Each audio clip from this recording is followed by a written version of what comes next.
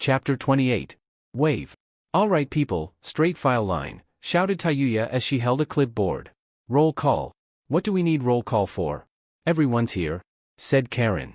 Because you dumb bitch. Do you even know where you're supposed to be positioned at during the war? You don't, so don't even say anything, shouted Tayuya. Now, for the first squad, we have. No eyebrows man, laughed Tayuya. It's Zabuza, you fucking little girl, shouted an angry Zabuza. Yeah. Get that stick from up your ass, chuckled Tayuya as she looked back down onto the list. Alright, the people that's on the faggots team is Haku, Pakura, and Anko, said Tayuya. How does he get to be leader? Complained Anko as she pointed a finger at Zabuza. Because he won't play on the battlefield, unlike you, said Naruto, making Anko pout. Next, we got Guren. Her squad consists of Mummy Man, Airbag, red-haired crazy bitch, Transformer Dude, and Kin, said Tayuya, referring to Dosu, Zaku, Karen, and Yugo. Let's not assign Tayuya-san with roll call anymore, said Kurama with a giggle. Next team's leader is Fuka. Wait. How the fuck is she my squad's leader? Tayuya shouted as she looked at the paper. Oh. Maybe it's because I'm just better and more beautiful than you, said Fuka with a smirk, making Tayuya growl. Fuck you, she said under her breath. In her squad is Isaribi, the fucked up twins, wannabe shark boy, fat ass, spider freak, and yours truly? She finished, referring to Sakan and Yukon, Suigetsu, Jirobo, Kidamaru, and herself. What about us? Asked Fu as she pointed to herself and Yakumo. I have a special task for you too, so you will be coming with me and Kurama-chan for the mission, said Naruto. Hi. Fu and Yakumo saluted. Well, that should be it, said Tayuya. Wait, shouted a voice from behind the wave ninja. Coming up to them was Konan and Hanabi. Konan-san? Hanabi-chan? What are you doing here? Asked Anko, being friends with both of them. We wish to fight, said Konan. I feel that since I was once a part of the Akatsuki, then I must stop what they wish to achieve. And I want to prove that I can fight too, shouted Hanabi. Naruto appeared in front of her, scaring the shit out of her. Are you sure? Asked Naruto as he got into Hanabi's face, creeping her out. You will have to kill. You will see things you will wish you hadn't. Can you handle such things? Why yes. She stuttered, sounding like her older sister. Said Naruto as he looked in her eyes. He smirked a devious smile, making her worried for a while. You can come. I have something special for you, he said, making her even more scared. He wrapped his tail around her, making her squeal as she was lifted from the ground. You shall be with Zabuza-san's squad, Naruto said to Konan. She nodded her head to him and got with Zabuza's group. Since we are in a war, we need something that can represent ourselves, said Kurama as she sent yokai into a seal on her arm. In a poof of smoke a box was in front of her, full of headbands. She picked one up and showed it to them all. Within the metal was engraved the kanji 4 wave and the straps on that tied around their foreheads were black. These look good, said Kin as she got hers. They all agreed and put the headbands on their favorited places on their bodies. It's been a while, said Naruto as he looked down at the headband, since I had one of these. Yes. It feels weird to have one on for so long, but I am glad. We get to represent our new home by wearing these, said Guren as she put on the headband on her arm. Once everyone had on the headbands, the wind picked up around them, lifting them in the air. As of now, the war has started is about to. Either way, when we do get to the battlefield, it will have started. Remember your training, and don't show mercy, said Naruto. The wind picked up even more, and soon, they were off, ready to fight in the war of the century. Time skip land of hot water. Fighting in the mist was one Hatake Kakashi. He, the leader of 3rd Division, was fighting along the newly arrived Surprise Attack Division, led by Kankuro. They came in just in time to save them, but seemed to be in a disadvantage because of the mist, made by one of the swordsmen he was facing. Damn, muttered Kakashi as he got a cut on his side. He was sure he got it from one of the 7 swordsmen. He was glad that some of them didn't have their swords, but they were all still very strong. The mist also put him in a major disadvantage, even with his Sharingan out. He needed to find a way to get rid of mist. Reminds me of a certain time, thought Kakashi as he thought back to the time he and Team 7 faced against Zabuza and Haku in Wave. Futon, uphill wind current, shouted a voice in the air. Suddenly, all of the mist was lifted upwards in the air, returning eyesight to the ninja on the ground. Yush! Finally! Whoever removed the mist is very youthful, shouted Guy, glad that the mist was gone. But who did it? Asked Mito. I have an idea, said Kakashi, knowing only one person who knew that move. He looked up in the air to see many ninja floating in the air. Naruto. The Hatake, said Naruto, making Kakashi sweat drop. He still referred to him as that. Seems you need some help? Yes please, said Kakashi. Zabuza, Haku, Konan, Pakura, and Anko dropped to the ground, ready to fight. Been a while, Kakashi, said Zabuza. Zabuza. It really has. Thanks for coming to our rescue, said Kakashi. No matter. Plus, I have a score to settle with these clowns, said Zabuza, grabbing hold of his Kubikura Bocho. Anko-chan? Asked Kushina, looking at the snake mistress. Hey there, Kushina-sensei, said Anko with a peace sign. Sorry, but I can't talk with you right now, but I will once we beat these zombies, she said as snakes started to come from her sleeves. Naruto brought Hanabi close to his face, since she was still trapped in his tails. You fight here, said Naruto as he pointed down to the battlefield beneath them. Ah, said Hanabi as she looked down to the ground. Don't you want to give me an easier battle to join, she said as she laughed awkwardly, scratching the back of her head. Naruto, apparently, didn't find anything funny. You shall fight with my power? What do you mean? Asked Hanabi. She wasn't ready when Naruto used one of his sharp claws and poked her forehead. Do well? He said as he dropped Hanabi to the ground. Why it? She said as she descended towards the ground. She was scared. This was a very long drop. What would happen if she didn't land on her feet? Or if the enemy stabbed her with one of those dangerous-looking swords? She didn't want to die early. I'm going to die. Wait a second, she said as she looked around, noticing that she was already on the ground. Everyone was looking on at her in shock. What? She asked. Look at yourself, said Haku as she pointed at Hanabi. Hanabi did what she was told and noticed that she was covered in a six-tailed cloak of yokai. Have fun, said Naruto as he and the rest flew off to the other battlefields. Hanabi looked at her hands to see they were now claws. Her Byakugan felt enhanced. She felt so strong. WRRRARRRR, she screamed out, sending shockwaves through the ground. Everyone felt fear of the 12-year-old demon chakra-enhanced girl. I'm glad we have her on our side, said Sakura. So what's the plan? You do know more about the enemy than we do, said Kakashi. Wave ninjas will be the main attack. I want you and your most experienced ninja to be the support and follow our movements, gaining more hits on the enemy. The others shall protect the sealers, explained Zabuza. Alright, we got it, said Kakashi, agreeing with his plan. Pakura-sensei, asked Maki, one of the sealers. Hey, Maki-san. You've gotten bigger? Said Pakura with a smile. I'm going to need you to focus in this battle, alright? You are a big fact to the way how this battle will end. Hi, said Maki. They're coming, shouted Lee, getting in a defensive stance. Let's go, said Konan, turning into paper. Border of the Land of Frost and the Land of Lightning. Naruto and the other wave ninja flew into the scene of thousands of white Zetsus facing up against thousands of shinobi of the allied force. Good luck, said Naruto, dropping Dosu, Kin, Zaku, Guren, Yugo, and Karen and flew off with the others. Charge, shouted Zaku as he used his wind blasters and flew into the fight. Dosu landed on the ground with a large crater forming underneath him. He landed on a white Zetsu, instantly killing it from the force of Dosu. My vibrations add strength to my blows. It would be wise to avoid me, he said and rushed forward into the battle.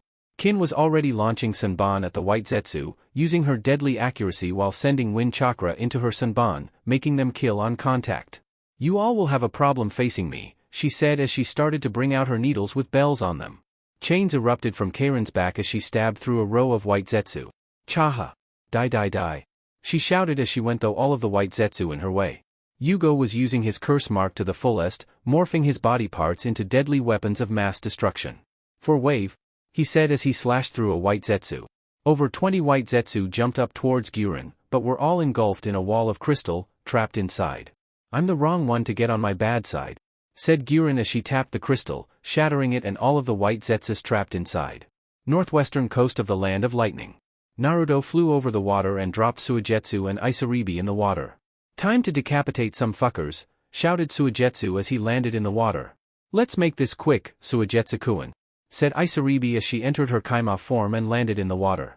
Naruto dropped Fuka, Tayuya, Kidamaru, Jirobo, and Sakan on the ground, and taking off in a different direction.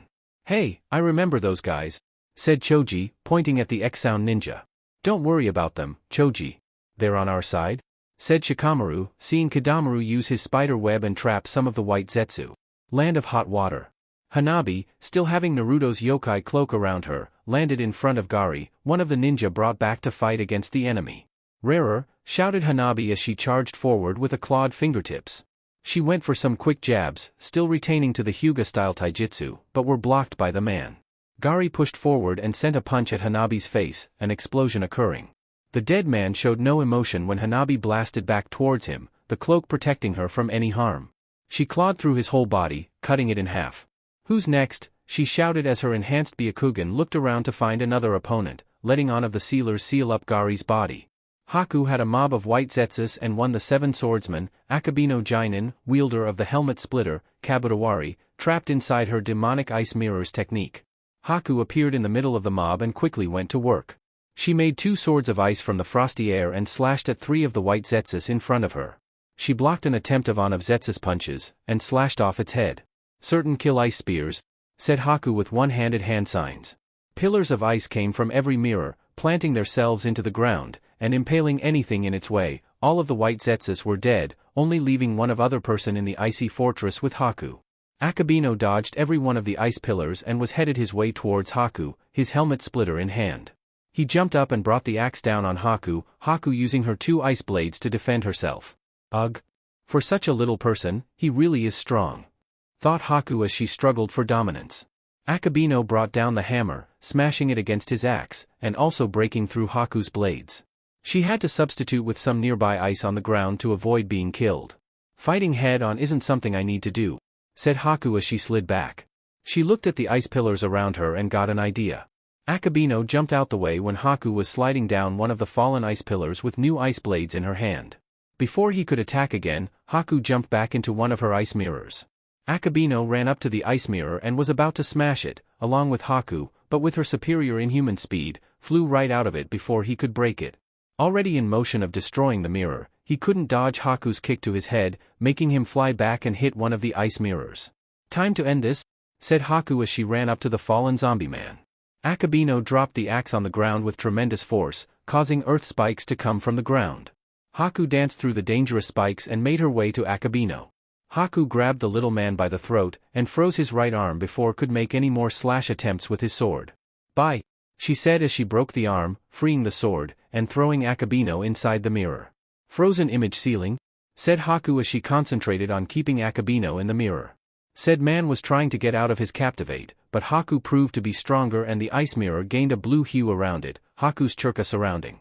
Akabino's movements were getting slower and slower, until he wasn't moving at all, frozen inside the mirror dimension. "Forgive me," said Haku as she punched the mirror. Nothing happened for a couple of seconds, but then the mirror broke into a million pieces, Akabino's image being broken along with the glass. Konan, in her paper angel form, was dodging Kurama Kushimaru's attempts of impaling her with his sewing needle, the new Ibari. Konan sent paper airplanes with sharp tips towards the man, but Kushimaru was using his agility and flexibility to dodge every move Konan sent towards him. Konan flew down right in front of Kushimaru, dodging one of his impaling attempts with his long sword, and grabbed both of his shoulders. The wings on her back instantly turned into vicious claws that ripped Kurirare's arms off, his sword falling to the ground. She covered his body in paper, properly securing the trapped body inside. "I need a sealer over here," shouted Konan, holding the struggling dead man still so he could be sealed up. Pakura and Enko dodged a swing that Munashi Jinpachi swung with his sword, Shibuki, the spatter. Munashi slammed his sword to the ground and activated the paper bombs, causing them to exploding, making a smoke cover. "Stay on guard," said Enko as she grabbed kunai in her hands, standing back to back with Pakura. "Hi. If you sense anything, just tell me," said Pakura, trying to gaze through the cloud of smoke. The two sensed a presences above them, and moved away just in time to dodge Munashi dropping down on the spot they were once in, his sword leaving a crater in the ground. "Katan, dragon fire," shouted Enko as she sent a massive stream of flames towards the dead swordsman, encasing him a hell of flames. Pakura ran through the flames, not being affected by the fire, and used one of her flaming or the HBS and into Munashi's head. "Maki-chan. Now," shouted Pakura. The woman nodded her head and opened up her master sealing scroll around Munashi, sealing him up. Zabuza slashed at Suikazan Fuguki, former wielder of the Samahata, trying to cut him at the waist. The overly sized man proved to be quick on his feet as he jumped back while sending a barrage of sunban from his hair. Kakashi jumped in front of Zabuza, running through hand signs. "Suetun, water wall," he said as water surrounded the two, protecting them from the sunban assault. "Thanks, Hataki," said Zabuza as he got his sword ready to fight again. Suikazan wasn't ready for Guy, who appeared behind him and kicked him downwards, back down to the earth. Hanabi caught Suikazan with her chakra cloak's tails, constricting him. "I've got him," she shouted to them. "Here I am," shouted back one of the sealers as they started to seal up Suikazan's body. "We only have a couple more," said Kakashi as he took deep breaths, looking at Ringo Amayuri, former swordswomen of the Kiba swords, and Hozuki Mangetsu, master of all 7 blades. Along with them was a large group of white Zetsu. "We can go through them all. I have all day," said Zabuza as he placed his sword in front of him. Northern coast of Kumo. Naruto was flying with Yakumo, Fu, and Kurama in his tails, the clouds evaporating as the chakra that surrounded them was too hot for them. "You never told us where we were going, Naruto-kun," said Fu, getting a glare from Kurama cause of how she added the kun to Naruto's name. "We are getting an extra helping hand," said Naruto as he started to descend, now in cloud cover. "A helping hand? From where?" asked Yakumo. "They made it from out the clouds to see an large island in the middle of the ocean." "What place is that?" asked Fu. "A secret turtle that looks like an island?" said Naruto. "That's an turtle. The thing is huge," shouted an amazed Yakumo. "Refrain from yelling in my ear," said Naruto as he tightened his grip around Yakumo, making her sequel at the sudden constriction. All right. Who's there that we are going to pick up?" asked Yakumo. "The last Jinchuriki," said Kurama, voicing out the answer. "You plan on getting him, huh?" said Kurama with a smirk as she looked at Naruto. "Yes. The war is about protecting him, but I feel that he should fight. If we are out there risking our lives to protect the world, then so should he. He shouldn't be lounging about," said Naruto. Red chakra surrounded the group as they started to descend towards the island. "Well, how do you plan on entering the island?" asked Fu, kinda worried that Naruto started to go faster. "You plan on breaking in, don't you?" said Kurama with a smirk. "Oh, Naruto-kun. You such a bad boy. Such a turn on," said Kurama. "I don't need you getting wet right now," Naruto said with a monotone voice, Kurama blushing at what he said. "Once we get in, we fight the guards, and grab the Jinchuriki." Are you sure this is safe?" asked Yakumo, seeing the barrier around the moving island. "The very solid barrier that is. I shall break through," said Naruto as he got out both of his claws and put them on, ready to go through a couple of people if needed to. "I don't think this is a good idea," said Fu as they got closer to the barrier, Naruto picking up his speed even more. She had this very bad feeling in her stomach, and it was getting worse. "I think we should find some other way inside," said Yakumo, now very scared. She looked over to Kurama to see that she had her hands in the air, like this was some kind of ride or something. "Don't do it." Fu and Yakumo as the finally approached the seal.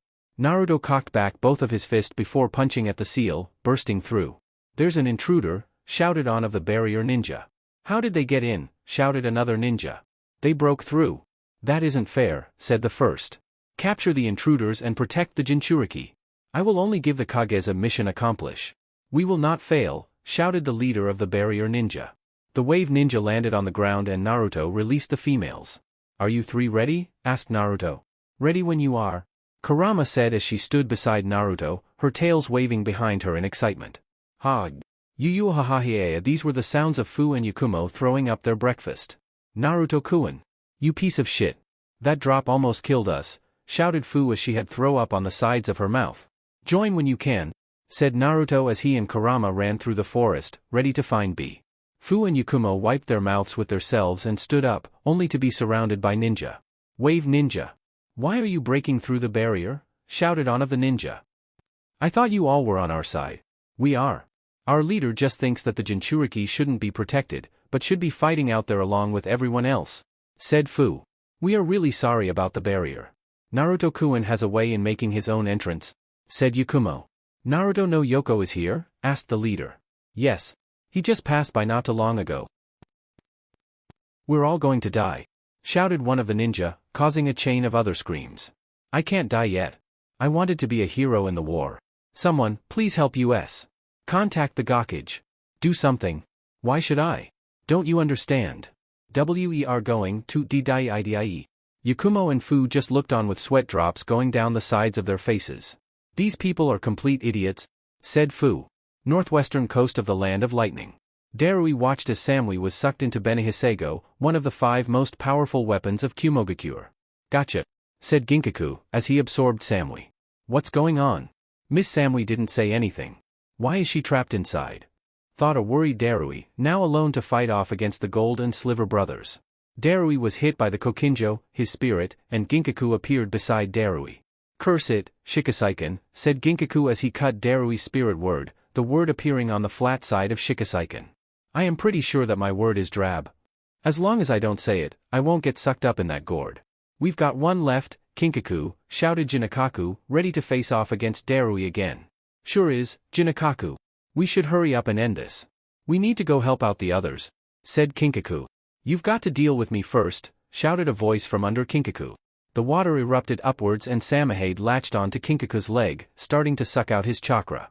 What the fuck is that, Kinkaku? Asked Ginkaku as he ran up to his brother, ready to help him out. Water drills came from up under him and he was impaled throughout many places in his body. Isaribi came from the water and Suigetsu was shown holding the handle of Samahade.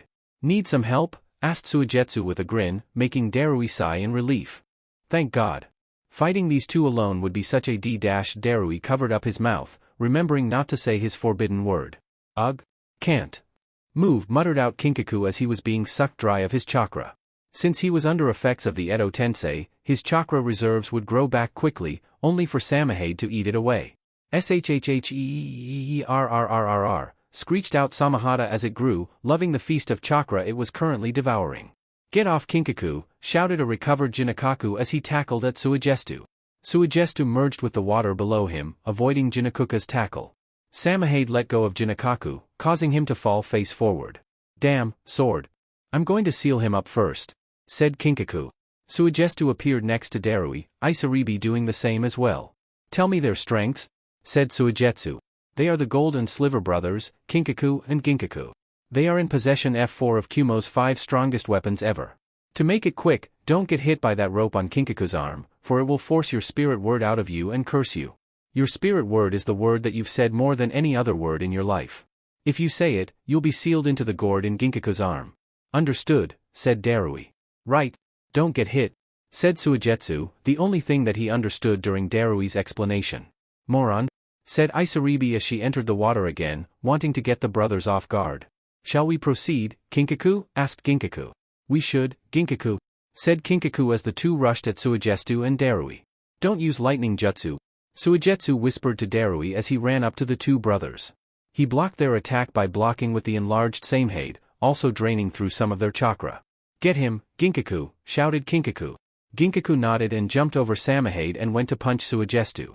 Darui appeared beside Suigetsu and sliced off Ginkaku's arm, Kokinjo falling with it. Acting quickly, Suigetsu spun around and slapped Kokinjo to Kinkaku, hitting him in his stomach. Damn it, said Kinkaku as he stuttered back. Isaribi came from the water from under him and took Shikasaiken from him and slashed at his visible spirit word. Curse them, Shikasaiken, shouted Isaribi as she cut through his spirit word. Suigetsu ran up to Kinkaku and took away Kinkaku's Benihiseigo. Record them, Benihiseigo, said Suigetsu. The spirit word was absorbed in the gourd, making Kinkaku shake in fear. How did you two know what to say? Asked Darui as he jumped back from Ginkaku. We saw you fight up against them earlier from the water, said Isaribi. And you didn't help me earlier, said Darui as he shook his head. Wave ninja. Help me, Ginkaku, shouted Kinkaku. He was quickly sucked into the gourd, his spirit word being spoken. Airgrf, shouted Ginkaku as he transformed into a stage 2 Jinchuriki cloak of the Nine Tails. What the hell is going on? Shouted Suigetsu as he looked at Ginkaku. Is he a Jinchuriki? No, I don't know what's going on, shouted a just as surprised Darui. There's only one thing we can do. Fight.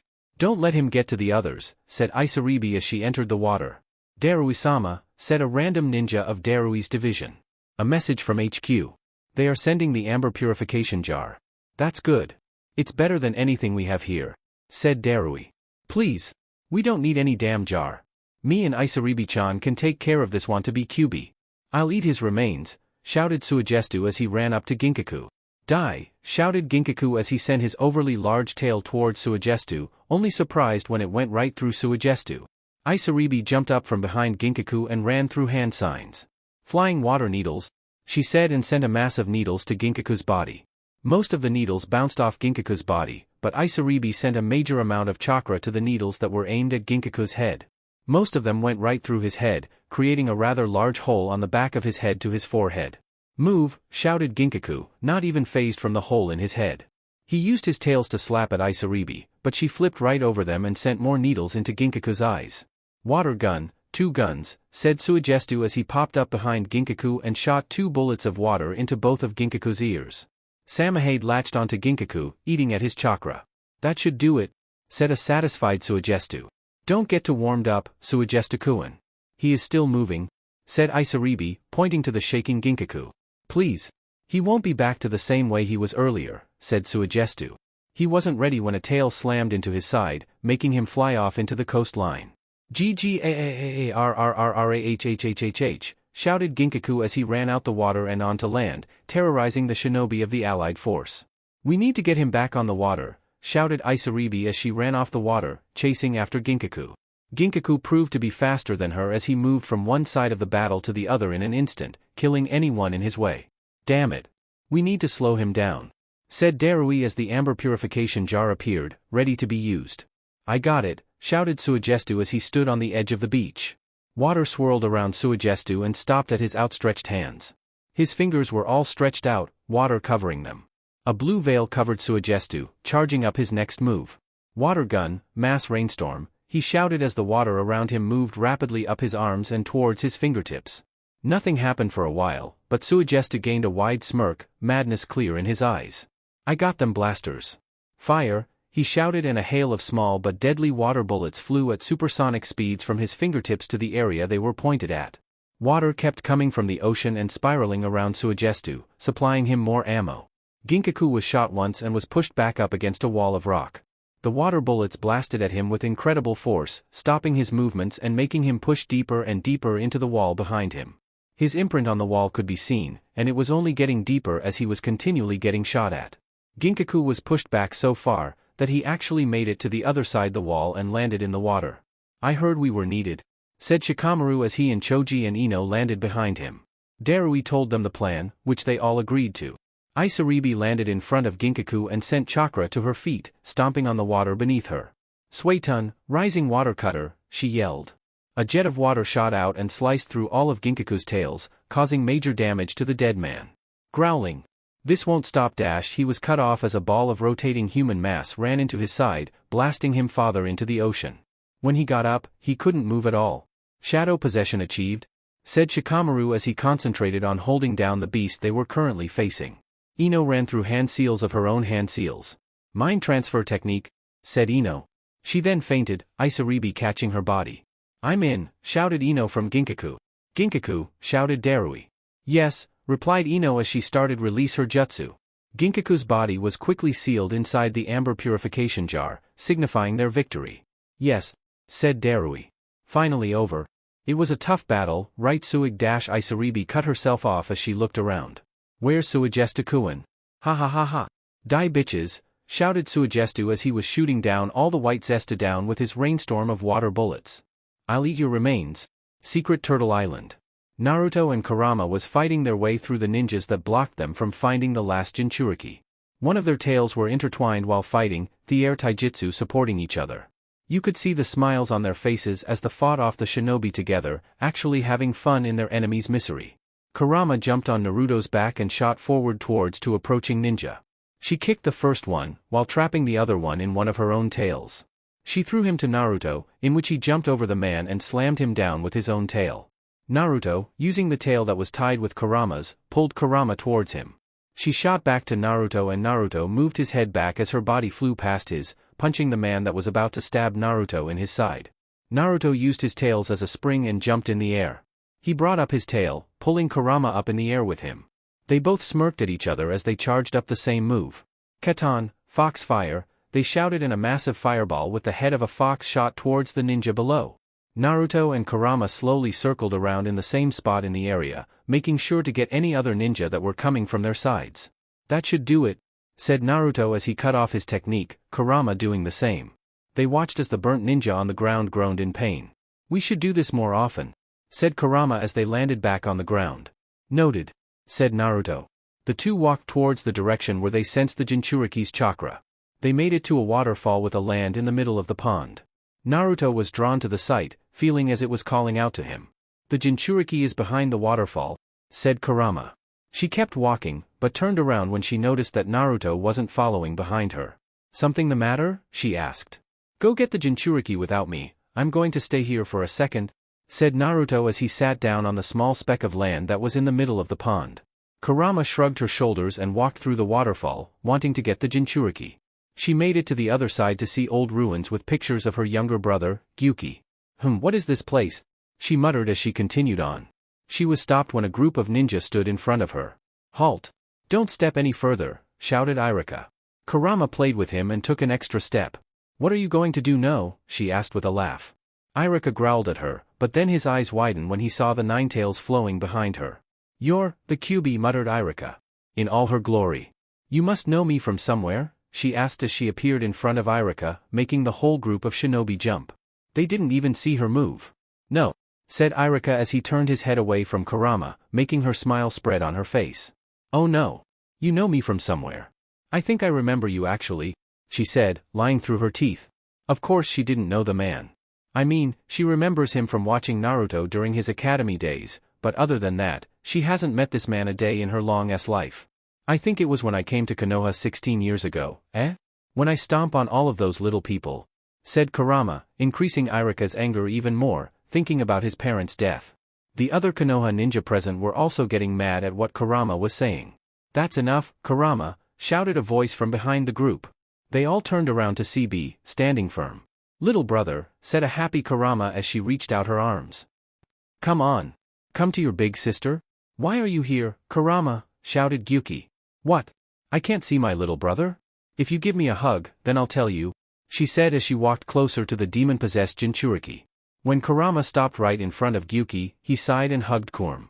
"Now that's the little brother that I remember," said Kurama as she gave Gyuki a kiss on the cheek. "Okay, you got what you wanted. Now tell me what you are doing here," he asked. "I need you to come with me," said Kurama. Outside, Naruto was sitting down, facing the waterfall. His eyes were closed as if he were concentrating. He didn't know on what, but it felt right. "So we finally meet," said a voice. Naruto looked up to see a silhouette from in the waterfall. "Who are you?" asked Naruto as he got up, ready for anything. "What do you mean?" said a voice that sounded similar. The figure came out the water to reveal Naruto himself. "I'm you." "Impossible. I am not making any kind of clone jutsu." "You are fake," said Naruto with a glare. "No. I am the true you. The you that lives in your heart. The you that comes to surface when you use your so-called wicked mode," said the dark Naruto. "Do you have a name?" asked Naruto. "Yeah, it's Naruto." He chuckled. "Nah, you can just call me Wicked if you wish," said Wicked as he put an arm around Naruto. "So how's life on the outside?" "Still hitting Kurama's fine as I see." He laughed out. When he didn't get a response, he looked at Naruto's glaring face. "Ah, come on. I was just joking." "What is it that you want?" asked Naruto, getting straight to the point. "Nothing. Honest. I just want to talk to my lesser self," said Wicked, knowing that was going to hit Naruto. "Lesser?" growled out Naruto, making Wicked smile. "What do you mean by that?" "Oh? I just mean that I'm stronger than you. I have more control over our Churka than you do," said Wicked. "Explain," said Naruto. Wicked sighed and took a step back. "When you enter your Wicked mode, you get stronger, right?" said Wicked, making Naruto shake his head. "Well, it's because of one reason. Chakra. You have so much evil chakra in you. More evil than good.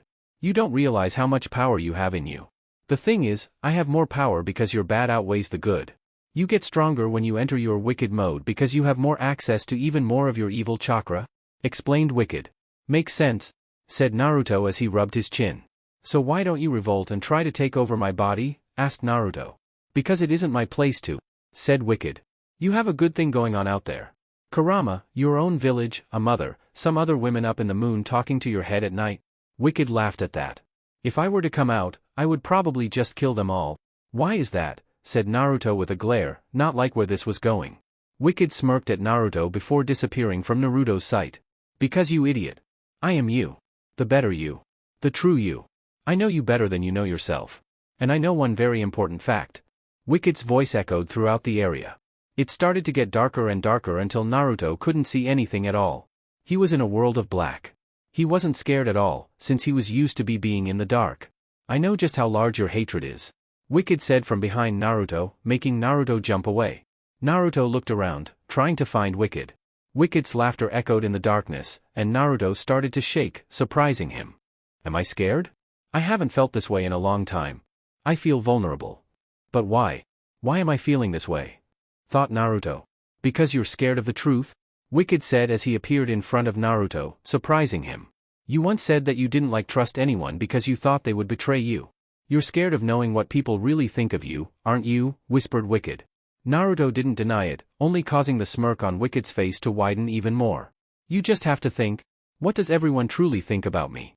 I mean, I've tried to kill them all before. Hell, I even tried to kill my own adopted mother. What kind of person does that? I'll answer that question for you. Regular people don't do such things. Only monsters do. Wicked said as he disappeared again. Monster. Naruto whispered out as he looked down at his hands. Blood appeared on them, covering all the way up to his arms. He couldn't even see his skin. The ground beneath him broke up and hands grabbed Naruto's leg. People he killed in the past started to come up from the ground. You monster. You killed us all. I had a family. Go to hell. You don't deserve to live. Your own village fears you. Your first family disowned you. You burned me alive. Demon. Naruto looked down at the bodies with wide eyes. He did all this? Is this really inside his heart? I guess you really can't get rid of the past, thought Naruto as he took in a deep breath. He looked down at the zombie people and just smiled. You're right. All the zombie people faded away and he returned to the waterfall of truth. Wicked appeared in front of him with a confused face. What? I'm sorry, I didn't hear you right. Say that again, said Wicked as he cleaned out his ears with his index fingers. I said that you're right. I don't give my trust easily, and I still have many things to work on when it comes to my emotions, but I do know that everyone supports me during my struggle, said Naruto. But what about your past? The things you've done. The things other people have done. What's to say that your wave ninja could be doing the same as those two bastard Ikarakus, shouted Wicked. Those two really did hit me hard when they betrayed me, said Naruto, thinking back to the incident years ago. But I know that I have people that really do trust me, and I am beginning to trust them back. If you have a problem with it, take it up with me. But wait. We are the same person, right? Said Naruto with a smirk, making Wicked growl at Naruto. Any other person would have gone mad. They would have tapped into their hatred and killed everything. So why not you? Asked Wicked. Cause I have other things to worry about. I tried to kill a village full of people before, but I was stopped. I now know that revenge will only add to my hatred, causing me to go mad. I can't have that when I have people looking up to me. I just have different responsibilities now, said Naruto. So what you are saying is that if it wasn't for your wave ninja, you would carry out your revenge? Yup. But now that you have people on your side, you worry about them than your own personal revenge? Yup. So, for one of the first times in your life, are you truly happy? I don't know, but I'll figure that out later, said Naruto as he started to walk away. Where are you going? Shouted Wicked. We aren't finished yet. Yes we are. Because I said so. And if I said so, then you did too? Said Naruto. Wicked just looked at Naruto with a blank face, but it turned into a full-out grin. You are own crazy person, you know, said Wicked with a chuckle. I'll see how this lasts, and I'll see if you're right about those people you call family. Hope you enjoy the show, said Naruto as he disappeared. Naruto's eyes opened back up and he looked at the waterfall of truth. He took a deep breath and stood up. Troublesome waterfall? Said Naruto, stealing a certain Nara's favorite words, and walked through the waterfall, reaching the other side. When he made it he saw Kurama on top what he believed was the Jinchuriki, straggling him. You are going to listen to your Wani-chan, said Kurama as she tightened her grip around his neck. Okay. Okay you crazy bitch, shouted Gyuki. Naruto's eyes widened when he heard this. Bitch. He growled out. Ki leaked of Naruto as he looked at B. Everyone shuddered as they felt the intense feeling of death. Gyuki took in a deep breath of air and took his first glance at Naruto. His eyes widened when he saw the long nine tail swaying dangerously behind Naruto. Meet your future brother-in-law, Gyuki-chan, said Kurama as she got up from on top of Gyuki and walked towards Naruto. He didn't mean it, Naruto-kun. No need to get all riled up, said Kurama as she kissed his cheek, calming Naruto down. All right, said Naruto as he walked up to Gyuki. You are coming with us if you want to or not, and grabbed Gyuki by the arm and dragged him outside. No. You can't take the dash. Be quiet. Naruto shouted at Iruka, blasting Iruka and the rest of the others present in the cave with an enormous amount of ki that made them fall to their knees, coughing. Let's go, said Naruto as the group walked out the cave, going through the waterfall. Put me down yo. I got things to do, and fighting in a war ain't one of them, ya heard, shouted B, struggling in Naruto's grip. You will fight, because I said so. If you do not, I will personally kill you after we win. Understood, said Naruto as he glared down at B, making his whole body shake in fear. Oh, aight. I'm down now. Let's go fight some bitches. Weehhhhhh, shouted B. Naruto sighed and let go of B. Get off of me, shouted Fu as she kicked off one of the shinobi that was trying to hold her back. Damn idiots. Haven't we told you that we are on your side? Shouted Fu. About time you two came, said Kurama. We tried to come earlier, but we had to fight off these fools. It was hard to do because most of our techniques kill, and we didn't want to kill them, said Yakumo. No matter, we are leaving now, said Naruto as they were picked up by the wind and taking off in the sky. Holy shit. We're flying.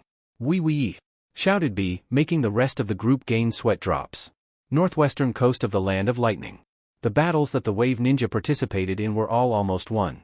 The main problems, the undead ninja bought back because of Kabuto's Edo Tensei, were all taken care of thanks to the Wave Ninjas. They all retreated from their present battles and moved to the western coast of Kumo, following the orders that Naruto gave them prior to them entering the war. So, why are we all here? Asked Fuka, looking around. Didn't your group take care of the problem already? She asked Zabuza. Yeah, but Karen said she sensed something around here. The only enemy I see are white Zetsus, but Kakashi can handle them. Suddenly, a large explosion occurred that blew everyone away. What stood in front of everyone now was the demonic statue of the Outer Path, with its owner in a new mask, Uchiha Madara, standing proudly on top. I need to take care of you all now, dear Wave Ninjas, said Madara. Oh shit, said Tayuya as she looked upon the beast they had to face. Southwestern Kumo. Naruto was speeding through the air, trying to reach the area where he felt a major chakra source. He needed to get there fast, because it was very strong. Duck, shouted Kurama. Naruto moved just in time to dodge a massive fireball headed his way. Naruto dropped to the ground to come face to face with Uchiha Itachi and Nagato, S-rank ninjas of the Akatsuki. Great, said Naruto, more trouble. Chapter 29. Land of Lightning. Naruto, Kurama, Yakumo, Fu, and Killer Bee stood in front of Nagato and Itachi Uchiha, dead people who were once a part of the Akatsuki. You, Naruto Uzumaki, said Itachi as he looked at Naruto. You've grown. It's been a while since I've seen you, said Naruto. That last time he had seen Itachi was when he and his partner, Kisame, came to capture him in that hotel. It's hard for me to believe that Sasuke-san was the one to end you. I know he is strong, but I didn't know he could defeat you. He was stronger than you think, Naruto-san. He beat me fair and square. I was the one that told him to befriend you during your younger years, said Itachi. And you? Said Naruto as he looked at Nagato. Apparently you couldn't stay in the grave undisturbed. I know, please forgive us for anything we may do, for we are unable to control our own movements, said Nagato with a frown. I am aware, said Naruto. I will send you back to your resting places soon. You won't be walking among the land of the living for long. You seem cocky, Naruto-san. Even if you did defeat me, it was when I was weak. I have absorbed some of the passing by ninja's strength while coming over here. Will you be able to defeat us? Said Nagato. I promise you, you aren't ready for me, said Naruto as he wrapped his tails around Kurama and Yakumo. Go ahead and find the others. I have a feeling that they need some help. All right, be careful, said Kurama as she kissed his cheek. How are we going to get there? Asked Yakumo. Naruto gained a devious smirk as he pulled back, and threw Yakumo and Kurama in the air, blasting them in the air and away from the soon-to-be battlefield. FFFFUUUUCCCKKKYYYYOOOOUUUU, yelled Yakumo as she flew through the air. Do not lower your guard. These two are S-rank ninja for a reason. If you lack in any of your attacks, they will make you regret it, said Naruto to the Jinchuriki beside him. Don't worry, Naruto-kun. We'll beat down these two dead folks. I still have to get revenge to that red-haired one for capturing me last time, said Fu as she gave Nagato a glare. Forgive me for that as well, said Nagato. Seems we're moving, said Itachi as he ran through hand signs. Katon, great fireball technique, he said and shot a flaming hot fireball towards the group. Tamed winds, said Naruto and made an invisible wind blade that sliced right through the incoming fireball. Fu, ready for action, shot right through the split fireball and headed to Itachi, be right behind her. Get ready, said Fu as beetles came from her back. Toxic beetle strike, she yelled. Her Diamphida, the Bushman arrow poison beetle, followed in the direction her outstretched arm and flew to Itachi at insane speeds. He barely had enough time to jump out of the way of the dangerous beetle's path. Got you now, shouted B as he jumped in front of Itachi and slashed downwards. Universal pull, said Nagato as he used gravity to his advantage and pulled B towards him, protecting Itachi from the sword slash. He grabbed B by the throat and he instantly felt his chakra start to drain. Not today you ain't, shouted B as he grabbed one of his swords and slashed it at Nagato. Nagato used his other arm to grab B's wrist. B used his left hand to get another blade to cut Nagato, but was surprised when another arm came from Nagato's back and grabbed it. The fuck, said B as he looked at the extra appendage. He felt his chakra was still getting drained and wasn't going to stay there for long. Get your hands off me. WWWEHH, said B as he pushed his legs up and used both of his kneecaps and smashed them right on Nagato's chin, making Nagato lose his grip on B. Nagato stumbled back and looked up and saw Naruto right over him. Katan, Foxfire, said Naruto and latched the mega-sized fireball right on Nagato. Naruto flew back in the air from the force of the attack and knew that it caused some damage. When the flames died down, he noticed that Nagato took no damage at all. Damn it, that's right. He can absorb ninjutsu, said Naruto. Itachi was in a fierce taijutsu match with Fu. Fu sent an axe kick down on Itachi, but Itachi caught her leg and threw her away. Some of Fu's beetles latched onto Itachi and started to eat at his flesh, also draining the dead man's chakra while doing so. Fu gained wings on her back and flew right up to Itachi, punching him right in his face. He couldn't move anywhere because some of Fu's beetles latched onto his body and was attached to Fu's outstretched arm. Fu swung Itachi round and round until she threw him up in the air. Eat this, she shouted, and more appendages came from her back. Long, green stingers with sharp points came from her back. There was a joint in the middle of the stingers, allowing her to move the stingers. She moved her arms. She flew up to Itachi and stabbed him 2 of her stingers, going deep inside his body. B, she shouted and slung Itachi down to the ground. B looked up to see the approaching Uchiha and readied his swords. Grabbing 2, he jumped up and sliced at Itachi, cutting his body up into small pieces. Oh yeah. Cut up like a fishy fish, said B as he watched Itachi's many body parts in the ground. His happiness changed into sadness when Itachi recovered himself. Damn zombies. Naruto flew up to Nagato with his scythe in hand. He circled his scythe around him expertly, and then went for a slash at Nagato's neck. A tail in the shape of a razor came from Nagato's back and wrapped around Naruto's scythe, catching it. Universal pull, said Nagato and pulled Naruto towards him. Naruto covered his right hand in yokai and slashed at Nagato. He cut right through Nagato's tail, freeing his scythe. Nagato grew out 10 arms that all opened up at the elbow, revealing an hollow inside. Chakra started to gather at the openings and Naruto's eyes widen. He can make anything, thought Naruto as he covered himself in yokai. Chakra blasted from Nagato and hit Naruto, causing a major explosion.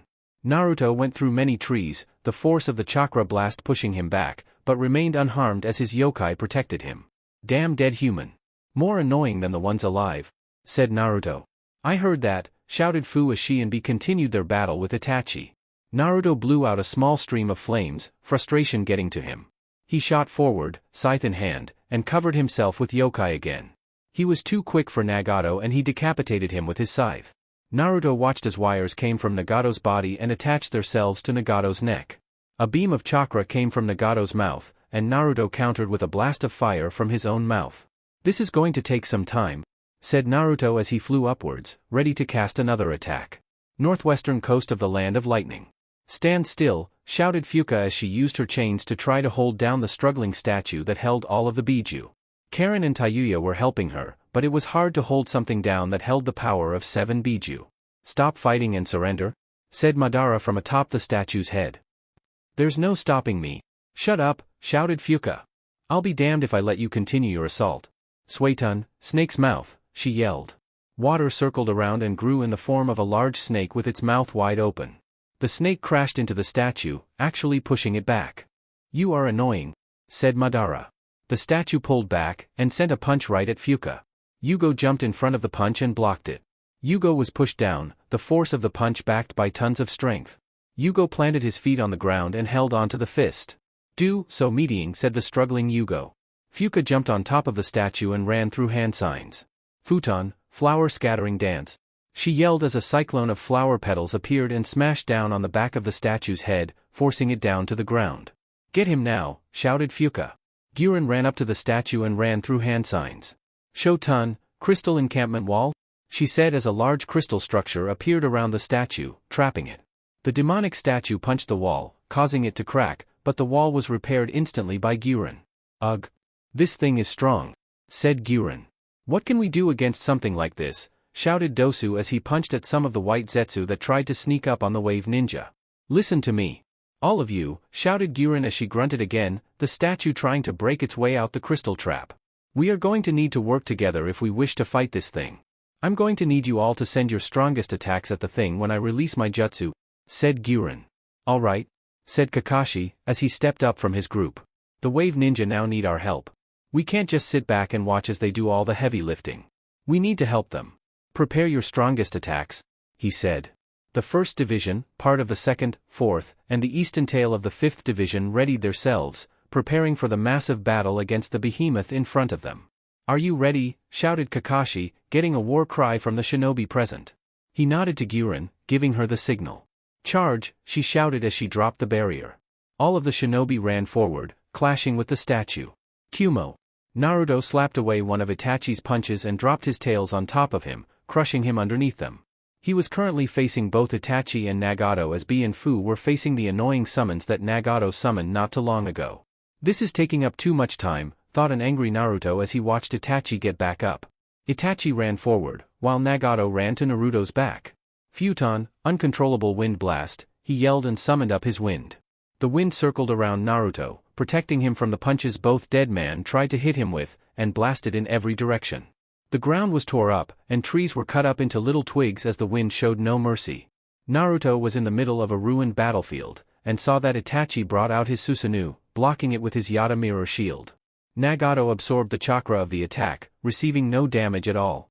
Careful, Naruto-kun, said Itachi. If you are hit with this sword, you will be sealed up forever. You won't hit me at all. I will have to take you two more seriously now. Your teamwork is flawless, said Naruto as he grabbed some of his kunai. Almighty push, said Nagato, and Naruto was blasted towards Itachi. Damn, said Naruto as he threw one of his kunai towards Nagato, disappearing in a flash of red, also avoiding Itachi's sword of Totsuka. Naruto appeared in front of Nagato with a Rasen Shuriken charged up. Nagato was ready to absorb it, but didn't notice the clone Naruto made behind him. Said clone slashed at Nagato's ribs, sending his yokai into him, and kicked him away. Good, said Naruto as he twisted in the air and launched his Rasen Shuriken at Itachi.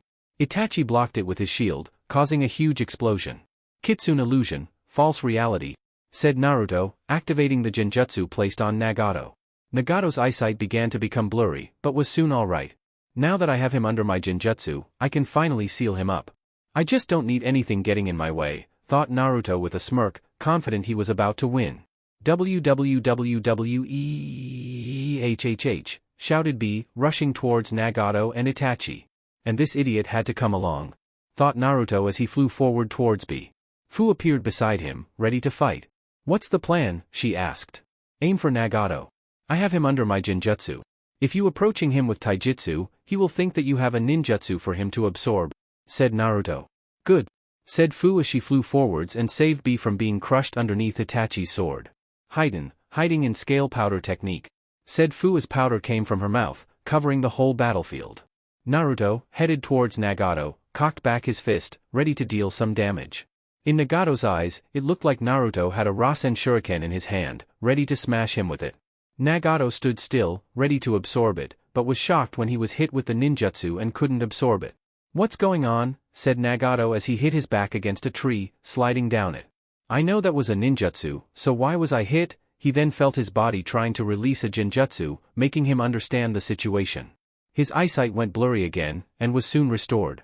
Genjutsu, very sneaky, Naruto-kun, said Nagato. Not your average genjutsu, said Naruto as he threw a kunai towards Nagato.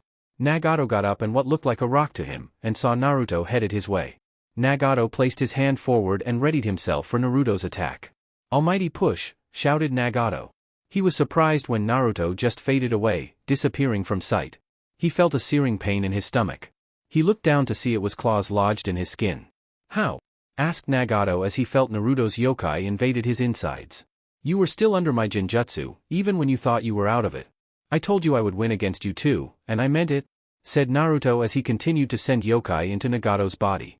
Nine-tailed confinement seal, said Naruto as a red barrier surrounded Nagato's body. Naruto pulled out his claws from Nagato's body and backed away from him. I'll seal you up later, said Naruto. Alright, just watch out for Itachi move that is headed this way, said Nagato. Naruto looked up to see Itachi's Yasaka Magatama right in front of his face. Naruto was hit and caught up in the explosion. Oh, that looked like that hurt, said B as he watched the explosion. Sorry, Naruto-kun. That move got past us, said Fu as she dodged Itachi's sword slash.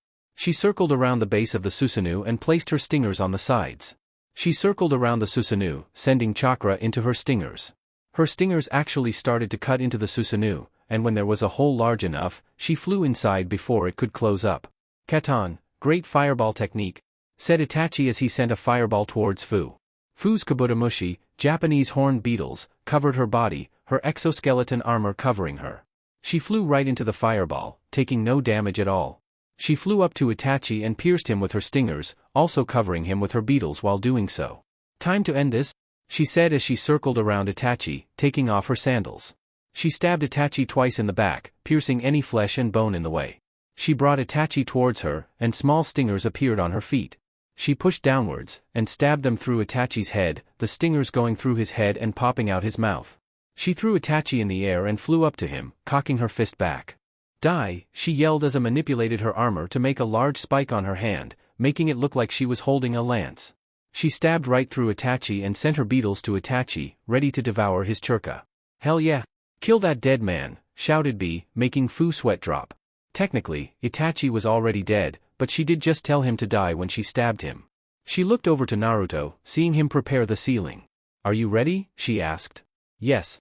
Send him over, said Naruto. Fu, still holding the pierced Itachi, flew down to the ground. She landed on the ground and threw him towards the awaiting Naruto. Nine-tailed confinement seal, said Naruto as a barrier appeared around Itachi's body, trapping him. Seems like you won, said Itachi from beyond the seal. You did good. So did the other Jinchuriki. Thank you. Any last words you need to say to me? Asked Naruto. You've become strong, Naruto-kun. I know it's going to be you to save this world.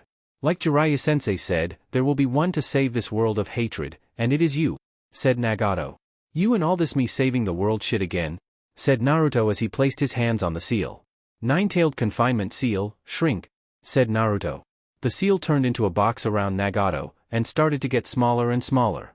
Nagato smiled as a red light shone and the seal instantly turned into a red cube. You're next, said Naruto. Tell me something.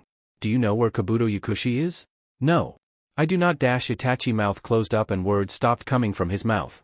What happened? Asked B. Probably Kabuto, said Fu. Presently, said Itachi, only in a different voice. Good for you to actually talk now, said Naruto. Still hiding out, huh? Yes. I'm using the war to my advantage to get what I want, said Kabuto. Which is? Asked Fu. It's a secret, said Kabuto. You won't win this war. You do understand that, said Naruto. Lose or win, I'll get what's mine, said Kabuto. Anyways, you might want to head towards where your friends are. They are in a bind right now. Naruto grabbed Itachi's body through the seal and pulled him out. He sent his yokai into the man, immobilizing him. We need to leave, now, shouted Naruto as he grabbed B and Fu. He shot up in the air and surrounded himself in a veil of yokai. I'm not losing them now, he shouted and flew at speed not known to man. He flew over trees, and the wind ripped them from the ground. Nothing could handle Naruto's rage. Northwestern coast of the land of lighting. The ninja were all fighting against the large statue, and the remaining white zetsus that were left in the area. The fighting stopped when the ground started to tremble. What's going on? Said one of the shinobi. I don't know, but some large churka source is headed our way, said another. They all turned around to see Kurama in her Biju form charging towards the statue of the outer path. Taking by surprise, the statue was tackled down by Kurama. The Kyuubi, said Madara. Fine for you to come here so suddenly. I shall have you under my control soon. The hell you will, she shouted and sent a yokai blast at Madara. Madara phased away, but the statue wasn't so lucky as it received the attack right in the chest. Come out you coward, she said as she looked around for Madara. The statue got back up and chains came from its mouth. Kurama, using her surprisingly quick agility, dodged all of the chains and tackled the statue again. Stand down, shouted Kurama as she struggled with the statue. The chains started to wrap around her, but Kurama took the chance and sent a large fireball to its mouth, making it howl out in pain. Submit, said Madara as he appeared on Kurama's snout and flashed his Sharingan. He was surprised when Kurama started to thrash around, trying to get Madara off her. I've changed throughout the years, you team. Genjutsu like that doesn't work anymore, said Kurama. Madara disappeared and appeared back on the statue that was getting up from the ground. You have fought well, but we shall prove a dash. He was cut off as the sky started to turn red, the clouds evaporating away. Damn, it's hot in this bitch, said Tayuya as she fanned herself. Jirobo, did yo fat ass fart again? Cussing isn't good, Tayuya-chan, said Jirobo. Suddenly, a red rocket appeared in the sky, headed towards their direction. That has to be Naruto-sama, shouted Karen as she pointed towards the incoming missile. The rocket continued to fly at insane speeds until it passed right over the shinobi army and rammed right into the statue of the outer path, causing it to be blasted back. What was that? Asked Madara as he was looking at the object covered in some type of red veil that radiated heat. When the veil disappeared, Naruto was shown holding a very sweaty Fu and B. Finally. Fresh. Fucking air, muttered Fu. We was flying up in. That bitch, we here, said a very tired B. Naruto dropped the two, Sakon and Yukon, catching them before they hit the ground, and flew over to Madara. He landed in front of him. The two were in a heated staring contest as Naruto's crimson eyes glared at Madara's Sharingan and Rinnegan eyes. We finally met, said Madara. The last time I saw you was when you were a little child. I threatened to kill you with a kunai at that time, but now look at how much you've grown. The two started to circle around each other, sizing each other up. The tension was very high as everyone watched the stare down. Naruto looked at the Uchiha with so much hatred in his eyes that even the wave ninja could feel it. You were the one that ruined my life, said Naruto as he keeping circling around Madara. The start of it all? Yes. You must hate me for it. Correct. Because of you, I've had to go to hell and back every day. But even if I did, I must thank you as well, for you were the reason that I had Kurama-chan sealed inside of me. But then you messed up your chances of me actually sparing your sorry ass when you said you tried to kill me, said Naruto. I took you from Kushina and put a kunai to your neck and paper bombs in your blanket, said Madara with a laugh. You must not like that? Once someone tries to kill me, I find them and kill them myself. I show no mercy, said Naruto. The statue got up from the ground and charged at Naruto, cocking back its fist, and punched at Naruto. Madara almost coughed on his own spit when he saw Naruto catch the punch while looking at him, his glare getting more intense. Especially to those who look at me with those cursed eyes, said Naruto as he pushed the large fist away from him. His hand was surrounded in yokai and he blasted it at the statue. The aftermath shocked Madara to the core. A bomb was the only way to explain the explosion that hit the statue. Madara watched with fear in his eyes as the explosion consumed the demonic statue, the height of the explosion going as far up to the clouds. The ground was ripped from the earth, and it felt as if the air was being burned by the intense heat coming from the godlike attack. In front of it all was Naruto, his hand outstretched to the area he shot the yokai blast, still glaring at Madara. It looked like a scene you would see in hell, and Madara would taking it in with his very eyes. As the explosion ended, a puff of smoke was heard, signaling that the statue dispelled itself, shocking Madara even more. The statue took so much damage that it dispelled itself? Madara was staring to regret getting on Naruto's bad side. Behind you, said Naruto. Madara looked behind him to see Naruto in the same position he was in front of him. He looked back to where Naruto once was only to see he wasn't there at all. How did dash? I move so fast, said Naruto from behind Madara, shocking him even more. He jumped back, not wanting to be near Naruto, but was scared when it felt like his back hit something. He didn't even turn his head as Naruto dropped his head down to Madara's eyesight, glaring at the man. Madara was shacking in fear, seeing the eyes that he thought would haunt him for the rest of his life. Those crimson-slit eyes. We shall continue our battle tomorrow. It is getting late and my ninja need rest. Be prepared to die, for tomorrow is your last day to live, said Naruto. Madara disappeared in a swirling vortex, wanting to get away from the demon that walked among men. Naruto took a deep breath and walked towards the shocked wave ninja. Why are your mouths open? Asked Naruto. You just fucking blew up like the damn world? Said Tayuya. That's too much exaggeration. I just got mad, said Naruto. Anyway, I don't have time for this, said Naruto as he showed them Itachi's trembling body. Sakon. Yukon. When we get back to base, I need you to enter his mind and find Kabuto's location, understand? Hi, Naruto-sama. The two said. Good, said Naruto as he placed a kunai on the ground and a sealing array appeared. We are leaving now, said Naruto to the shinobi force. Make sure that this kunai isn't moved from this spot. And they all disappeared in a flash of red. Ah, okay, said Kakashi as he looked back at the group. We should leave now as well. The enemy won't attack until tomorrow. Tell HQ that today we have won. Kyuubi Allied Shinobi Force Headquarters. Minato sighed as he slumped down in his chair. They lived. They actually won the battle today. He thought that something terrible was going to happen and that they would all die. He just had the feeling that that would happen. He also thought that Naruto was going to be the main cause of the feeling as well. Seems the boy pulled through, said A as he looked at a picture of Naruto. He actually sent his ninja in and helped fight. Oanoki, you are a genius. I know I am, grunted Oanoki. The only downside of Naruto being in the war was him breaking your brother out of the secret Turtle Island where he was supposed to stay at. Yes, but having Naruto-san on the battlefield held more positives than negatives. Today we won, and because of Naruto and Wave's appearance in the war, I believe we shall win for the rest of the war, said Gaara. My only problem, said Minato as he leaned on his arm, is that Naruto starts to get angry. If he gets angry, then no one is safe. He is right, said Mei. Having Naruto-kun mad is just a terrible thing to experience. I was shaking in fear when he was mad at me when I asked him to join the war effort. But other than that, Wave has pasted our current expectations of what they would do. They were the main reasons that we could handle some of the opponents that our shinobi faced today. I'm glad that the death total was lower than expected, said Oanoki. Let's just hope that things go the way they are now, said Minato as he looked up to the ceiling. I've just got this feeling that it isn't all that simple. Wave. All of the Wave ninjas went to their respective homes, wanting to rest up for the next day ahead of them. Today was tiring for the Wave ninja, but they knew that soon enough, they could rest easy. Naruto was on top his roof, looking up at the nearly complete full moon that was high in the sky. He thought back to what he did today. That attack that he shot at the statue. He surprised himself when he did it. And when he caught that punch, he was positive that he was going to be crushed, but he actually blocked it with his own strength. What was going on with him? You're getting closer, said a voice.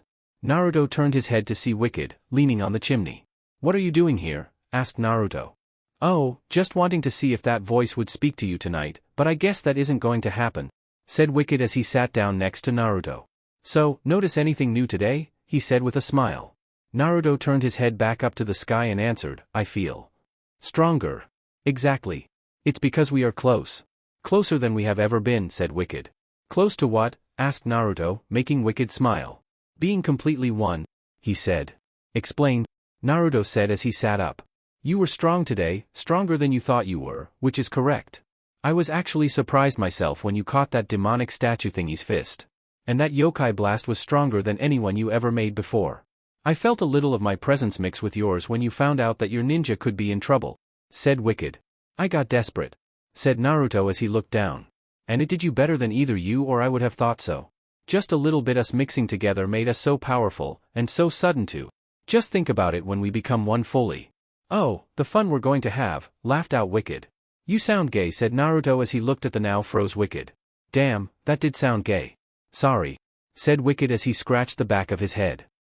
But really, we are going to be complete real soon. I can feel it. Naruto-kun, asked Kurama as she stepped out the window, walking up to Naruto. Are you okay? Oh, it's Kurama-chan. Do me a favor and compliment her ass, snickered Wicked. Shut up, said Naruto as he shook his head. What? Shut up, asked Kurama as she looked down at Naruto. I was talking to voice in my head, said Naruto. You have voices, said Kurama as she sat down. Yeah. He is actually right beside you, trying to grab you, said Naruto as he watched Wicked try to grab Kurama, only for his hand to phase through her. Wait. You mean, you have a second personality that is here right now that only you can see, said Kurama with a raised eyebrow. Yeah, said Naruto plainly, like it was an everyday thing. How do you have another personality? Asked Kurama. Unless, my Wicked mode as I call it, is actually a different me. I shall be one with my very odd personality soon, causing me to grow in my strength, said Naruto. Why haven't you told me of this earlier? Asked Kurama as she looked at Naruto worriedly. Because I knew you would be worried, said Naruto, making her sigh. You were right. Are you sure you can trust your crazier side? She asked. Hey! I heard that, shouted Wicked to Kurama, only falling on deaf ears. Yes. He is trustworthy, said Naruto.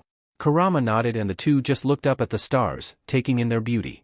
Things are going to change after the war, muttered Kurama. Things are going to change after the war, muttered Kurama. Yes, but for the better. Wave won't need us any longer. They can take care of themselves, said Naruto. You'll miss them, won't you? Asked Kurama as she leaned on Naruto. Yeah. We will visit sometimes, but we are needed more in Makai than here after the war, said Naruto. I really did like it here. The place that you took over and made your own. You've given hope to this people, said Kurama. It was your idea in the first place to come here, said Naruto. I know, but I wouldn't have been able to do what you did, said Kurama. The two continued to look up at the stars, a comfortable silence taking over them. After a while, Naruto got up, holding Kurama in his arms. We should go to sleep. We have a long day ahead of us tomorrow, said Naruto as he walked back to the window, entering his mansion. You still didn't compliment that ass, shouted Wicked, only for Naruto to cut the link between them. The next day, Naruto and the Wave Ninja were all at the same hill they were on the day before, waiting for the instructions their leader would tell them. Sakon, Yukon, said Naruto, making the two step up. What did you two learn yesterday while going into Itachi's head? Asked Naruto to the twins. Well, apparently the snake is located at the main base of the Akatsuki in some mountain graveyard in some no-name land. It'll be better if I marked it on a map for you to explain better.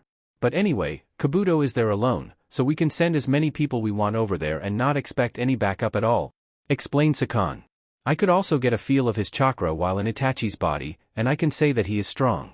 One of our top ninja would need to go there and handle Kabuto, put him under a genjutsu, and make him release the Edo Tensei Jutsu, said Yukon from Sakon's back. Understood. Who wants to volunteer? Asked Naruto. Oh, me, shouted Anko. Anyone else? Asked Naruto, looking around the group of people. Ah, come on. Pick me. Right here. The sexy girl in the back. Right here. Naruto took a deep breath and looked up to Anko. You wish to go finish off Kabuto? Hell yeah. I got to show who's the best at using snakes, shouted a happy Anko. But you know no genjutsu, so I can't send you there, said Naruto. Ah, come on. Can't Yakumo-chan come with me or something? When I finish him off, then Yakumo can come in and put him under a genjutsu. Just let her do it, said Kurama as she shook her head at Anko's childlike behavior. Alright, you can go with Yakumo. But don't play around. While you are fighting him, people are dying from the same technique we are out to stop. Finish him as quickly as possible, said Naruto. Yes sir, saluted Anko, making Naruto sigh. Alright then, let's go, said Naruto as a seal array appeared below the Wave Ninja and they disappeared in a flash of red. Northwestern coast of the Land of Lightning. All of the Wave Ninja appeared around the kunai Naruto planted in the ground yesterday, ready for war. Go back to your previous positions. If you need help, signal each other, said Naruto. They all nodded as scattered out, Naruto taking some of his followers to some of the far-out battlefields. Time skip Land of Lightning. Temari was huffing as she and some of the other wind users faced off against the third Raikage. The man was just too quick and powerful for them to hit, and he was going through most of their defensives. Damn it, muttered Temari. There has to be some way for us to hit him. Suddenly, a figure landed in front of her and the rest of the shinobi, causing Derby to kick up in the air. Temari covered herself with her fan to block the dust that floated in the air. She could make out the body of a large person walking out of the crater in front of her.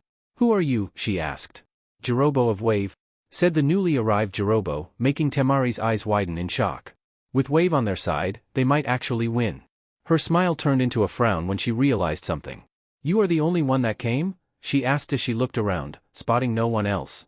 No, the others are at the other battlefields. But don't worry, I have reinforcements, said Jirobo. Tell me, does he have a weakness? Yes. That large lightning bolt-like scar on his chest is his weakness that will slow him down enough for us to seal him, explained Temari. I hope you heard that, yelled Jirobo, only to no one. Temari looked around, confused. Who are you yelling at? She asked. My help, said Jirobo as he ran forward towards the dead Raikage. Are you my next opponent? Said A as he scoffed. You don't look like much. Go get some help. You won't be able to beat me.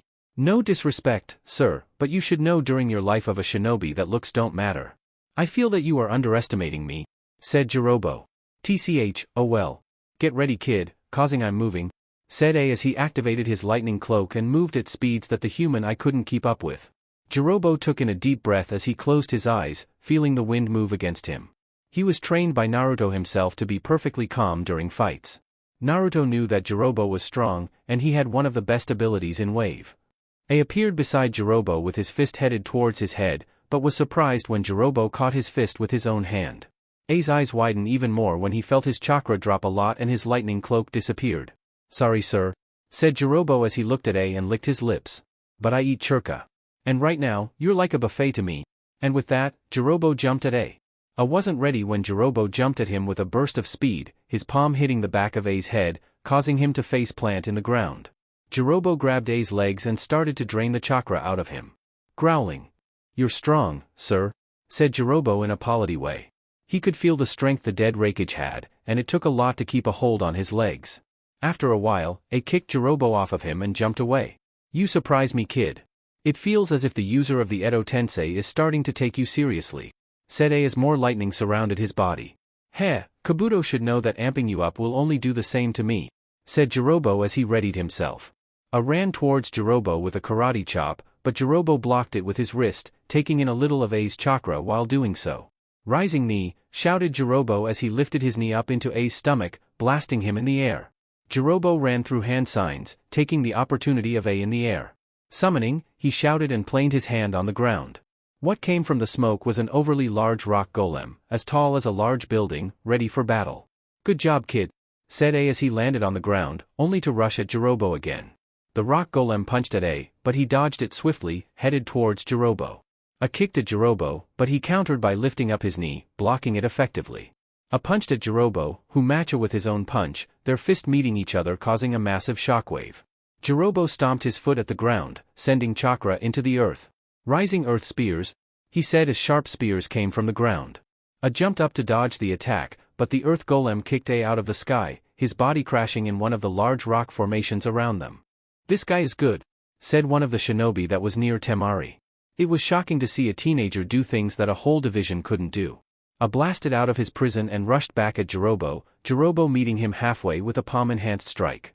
A step sided the attack and landed a successful kick to Jirobo's ribs, making blood shot out of his mouth as he was kicked away.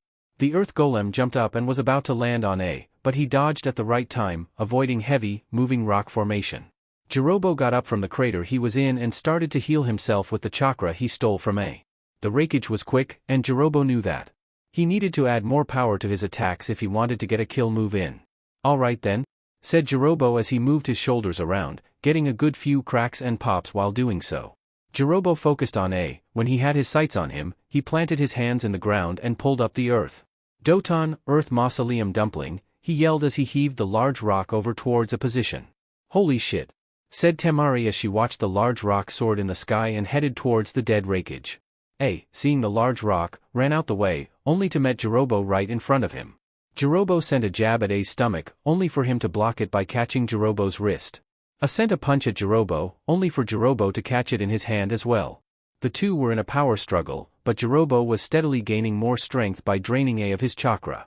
"Time to fly, sir," said Jirobo as he suddenly let go of A's hand, and used his free hand to chop off A's other hand that held Jirobo's captured hand. Jirobo stomped on A's left foot, trapping where he was and knelt down. "Thrusting shoulder," shouted Jirobo as he tackled A, blasting him up in the air. He couldn't go far as the earth golem caught him mid-air and curled around A, trapping him again. The large rock mass fell to the ground, and the successfully kata was inside. "You got him," shouted Temari. "Not yet," said Jirobo as he made an earth clone. The clone walked up the earth prison and stuck his hands inside, activating Jirobo's most known move. "Doton Barrier, Earth Prison Dome of Magnificent Nothingness," the clone Jirobo announced. "Is he still trapped?" asked the real Jirobo to the clone. "Yeah. He is struggling to get out, but it will take him some time. We can still use that. Until then, I'll be draining his chakra reserves dry," said the clone. Jirobo nodded his head and jumped on top of the earth dome. "Get ready, 'cause this is going to be a big one," shouted Jirobo as he jumped high in the air. Jirobo made it the highest point in the air, and then started to descend.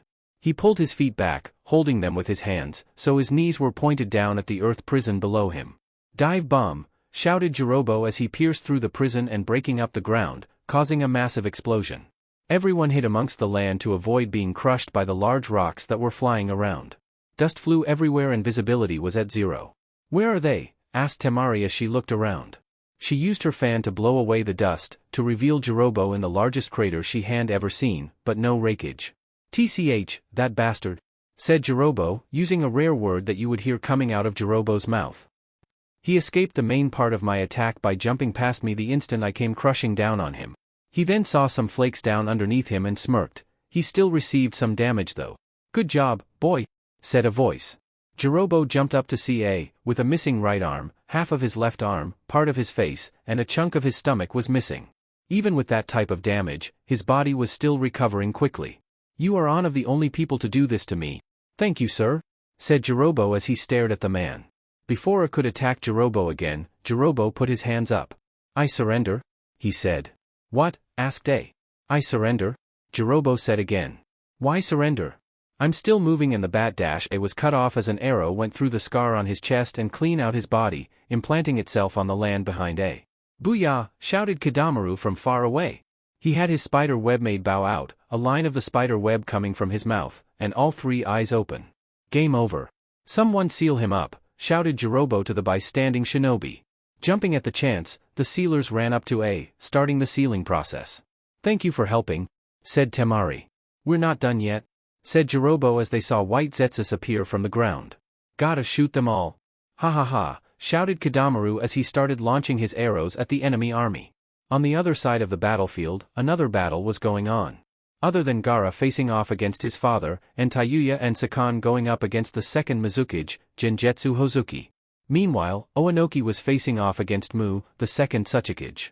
Jin-tun, detachment of the primitive world, pillar, shouted Oanoki and Mu as they launched a beam of atomic energy towards each other. The two same technique hit each other, causing a massive explosion in the air. You've gotten good, said Mu as he moved from out the smoke screen. I should take you more seriously now. Heh. At least my back's not giving up on me, said Oanoki with a smirk. His eyes wandered to his side when he sensed a large Churka presence next to him. Naruto no Yoko, he muttered as he looked at Naruto floating beside him. I am here to assist you, said Naruto in a monotone voice, his arms crossed over his stomach. I appreciate it, said Oanoki. To give you a rundown of his abilities, his attacks destroy matter at an atomic level, dismantling anything it touches. I'd advise you not to get hit by any of his attacks, or get in the crossfire of mine. Understood, said Naruto as he started to slowly float towards the dead Kage. Who are you? Asked Mu. I don't want you here.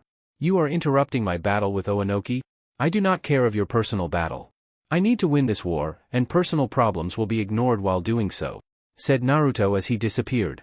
Mu looked around, trying to locate the fox boy, but couldn't find him at all. He was pushed down towards the ground when a fist hit his back with enormous force. Katan, Kitsune bombs, said Naruto as small bombs with fox heads shot from his mouth and towards Mu. Jin-tun, detachment of the primitive world technique, said Oanoki as he launched his signature move towards his late teacher. The moves made contact with Mu, and a large explosion followed by a major dust cloud consumed the area. You are fast, said Oanoki to Naruto as he appeared next to him. During the match, I was having trouble with him, but now that you're here, it feels as if the tides have changed. Yes. But it seems that our attacks won't keep the dead man down, said Naruto as he watched Mu run out of the smoke cloud. Who in the hell is that kid? Thought Mu as he looked up at Naruto. He is strong. I didn't even sense him get behind me in the air. Is he one of the Kages as well? Naruto pointed his hand at Mu and a red flame consumed his hand. Katan, hellfire missiles, said Naruto as fire started to rain down on Mu. Damn it. How else could this not go my way? Shouted Mu in his head as he started running away from the missiles targeted to him. A forest-covered area in Kumo. Kurama was jumping through the trees, followed by Fuka, Fu, Karen, and Killer Bee. Karen felt many powerful chakra signals in this direction, and said that one of them was Madara. Taking advantage of being able to get revenge on the Uchiha. We're getting close, said Karen as she adjusted her glass. There are 7 of them, Madara included. Good. I'm not letting him get his way this time, said Kurama with a glare, her eyes glowing a dangerous crimson. After a while of jumping, they stopped when they saw Madara, surrounded by his dead army of Jinchurikis. The Kyuubi, said Madara. I should have known that you would be the first to come after me. Really now, said Kurama as she checked her sharp nails. Then you should know what I'm going to do to you as well. I'm aware of what you wish to do, but you won't succeed. I have you kin trapped back in their Jinchurikis, and the Jinchuriki have a little adjustment done to them, all thanks to me, said Madara as he pointed towards the dead Jinchuriki. They all had a Sharingan in one eye, and the Rinnegan in the other. You monster, she said as she looked at the Jinchuriki. Me? A monster? Now aren't you a hypocrite? One monster calling someone else a monster. Didn't your father teach you better? Laughed out Madara, referring to the Sage of 6 Paths. Don't you dare speak of his name, shouted Kurama, red yokai surrounding her. I won't let you disgrace him like you are. I should have done something about you when I first heard of the Akatsuki capturing Jinchuriki and their bijus, but you didn't. Now you must face the consequences. I'll have you under my control just like I did so many years ago, said Madara, his Sharingan spinning in his eyes. I'll claw out those eyes of yours, said Kurama. B. You and Fuka are with me. Fu. You and Karen are the support group. Understood. Hi, /Wea, said the group, B having his own way of telling that he agreed. Alright then, said Kurama as yokai fully surrounded around her. Let's get started, shall we? Mountain Graveyard. Kabuto was sitting on the ground, concentrating on his jutsu, the Edo Tensei. A lot of my soldiers are being sealed up, Kabuto thought out loud. I think now's the time I bring out the elites, Kabuto said as he started to laugh like every villain in a story should. Kumo. The defeated but still walking Mu was headed up a large rock, looking down at the battles below him. I'm glad I got away from that boy, said Mu. At the end of the battle between him and Oinoki and the Fox Boy, Naruto hit Mu with one of his red Razengans, blasting Mu away. Luckily for Mu, he used his fission technique to spit into two, saving himself from being sealed away. Naruto then flew off, going to see if he could be of any use in any other raging battles, which was good for Mu.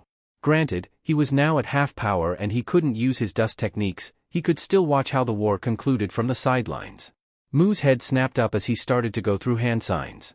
Summoning, he shouted as he planted his hands on the ground. A coffin appeared right next to Mu. The coffin was blasted open as a figure came out of the now ruined coffin. What's going on? This isn't the result of the resurrection jutsu, said the man. I can't believe I'm seeing it. Madara Uchiha. The real Madara Uchiha. Now walking on earth as he was so long ago, said the controlled Mu. Who are you? Asked Madara as he looked at Mu. My name is Kabuto, and I am the key player to the war that the Akatsuki is in against the 5 major nations. I've brought you back from the dead with my technique, Edo Tensei, to fight with us, said Kabuto through Mu. It is a cowardly action to talk to me through someone. Shouldn't you have met me in person if you wanted my assistance? Asked Madara with a Sharingan-enhanced glare towards Mu, which was meant for Kabuto.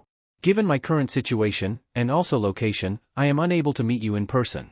But I can still see you, so please, let me see the legendary Madara Uchiha, leader of the Uchiha clan, in action, said Kabuto. Madara grunted as he looked down at the army of shinobi that was now looking up at him. Madara should give it a try. I mean, he hasn't had a good battle in years, and this should be a warm-up for him. You wish shall be granted, said Madara as he jumped down to the ground, ready to leave a line of carnage as he ran forward towards the army. Border of the Land of Fire and the Land of Lightning. Dosu, Zaku, and Kin were back-to-back, facing off against the White Zetsu and some of the random undead people Kabuto brought back to life. One of the undead warriors' eyes shifted and started to run through hand signs. Summoning, he shouted and planted his hand of the ground. A coffin appeared on the battlefield, and slowly opened up. The person that walked out made the X-sound shinobi's eyes widen. That's, muttered Kin. Orochimaru. Dosu and Zaku finished off, looking at the pale snake Sannin. Said Orochimaru as he looked around. When his eyes landed on the 3-wave ninja, a devious smirk was upon his face. Hello there, traitors, said Orochimaru, making the 3 shake in fear. We're dead, said Zaku, a little piss coming out of him. Northwestern coast of the Land of Lightning. Isaribi and Suigetsu, along with the newly added Giran and Konan, were facing their enemies with ease. The only zombie that wasn't sealed up yet was Kazuka, once a member of the Akatsuki. They had him in a corner right off the beach, 4 of his hearts gone out. Give up, Kazuka-san, said Konan as she made a sharp spear of paper. You are no match for us. I never thought that you would betray the Akatsuki, Konan-san, said Kazuka. I mean, I would understand that Wave gave you money to do it, but it seems you're doing this on your own free will. I am fighting with Wave because they will be the ones to end this war. I am taking this war personally since I was once a part of the Akatsuki, and it's my responsibility to end your goals, said Konan. Kazuka was about to reply, but he was forced to go through hand signs and then planted his hands on the ground. Summoning. A coffin appeared next to him, and a very familiar person came from it. What the hell? Yelled out Jiraiya as he looked around. Why aren't I in heaven anymore? There were so many fine women and angels. Take me back, Lord, shouted Jiraiya to the skies. Jiraiya-sensei, said Konan as she looked up at her dead sensei. Oh. Hey there, Konan-chan. Nice weather we have today, eh? Kumo Allied Ninja Force Headquarters. What? Yelled out Minato as he was told that Madara Uchiha, Orochimaru, and now his own sensei was brought back to life. It is true, said Shikaku, reading off of a piece of paper. They have been brought back. And this Madara Uchiha? If he was brought back? Then who is the one that says he is Madara Uchiha, said A. How can this happen, yelled out Minato. We need to stop them. At all cost. But are our forces even strong enough to handle such a task? Asked Mei. They are all tired from an almost full day of fighting. And with these behemoths on stage, I don't want to think about what could happen. We need to get there, said Minato. My son is there where Madara is said to be located. I can flash there easily, since he does have my kunai on him. I can flash there with you too. Gara-san and Onoka-sama is there at the battlefield now. We can defeat Madara if we work together. What about Orochimaru and Jiraiya? Asked A. I'll let Wave take care of Orochimaru. Jiraiya-sensei on the other hand. Minato rubbed his chin and read some of the reports. Jiraiya-sensei's location isn't far from the medical corps. Position. What are you thinking about? Asked A. Call Tsunade. Mountain graveyard. Anko jumped from tree to tree until she came upon her desired location. Here we are, she said as she landed down in the middle of the deserted area. She looked around, trying to find anything relevant, but moved out the way when snakes jumped at her from the side. Finally decided to come here, said Kabuto as he looked up at Anko. I knew when you all took Itachi's body with you that you would find this place. Yeah, well you should know what I'm here for, said Anko as she growled out at the snake man. Oh yes. You desire to stop Edo Tensei, correct? Said Kabuto. Well, that's too bad for you. You won't be able to beat me, and even if you did, killing me won't solve anything, for the Edo Tensei will continue to function even with me dead, he said as he started to laugh out loud. Don't worry. I've got a plan for that, said Anko as she got into a taijutsu stance, snakes coming from the sleeve of her trench coat. You have a plan, asked Kabuto as his snake circled around him. That either won't do you any good, for I am ending you here. We'll see about that. Keton, dragon fire, she yelled and sent a long stream of flames towards Kabuto. Kabuto, using his agility, moved past the attack and headed towards Anko. Hidden shadow snake hands, he said as snakes came from the sleeve of his cloak. Hidden shadow snake hands, shouted Anko, countering Kabuto. The snakes met each other and started to attack each other to a standstill. Suetun, water bullet, Kabuto said and sent a compressed water mass towards Anko. Anko moved out the way and threw Kwani with explosive tags towards Kabuto. Simple moves like this won't work, Anko-san, said Kabuto as he jumped back, avoiding the explosion. Dust covered the area and took over Anko's form. You snake bastard. Come out and fight. Anko yelled in the smoke. You are really brash. Kabuto's voice echoed through the smoke. If you would have kept your mouth shut, then maybe I wouldn't have found your location. Anko moved her head to the side just in time to avoid a kunai that was going to pierce her. She grabbed Kabuto's hand and pulled him towards her, and punched him in the face. She was going to continue her assault, but the snake attached to Kabuto wrapped itself around her, constricting her. Such mediocre moves you have, said the now revealed Kabuto. I would have thought that Naruto-kun would have taught you better. I taught myself, said Anko as she looked at Kabuto. I had to realize that I was once Orochimaru's student, and the snake style is what I'm best at. That's what you're best at? Laughed Kabuto. I heard from Orochimaru-sama that he didn't even teach you everything about the Hibi style. He said that you couldn't handle it? Maybe then, but think back. How many times has Wave raided into Orochimaru team's lairs? I was bound to come around something while snooping around. You know he writes down everything he learns, said Anko with a smirk. You didn't, Kabuto said with a glare. He grabbed another kunai and stabbed it at Anko, only for a rock to replace her. Oh I did, said Anko as she appeared on the other side of the battlefield. I know all of Orochimaru team's techniques, along with the Hibi-style secrets. Formation of the 10,000 snakes, yelled Anko as she bent down, and snakes started to pour from her mouth. Soon enough, thousands of snakes formed a wall, swords coming from their mouths, and headed straight towards Kabuto. How cute, said Kabuto as he covered his head with his cloak. Now that you have Orochimaru-sama's techniques, you feel strong, he said. Kabuto's snakes started to surround him and actually started to grow in size. You really are just a weak girl, and rushed towards the snake pile. Anko was on the other side, wondering what was going on. She was surprised when something broke through the wall of snakes and headed towards her. She recognized Kabuto's cloak and smirk. You're to close. Keton, dragon fire, she yelled and a quick stream of fire shot towards Kabuto. Kabuto moved out the way to the fire, but Anko was right in front of him. Snakes came from her sleeve and pulled off Kabuto's cloak, only to reveal 3 large snakes that shot towards Anko. Damn it, she said as she jumped back. She saw some snakes enter the cave behind her and followed them. Trying to run away? Shouted Anko. No. Just getting a terrain advantage, said Kabuto from inside a snake. His arm came from one of the snake's mouths and pointed towards her. You are a fool for following me here. You have just certified your death. Please. I am not afraid of you, said Anko. Oh, but you should. You won't live any longer, he yelled as his snakes blasted forward, slamming down on Anko. Kabuto, from inside the snake he was in, started to frown when he felt his snakes get cut by something. I told you I was there when we raided Orochimaru team's hideouts. I was also there when Wave killed him. I had to have some trophy of the kill, said Anko's voice. Kabuto peeked out the snake he was in, only for his eyes to widen in anger at what he was seeing. You bitch. He growled out. That's why when I was researching Orochimaru-sama's body, I couldn't find that. Anko was holding the sword of Kusanagi, the snake sword, in a defensive stance. Yeah, I'm a bad bitch. You gonna do something about it, she said with a smirk as she gripped the blade. You don't deserve that blade, yelled Kabuto as he came from the snake's mouth. You are not worthy. Be glad, for you are the first person to see me in such a state.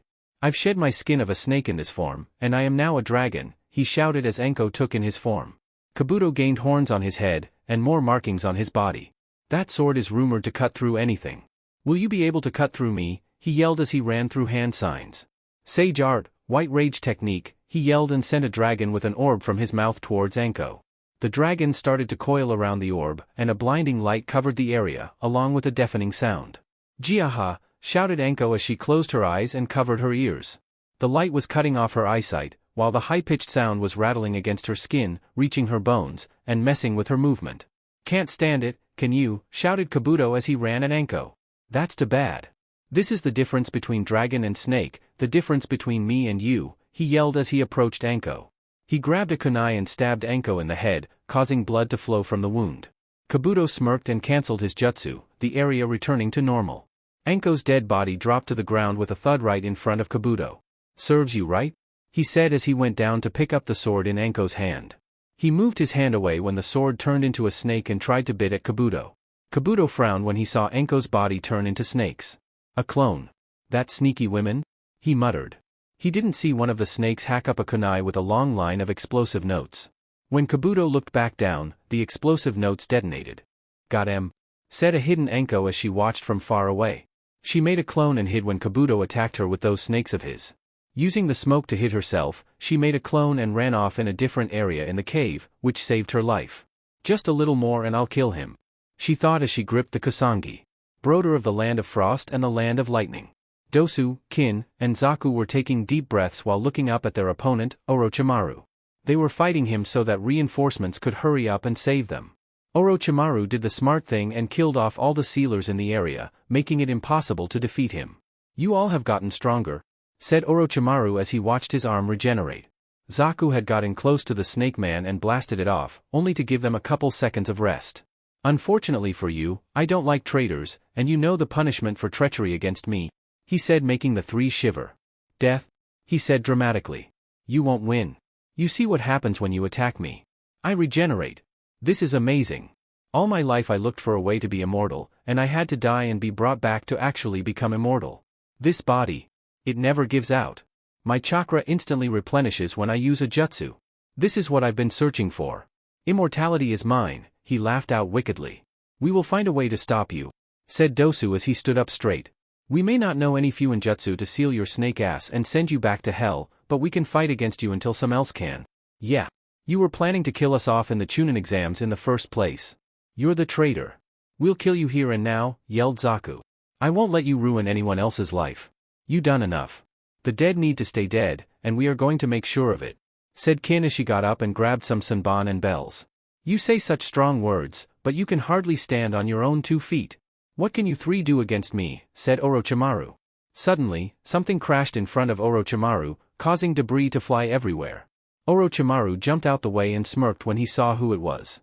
We didn't finish our fight in the Forest of Death all those years ago, said Sasuke, deactivating his Susanoo. This time we will finish you. I'll pound your ass to the ground, shouted Sakura as she gained a fire in her eyes. You too, said Orochimaru as he looked down upon Sasuke and Sakura. It's been a while. It seems you have gotten stronger than before. Let's see if it is enough to beat me, he said. You better believe it, Sakura said as she and Sasuke ran towards Orochimaru. Northwestern coast of the Land of Lightning. Isaribi, Konan, Giran, and Suigestu was facing off against the revived Jiraiya. They were doing good, but were getting close to the end of their churka reserves. Fighting a dead man that had limitless stamina was hard for them. Damn it, this can't go on forever. This old man is too quick for me to seal up, said Guren as she blocked a kick from Jiraiya using her crystals. Hey now. I'm not old. Okay, I'm old, he said as he jumped back, sent a massive flame towards Guren. She blocked it by making a wall of crystals, saving herself. We aren't on this man's level. We need someone who can fight him on equal grounds, said Isaribi. They all looked back when they felt a large chakra source approaching them. Jiraiya, yelled the incoming Tsunade. Oh shit. Tsunade Heim. Come give me a hug, said Jiraiya as he stretched out his arms. What he got instead was Tsunade kicking the shit out of him. Don't play games, you old toad. Even thought I'm glad to see you again, you need to be sent back to the grave, said Tsunade. You're glad to see me? Aoi. That's so nice, laughed out Jiraiya. Stop taking this as a joke. We are in war. As of right now, you are my enemy, said Tsunade. Alright, Heim. Get ready, cause I'm moving, yelled Jiraiya as he and Tsunade started their clash together. Land of Lightning. All 5 Kages laid on the ground, devastated. Their cloths were shredded, injuries covered their bodies, and were exhausted. Madara made 5 clones for each Kage to take on, only for the Gokage to be outclassed. This is what the Gokage is made of? A shame? Said Madara as he shook his head. That was a boring fight. Damn it, said a battered Minato as he started to crawl. I can't let him win. Minato stopped moving when a pair of feet landed in front of him. He looked up to see his oldest son, Naruto no Yoko, looking down on him. You look like shit, said Naruto as he looked down at his father. Naruto, please, defeat him, Minato said to Naruto. Naruto just looked at him, before going over to Mei's fallen position. He knelt down to her level, making sure she was okay. Naruto-kun, it's good to see you, she said as she sat up against a rock, taking in deep breaths. You're hurt? Said Naruto, looking at Mei's injuries. Madara was looking at Naruto with interest. The boy didn't even look towards his direction once, like he wasn't worried about him. And why were tails coming out of his tailbone? Hee. Thanks for stating the obvious, she laughed. She then looked at Naruto with serious eyes. Naruto-kun. I know you don't want to hear this, but I'm going to ask you for another favor. You and these favors? Said Naruto as a small stream of flames came from his mouth, scaring Mei. Noticing her fear, he calmed down and looked at her. What it is? Defeat him, she said and pointed at Madara. Naruto made eye contact with Madara for the first time, and Madara was even more interested in his crimson eyes. Who is he? Asked Naruto as he picked up Mei. Uchiha Madara. The real one. The one that's been saying he is Madara is fake. That one over there is the real deal? She said. Naruto took a deep breath and made 5 different clones, handing Mei to one of them, and the others picked up the other Kages. I'll take care of things here. Thank you, she muttered as she fell asleep in the clone Naruto's arms. Naruto nodded his head to the clones, and they all took off. You, said Madara, catching Naruto's attention. You're different. I can tell. You have some relation to the Kyuubi. Those tails. This will be a good battle, said Madara. All of the clone Madaras readied themselves, wanting to fight Naruto. You hurt Mei-san? Said Naruto as he gained a deadly look in his eyes. When I say I'm going to do something, I finish it without a problem. You are no different. Confident, are we? Said Madara as he crossed his arms. I'll take you seriously if you defeat all my clones. If you do, then we fight for real? Naruto looked up at the sky, seeing the darkening sky, signaling that night was soon to come. He looked to his right to see Wicked smiling at him. Bring him out, Wicked said to Naruto as he faded away. Naruto bit his hand and blood dripped on the ground. He ran through hand signs and slammed his hands down on the ground. Summoning. A large poof of smoke appeared in front of Naruto, and Madara was really curious to what Naruto summoned. Whatever it was, Madara could feel the chakra leaking from the creature. Shadow, arms, said a deep voice from within the smoke cloud. Black hands shot out from the cloud and went to each of the clone Madara, punching right through their hearts. The arms retreated back into the smoke cloud, which was starting to clear up. It's been a while since I've seen you, said Naruto as he went towards the creature. Long time indeed, Naruto-sama, said the deep voice. Madara eyes widened when he saw the Rabi, the zero-tailed leech, beside Naruto. We have an enemy. That man with the cursed eyes? Said Naruto as he pointed towards Madara. Eliminate, asked Rabi. Destroy, answered Naruto, giving Madara a wicked smile. You know how much I hate Uchihas? Chapter 30. Land of Lightning. Madara stood in front of Naruto and Rabi, all of them in a heated staring contest. Madara was starting to get excited. He knew that this boy was different than the others. He could fight. He could fight really good. Madara just had the feeling. Before we start, I have a question, said Madara. Why do you have tails? He asked curiously. When I was 6, Kurama-chan, or the Kyuubi to you, turned me into a half-demon while I was unconscious from the beating I was receiving. I was her Jinchuriki, and was hated for it. My family didn't want me, my village hated me, and the only person I could trust was Kurama. She gave me these tails before the Chunin exam finals started, saying that I was worthy of them, explained Naruto. Oh, the Kyuubi, a girl. I never knew. And you are her mate? That isn't something you hear every day, said Madara said as he rubbed his chin. He stopped and gained a serious look on his face. No matter. We are here to fight. You will die if you don't take me seriously. You are fighting a shinobi that can hold his own against Hashirama Senju, so don't underestimate me. I'm glad that you have such faith that I am strong, which I am. But I don't have time to hear your compliments, for I have heard that you enslaved Kurama-chan in the past before. You will receive your punishment by me personally, said Naruto as he and Rabi readied themselves. Good, said Madara as he smirked. You have the first move. Instantly, Naruto appeared in front of Madara with his fist raised. Madara blocked it and sent his own punch, but was caught by Naruto's tails. Naruto slapped Madara with his tails, blasting him sideways. Rabi came from the ground and wrapped itself around Madara, trapping him. Ah, so the leech can drain chakra. And at a fast rate I must say, said Madara as he felt his chakra levels deplete quickly. He substituted himself with a close-by boulder, saving the rest of his chakra. He felt his chakra grow back until it was at its full capacity. You know, I really do like this body, said Madara as he looked down at his hand. Do you want to see what I can do with it? He asked as he started to run through hand signs. Katan, great fire annihilation, he shouted as a massive fireball that flooded the area rushed towards Naruto. The heat of the flames was intense, and Naruto had to dodge the attack to avoid being burned to death. Rabi, shouted Naruto. The leech quickly approached to Naruto, slithering to him like a snake, and wrapped around Naruto.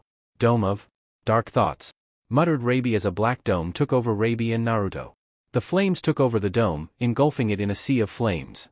A barrier, said Madara as he watched his flames. A barrier shouldn't be able to stop his attack. It was too strong and hot for anything to survive. When the flames died down, Madara was surprised to see the dome still intact, as if nothing hit it in the first place. Impressive, said Madara as he clapped his hands. You are one of the first to be able to successfully block that attack. You truly are worthy of fighting me, complimented Madara. After a while of waiting, Madara started to get mad. Why aren't you coming out? Too scared to face me, shouted Madara at the dome. Madara's eyes widened when he felt a presence behind him. He jumped out the way just in time to dodge one of Rabi's attempts of wrapping himself around the Uchiha. While in the air, Naruto appeared behind Madara and kicked him towards the ground, right on top of the black dome. Instead of hitting it, the black dome opened up, taking Madara inside, and closed right back up. Dark encasement, muttered Rabi. The dome started to get smaller and smaller, planning on squishing Madara to death. The dome was destroyed as Madara jumped through it, his Susanu's rib cage around his body. Katan, Dragon Flame Release Song Technique, he shouted and made a large number of dragon head-shaped fireballs and sent them towards Naruto. Katan, Kitsune Bombs, said Naruto as he made fireballs with fox heads and sent them towards Madara. The individual fireballs hit each other, canceling each other out. Many explosions surrounded the area and black smoke flooded around the two Katan users. Stay close, Rabi, said Naruto. The leech made its way towards Naruto, ready to fight. It was silent for a second, but Naruto quickly put on his claws and blocked the slash attempt Madara made with a kunai behind him. Rabi made some shadow arms that headed towards Madara, but Madara's incomplete Susanoo cut through them with a sword. Mokutan, Wood Dragon Technique, said Madara as he created a wood dragon that shot towards Naruto. Wood, thought Naruto as he dodged the wooden dragon. He ran up to Madara with his claws poised to Madara, ready to claw through his body. Madara dodged left and right all of Naruto's slashes, but was slammed down to the ground when Naruto's tail circled over him and bashed into Madara. Katan, Foxfire, shouted Naruto as he sent down a massive fox head-shaped fireball down towards the dead Uchiha. Fire consumed the ground and the temperature seared.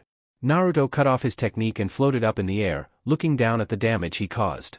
Black smoke covered the area, and Naruto was pretty sure that his fire had to hit Madara.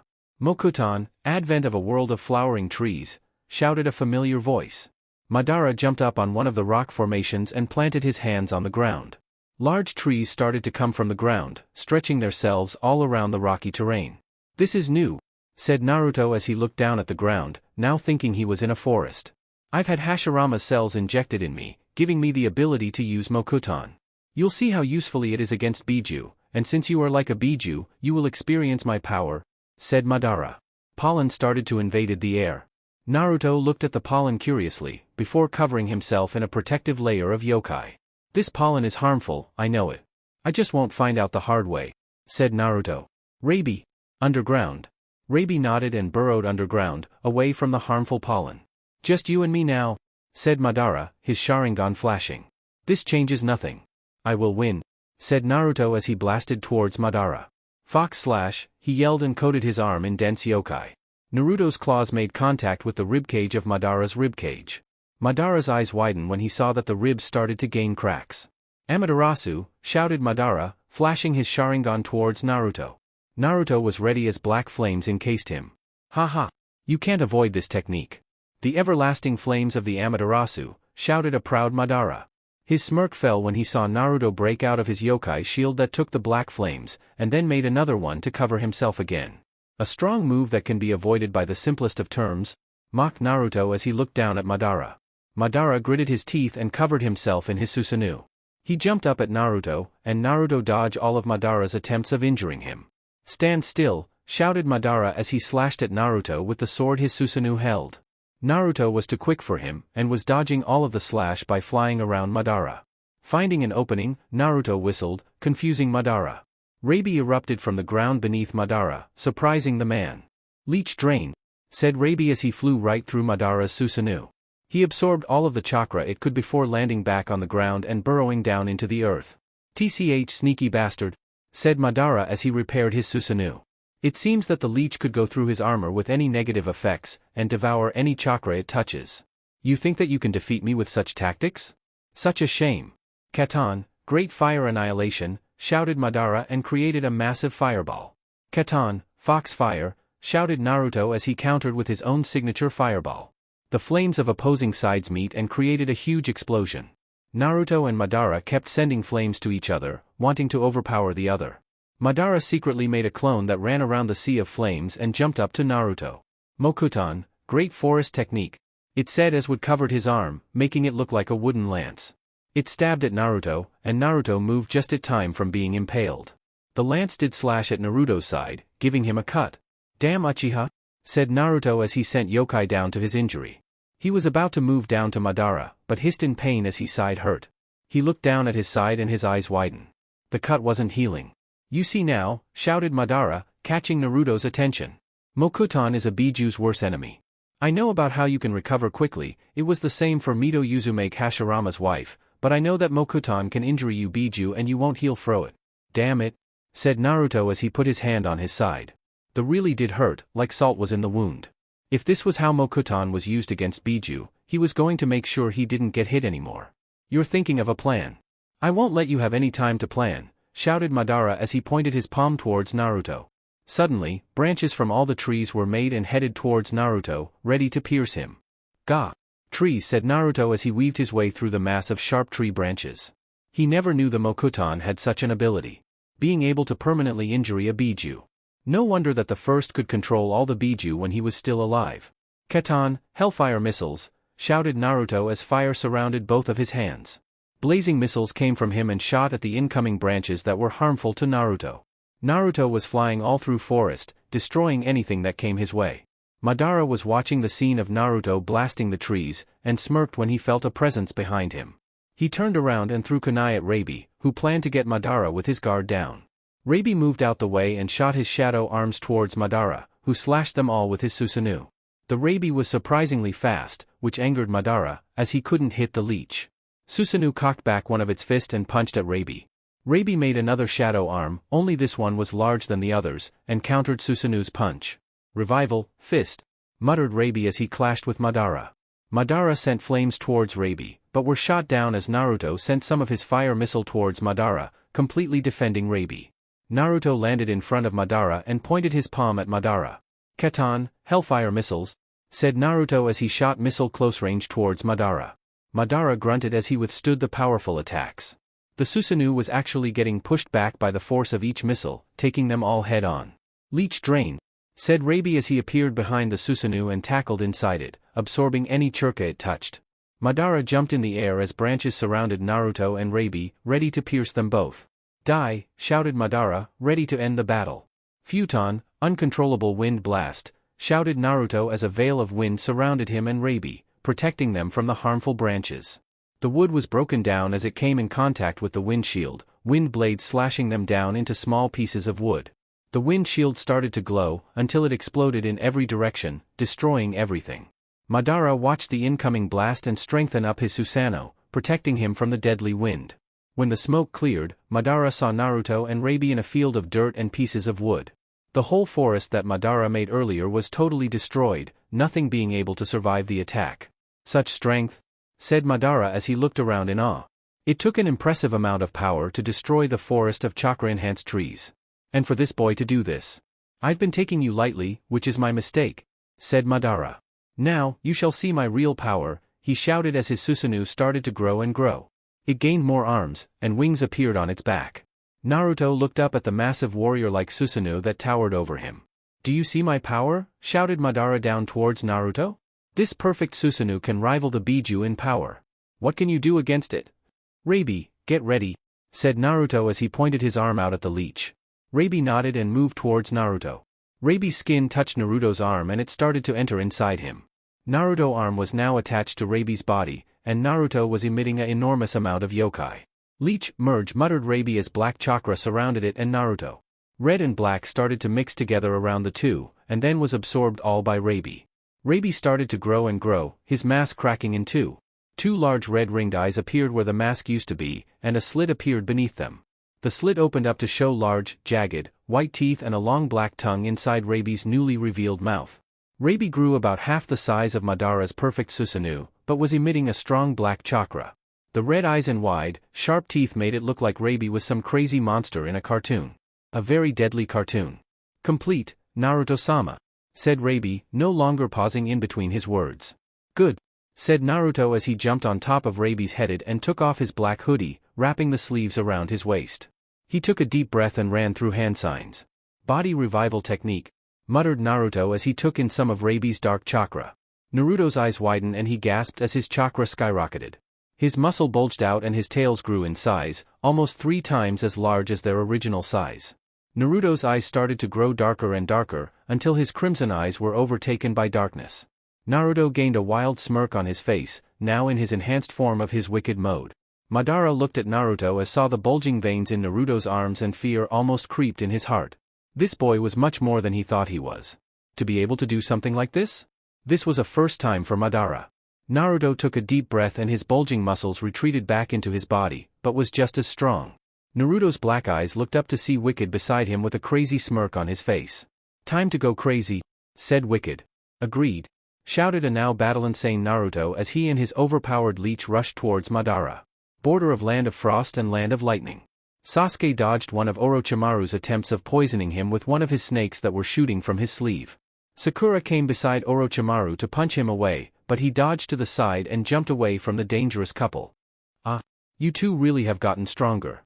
I am confident to say that you two are at my level, and you may be named Konoha's next Sannin," said Orochimaru as he looked down at the two. "Thanks for the praise, but we have to send you back down to hell," said Sakura, pulling on her gloves. "Oh, why must you do that? I mean, it seems to me that you won't be able to, for I am finally immortal." "You can't kill what it already dead," laughed out Orochimaru. "Can't kill what can't be killed, huh? Does that mean that you aren't really immortal?" said Sasuke, a small smile on his face. "What did you say, boy?" growled out Orochimaru, getting angry at Sasuke's accusation. "I mean, for one to be immortal, you must find it while being alive. And it seems to me that you aren't immortal, because you're dead. It means that you are a fake? Curse you, boy. I am immortal," shouted Orochimaru as he ran up to Sasuke, his legs fusing together and giving him a snake tail. Orochimaru punched at Sasuke, only for him to move his head to the side, dodging it. Sakura kicked at Orochimaru, but he twisted around her, running through hand signs. "Futon, great breakthrough," he shouted as he blasted wind towards the leaf Chunin. A purple armor covered Sasuke and Sakura, Sasuke's Susanoo protecting them.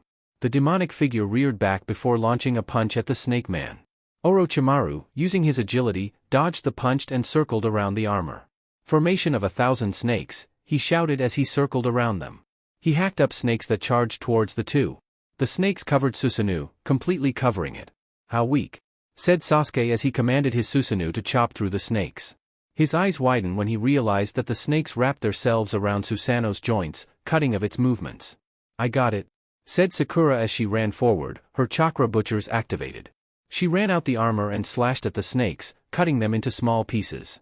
Wrong enemy, said Orochimaru, appearing behind Sakura, a sword in hand. He stabbed at Sakura's back, ready to pierce through her. Sakura placed her hand behind her, using the flat side of her chakra butchers to block Orochimaru's kill move. She spun around and slashed downwards at Orochimaru, only for him to block with his sword. Bring her other hand down, Sakura made a small cut on Orochimaru's shoulder. Sasuke-kun, she shouted. Sasuke ran through hand signs and took a deep breath. Keton, Phoenix Flower Technique, he shouted and sent small fireballs towards Orochimaru. Orochimaru weaved through the mass of fireballs, not allowing one of them to burn him. Doton, Mud River, said Sakura as he changed the ground beneath Orochimaru into mud. Orochimaru struggled to get out of the trap, but it was enough time for Sasuke to make a move. Amaterasu, he said as his EMS spun. Black flames appeared on Orochimaru, burning him to a crisp. Good, but Orochimaru's mouth opened up wide and another, healthy Orochimaru came out. No dice. Doton, Bedrock Coffin, shouted Sakura. Earth quickly closed around Orochimaru, trapping him inside. I'll hold him down. Are the sealers here yet? Asked Sakura. Yes. We're here now, shouted one of the sealers on the sideline. Good. He's dash. Sakura was cut off when a hand with a sword came from the ground, stabbing her in her stomach. Sakura, shouted Sasuke as he ran forward. Orochimaru circled around Sakura, taking the blade out of her stomach. He placed it to her neck and held her hostage. Oh? Don't look too happy now, Sasuke-kun, said Orochimaru with a chuckle. What are you going to do now? Sakura stomped on the ground, sending chakra into it. Stone spear, she shouted. A rock blasted out the ground beneath Orochimaru, and he jumped away just in time to avoid being impaled. His arm gained a gash mark, but was quickly healed. Oh, good move. I wasn't expecting that, said Orochimaru. There was a large explosion and everyone turned their head to the large mushroom-like cloud that shot in the air. That's where the Biju are, muttered Sakura, but Orochimaru caught what she said.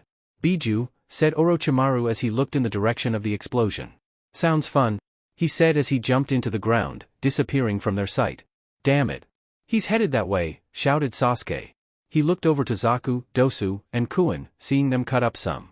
Do you all need help? He asked. Don't worry about us. We'll go to the medical corps. And then head that a ways. You follow after Orochimaru, Kurama-sama and the others may need some help, said Kin. All right, said Sasuke as he activated his Susanoo and grabbed Sakura. So long, and flew off in the skies. Land of hot water. Big ball Rasengan, shouted Jiraiya. He was currently jumping down on Tsunade, a very large Rasengan in his hands. Tsunade dodged out the way, before jumping back at Jiraiya and kicking him. Gotcha, she shouted as she made contact. She was disappointed when Jiraiya poofed into smoke. Haha. Not this time, Haim, said Jiraiya as he appeared beside Tsunade. He kicked towards her, which she matched with her own, blocking him.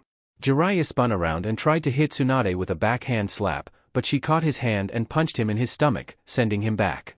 Keton, big flame bullet, shouted Jiraiya from the air as fire rained down on Tsunade. Before they could make contact with her, a crystal wall appeared in front of her.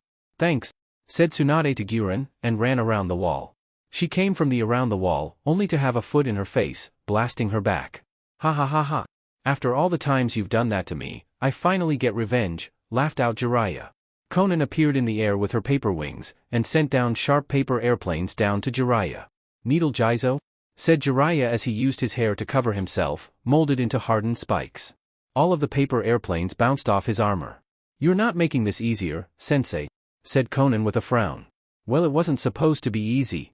I've taught you better, Konan-chan, shouted Jiraiya to the flying lady. Now, are you all going to take me seriously? We've been doing that from the beginning, shouted Guren, irritated at Jiraiya's attitude. Well, try harder. Damn guys. I mean girls. He laughed. Stop playing games, shouted Tsunade, jumping back towards Jiraiya. Help us out a little. All right. After I get done using my needle Jizo, I usually use needle hell, said Jiraiya. And what does that do? Asked Guren. You're about to find out, shouted Jiraiya as he shot needles in all directions from his hair. They all had to dodge out the way, but still getting hit by some of the sharp projectiles. Damn old man, shouted Guren. She pulled out one of the needles from her skin. That wasn't help at all. Too bad, shouted Jiraiya as he pulled out a kunai with a long line of paper bombs. He threw it toward Tsunade and Guren, and they jumped away from the overly large blast zone. Now we lost him, said Guren as she gazed into the dust cloud. Stay on your guard. Jiraiya-sensei always used distractions to his advantage, said Conan, landing on the ground. The three females stood back to back, ready to face Jiraiya. When the smoke cleared, Jiraiya was gone. Katan, big flame bullet, shouted Jiraiya from in the air, right over the group, blasting a fire bullet towards them. Shoten, crimson fruit, said Guren as a crystal dome coved the females from the flames. They all saw Jiraiya puff away in smoke, signaling that it was a clone. Where is the real one? Asked Tsunade as she peered through the barrier. Heim, shouted Jiraiya from a tree branch, making the females turn in his direction. Jiraiya was in his sage mode, and had a large Rasengan in his hand. Seems you didn't get that I was making a distraction to gather some nature energy, said Jiraiya with a sigh. It seems you've gotten rusty, you and that mouth of yours, growled out Tsunade. Guren brought down the wall around them, and Jiraiya hit his forehead. Now why did you do that? Shouted Jiraiya. To attack you, you old pervert, shouted Guren. No. Now you have to deal with them, shouted Jiraiya. Suddenly, about 30 Jiraiyas with large Rasengans in their hands. Sage Art, Ultra Big Ball Rasengan Barrage. They all shouted. Guren ran through hand signs, slamming her hands down to the ground. Shoten, Crystal Encampment Wall, she yelled as a large wall of crystal shot up from the ground. The Rasengans came into contact with the shield, and a massive explosion occurred. Moaned out Guren in pain as she tried to keep the wall intact. Those Rasengans had some force behind them. When the explosions finally stopped, Guren hesitantly let down the shield and dropped to the ground, taking deep breaths. Damn, that old man has some fight in him, she muttered out. Where is that pervert now? Asked Tsunade. Tsunade-sama, shouted a random ninja. Jiraiya-sama ran off. What? Which way? She yelled. That way, said the man, pointing the given direction. The three females shot off to the direction, not wanting to lose the dead, but strong, pervert. Land of Lightning. Kurama, in her full-tailed beast mode, stood battle-ready against her enemy. Along with her were Gyuki and Chome, right beside their older sister. Karen and Fuka was standing on top of Kurama, gazing at the other Biju. Madara was standing in front of his own Biju. Shikaku, Matabi, Isabu, Son Goku, Kokuo, and Saiken. They were all controlled by Madara with a black receiver that was planted in their skin. The terrain was a mass wasteland, thanks to one of Gyuki's attacks, destroying the whole land. It served a purpose of getting rid of the forest and any obstacles in the Biju's battle. You are all strong, but I shouldn't be surprised, said Madara. The three strongest Biju, facing off against the weaker six. I'd say that this battle could go on forever. It won't, and you will release them, shouted Kurama, growling at the man that trapped her younger siblings. For you to save them, you must defeat me, but we all know that won't happen, said Madara as he phased underground. Seems we need to keep fighting, said Gyuki. To release the Biju out of his control, we need to take out those black receivers in their bodies. I can feel them implanted around their upper bodies. Closer around their necks, said Karen. Won't it be hard to get the receivers out? Asked Fuka. Yes, it will be very hard.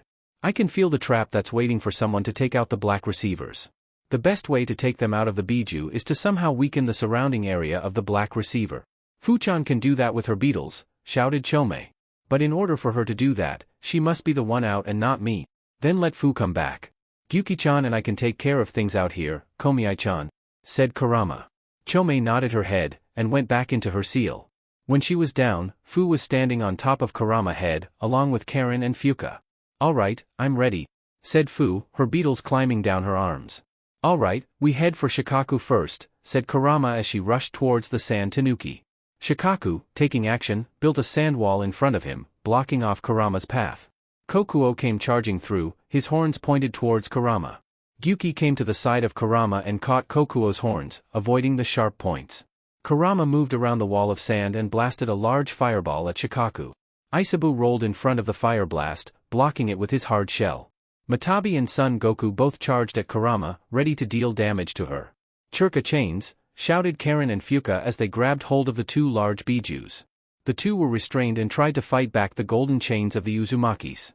Fu covered herself in her beetles, activating her exoskeleton armor, and her beetle's wings came from her lower back. "I'm going in," she shouted as flew towards Shikaku. Shikaku used his sand control to form large amounts of sand that shot towards Fu. Fu weaved her way through, dodging left and right from the dangerous, crushing sands. She was about to land on Shikaku, but had to move out the way as Saiken shot out some liquid from its mouth. "Acid," muttered Fu as she watched the acid land on the ground and ate at it. A large gaping hole was left where the acid once was. "Can't get hit by that." Kurama tackled Shikaku, catching him off guard. The two Biju tumbled to the ground, a large dust cloud invading the air. Kurama shot flames from her mouth down onto Shikaku right in his face, causing him to scream out. "Fu!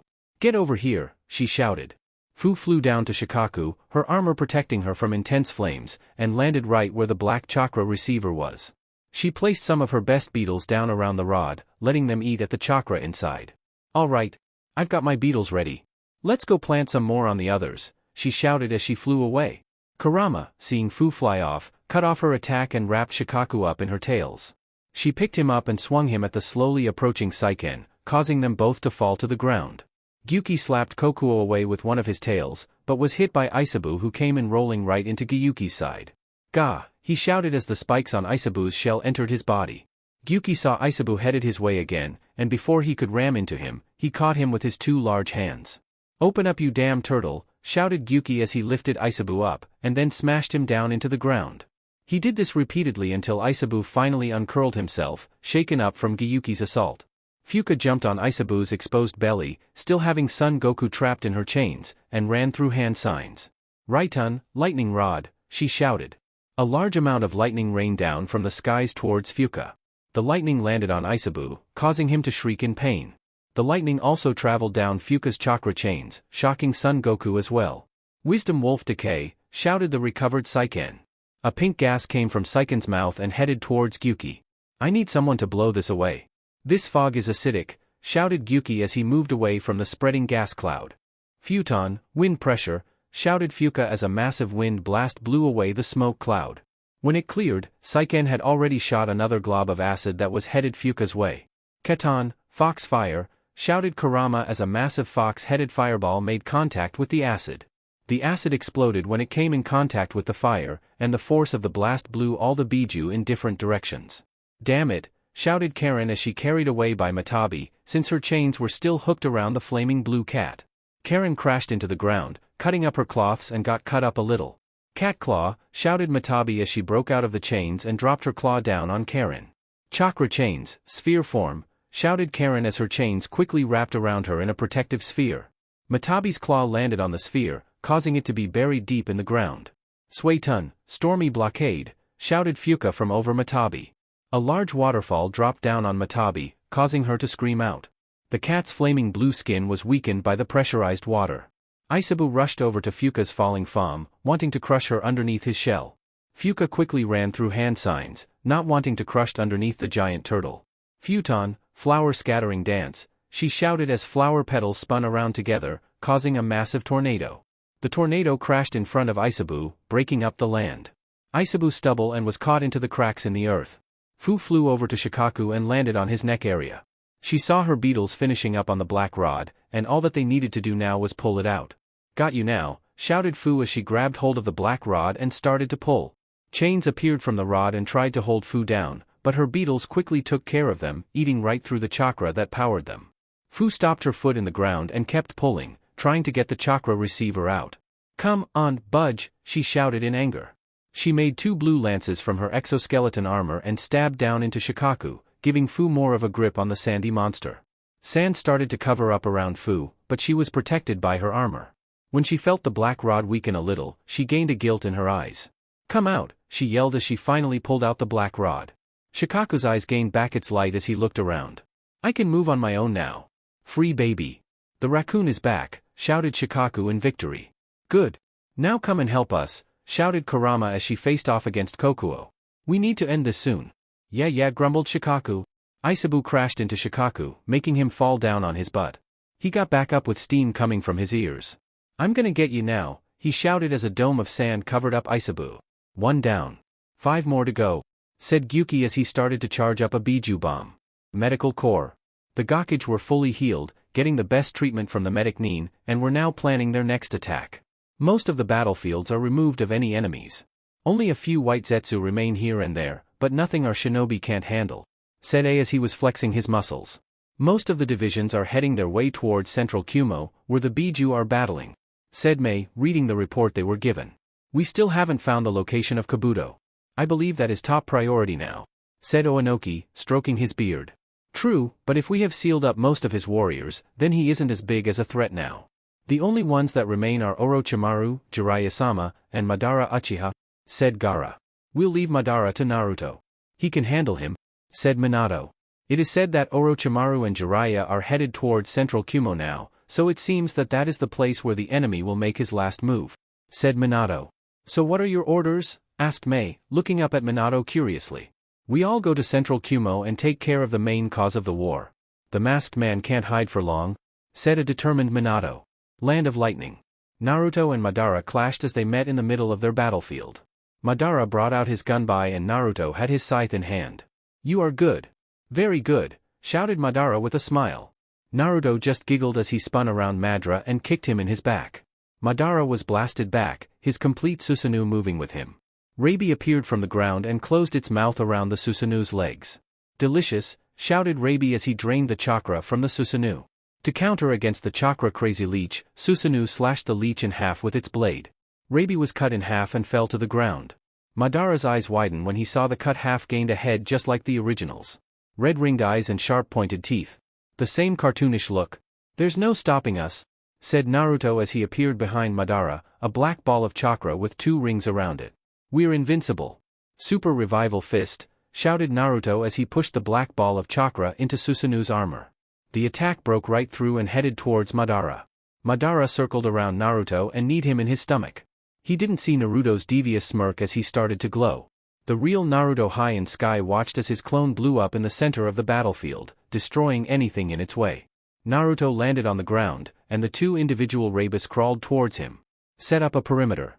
I'm using that jutsu, said Naruto. The 2 nodded and burrowed underground. Madara shot towards Naruto with his gunbai in hand. He brought it over his head and slammed down to Naruto. Naruto blocked with the handle of his scythe, before using his tails to slap Madara away. Madara landed on the ground and flashed his EMS towards Naruto. Amaterasu. Naruto covered himself in yokai and in a burst of speed, he disappeared. Madara's black flames burned through nothing but the air that was where Naruto once was. Damn it, said Madara. Naruto appeared next to Madara, but was met with more black flames, which he dodged again. Over and over again, Madara shot flames at Naruto while he dodged them all. You are no fun at all, said Naruto as he landed behind a rock, obstructing Madara's view of his form. Using such deadly flames to end the battle. Are you really a Uchiha? Laughed out Naruto. Be quiet, you deranged demon. I'll soon defeat you and continue with my plans, said Madara as his Susanoo drew 4 blades, 1 for each arm. You won't be able to defeat me. Especially if you can't see me, said Naruto. Naruto ran through hand signs and slammed his hands on the ground. Katan, fox trap.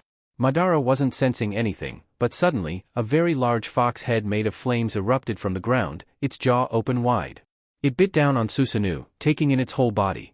Naruto charged up a Rasengan and added his wind chakra into it, making it look like a large shuriken.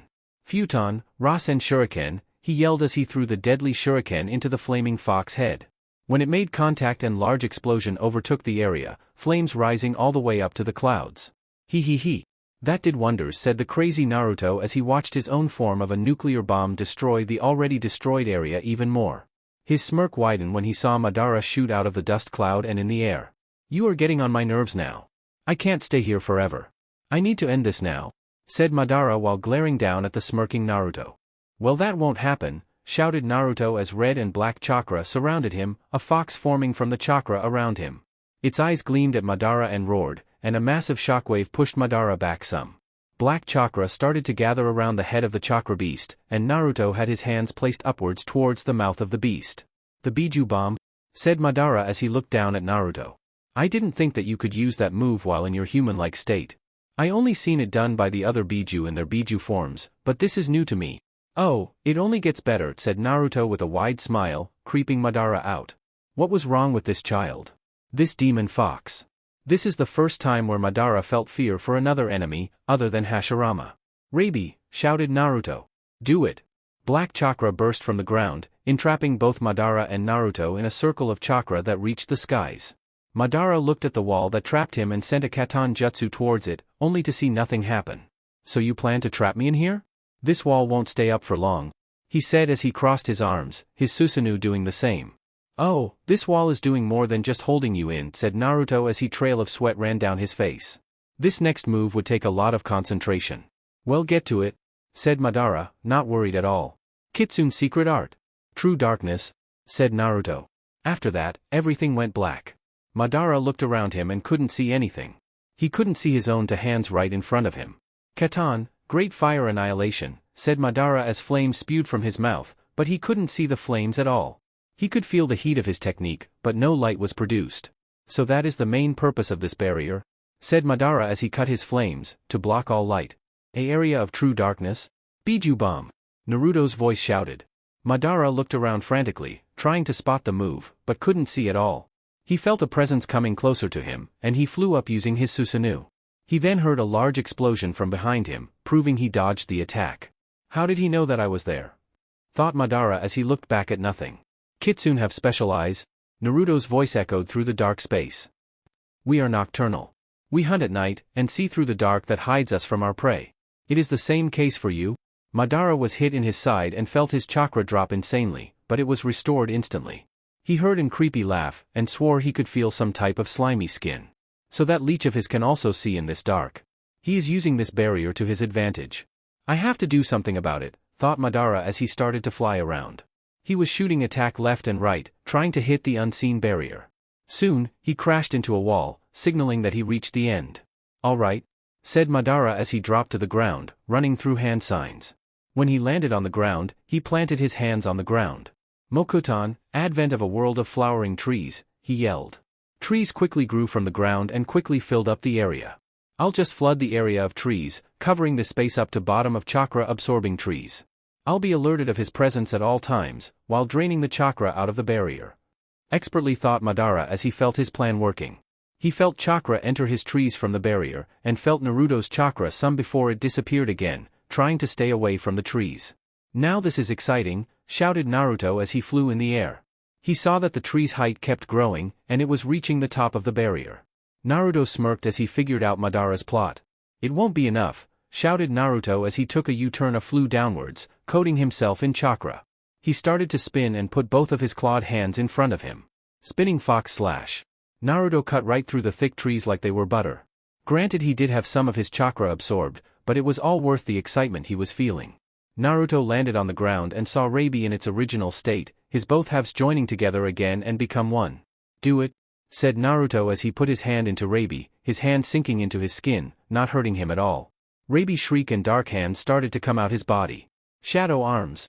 Rabi shouted with his crazy grin as arms of darkness grew from his skin and shot forward, grabbing a hold of the forest around him. Madara fell down when he felt his chakra drop by an enormous amount. He felt that all his chakra was being drained by one point in his forest. That damn leech, shouted a now very angry Madara. That leech was ruining his plans of ending this battle. He had to go find Obito. And quickly. Wood clone technique, said Madara as he made 10 clones all made of wood. They all ran through hand signs and readied themselves.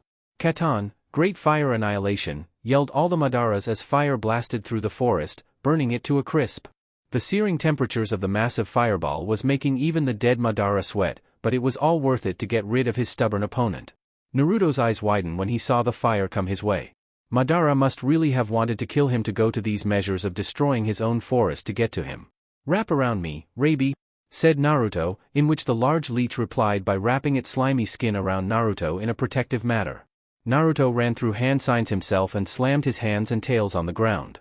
Nine-tailed confinement seal, said Naruto as he made a red barrier around him and Rabi, protecting them from the hell outside of it. Naruto's veins were bulging from his head as he kept the barrier up.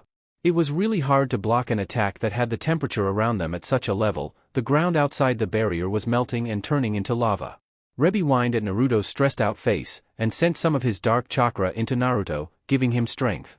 Naruto successfully protected the two of the flames when finally stopped, making Naruto sigh in relief. I think we got him, said one of the Madara clones, after not hearing anything from in the barrier for a couple of minutes. No, it can't be. This barrier is still up, meaning that he survived, said another clone. Nine-tailed confinement seal, said a voice from within the darkness. Expand. All of the clones, along with the real Madara, was slammed against the black barrier as they felt something pushed against them, trapping them between a hard place. Spike, said Naruto's voice, and spikes started to form on the wall. The spikes entered the many Madaras and the clones dispelled. The real Madara was stuck, not being able to move an inch. Circle, commanded Naruto. The seal circled around Madara's body, trapping him in tight sphere. The black barrier was dispelled, and the light shone down on Madara, hurting his eyes. Ugh. Damn it, said Madara as he rubbed his eyes.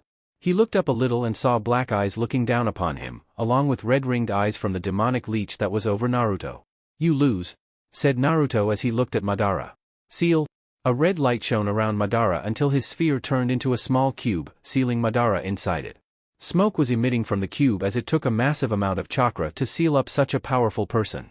Naruto sighed as he picked up the small cube and put it in one of his pockets on his cargo pants. His eyes shifted from black to crimson, his slit returning in his eyes. That was a long battle, said Naruto as he rubbed Rabi's head, earning a wide, wicked, toothy smile to appear on the mutated leech. We need to go help out the others. Shall we head out now? Asked Rabi. Not yet. Let me take a small break, and then we leave out, said Naruto as he leaned back on Rabi. Central Kumo. Kurama blew out a small stream of fire as she saw Fu take out another black rod from one of her younger siblings, Matabi. So far, they had Shikaku, Son Goku, Kokuo, and the now newly awakened Matabi. Thanks, Kuramane, said Matabi as she took in a deep breath of air. I thought I'd be like that forever. Don't worry, you're free now, said Kurama as she took in a deep breath. She looked at Gyuki, Fu, Karen, and Fuka to see that they were all tired out their minds. Sweat took over their bodies as they looked up at their last two enemies, Saiken and Isabu. These two will be the hardest to free, said Karen as she glanced upwards at the giants. The slug can secrete acid from any part of its body, while the turtle can curl up in a ball and hit its rod beneath that hard shell of his. Yeah, but I, the great monkey, Son Goku, can free them both, shouted Son as he beat his chest with his fist, acting like the ape his is. Madara, or Obito, was looking at the scene with anger in his eyes. This wasn't going according to his plans. They were supposed to fight, giving him some entertainment, but they weren't supposed to be winning. Time to take this to another level, thought Madara as he flashed through hand signs and slammed his palm against the ground. A large poof of smoke appeared from the ground, and what appeared was the demonic statue of the outer path, in all its weird-esque glory. It opened its mouth and golden chains wrapped around Saiken and Isabu, taking them inside him. "No!" shouted Kokuo as he watched his younger and older brother get sucked inside the statue. He was about to ram into the statue in retaliation, but Kurama trapped him with her tails. "Wait, Kokuo-chan. We can't go barging in now. We have to play this smart," she said as she looked at the large statue. "What shall we do?" asked Matabi. "Easy. We kill that son of a bitch," shouted Shikaku as sand gathered around him. "Not that simple," said Kurama. "Oh, it won't be simple at all," said Obito with a smirk from beneath his mask. The statue started to run towards the Biju, making them get into a defensive stance. The statue ran up to Son Goku, throwing a punch at him. Son caught both and opened up his mouth. "Monkey flame arson," shouted Son as green flames shot from his mouth and hit the statue. The statue ignored the flames and kicked Son away. It opened its mouth and chains came from it and wrapped themselves around Son. "Stop him," shouted Kurama as she ran up to the statue, ramming into its side. Came from the other side of the statue, but the statue recovered quickly from Kurama's attack and grabbed Kokuo's head. The chains reeled Son Goku into its mouth, absorbing the Monkey King. Chains wrapped around the statue as Fuka and Karen used their combined efforts into holding it down. The statue brushed off their attempts at stopping it and continued to run towards Shikaku, dragging Karen and Fuka along with it. Shikaku made a wall of sand in front of him, stopping the statue in its tracks. When Shikaku brought the sand shield, he was releasing a fully charged Biju bomb at the statue, which hit it dead in its stomach. "Good job," shouted Kurama as she got out of the blast range. She was, but saw Karen and Fuka almost get taken inside. She quickly turned around and used her tails to grab them and pull them away. She took some of the explosion to her side, causing her to hiss in pain. "You all right?" asked Fu as she floated next to Kurama. "I'm fine," said Kurama as she shook off the pain. She had other problems to deal with than a little pain. "Now for the next one," said Madara as his Sharingan spun in his eyes. The The statue turned its sights on Fu. Fu saw this and quickly flew off, away from the statue. The statue started to chase down Fu. Kurama, Shikaku, Matabi, and Kokuo were trying to stop the Biju eater. Fu shot into the air, flying upwards. She knew that she would be safe if she flew at high altitudes. She couldn't go up to high though. There was a limit to how high her beetles could go up. "Think you can get away?" said an amused Madara. The state squatted down, before shooting up in the air, surprising all of the Biju that tried to stop it. Fu came face to face with a large, living, demonic statue in the air with her. The statue knelt forward, and closed its mouth around Fu, swallowing her. "Fu-chan," shouted Kurama as she watched in sadness as the statue ate Fu, taking Chome with her. "Damn you," shouted Kurama as she charged up her Biju bomb. Gyuki, Kokuo, Matabi, and Shikaku joining her. They all formed one massive black sphere that was ready to be launched. When the demonic statue landed on the ground, they all shouted, "Biju bomb," and blasted the overpowered black sphere towards the statue. They all watched in anticipation as the large sphere headed towards the statue. Obito watched with amusement as the statue twirled around and kicked the black sphere back at the Biju. "You can't win now," said Obito as he watched the bomb explode, the Biju disappearing in the blast range. Fuka and Karen were thrown to the ground by Kurama away from the blast.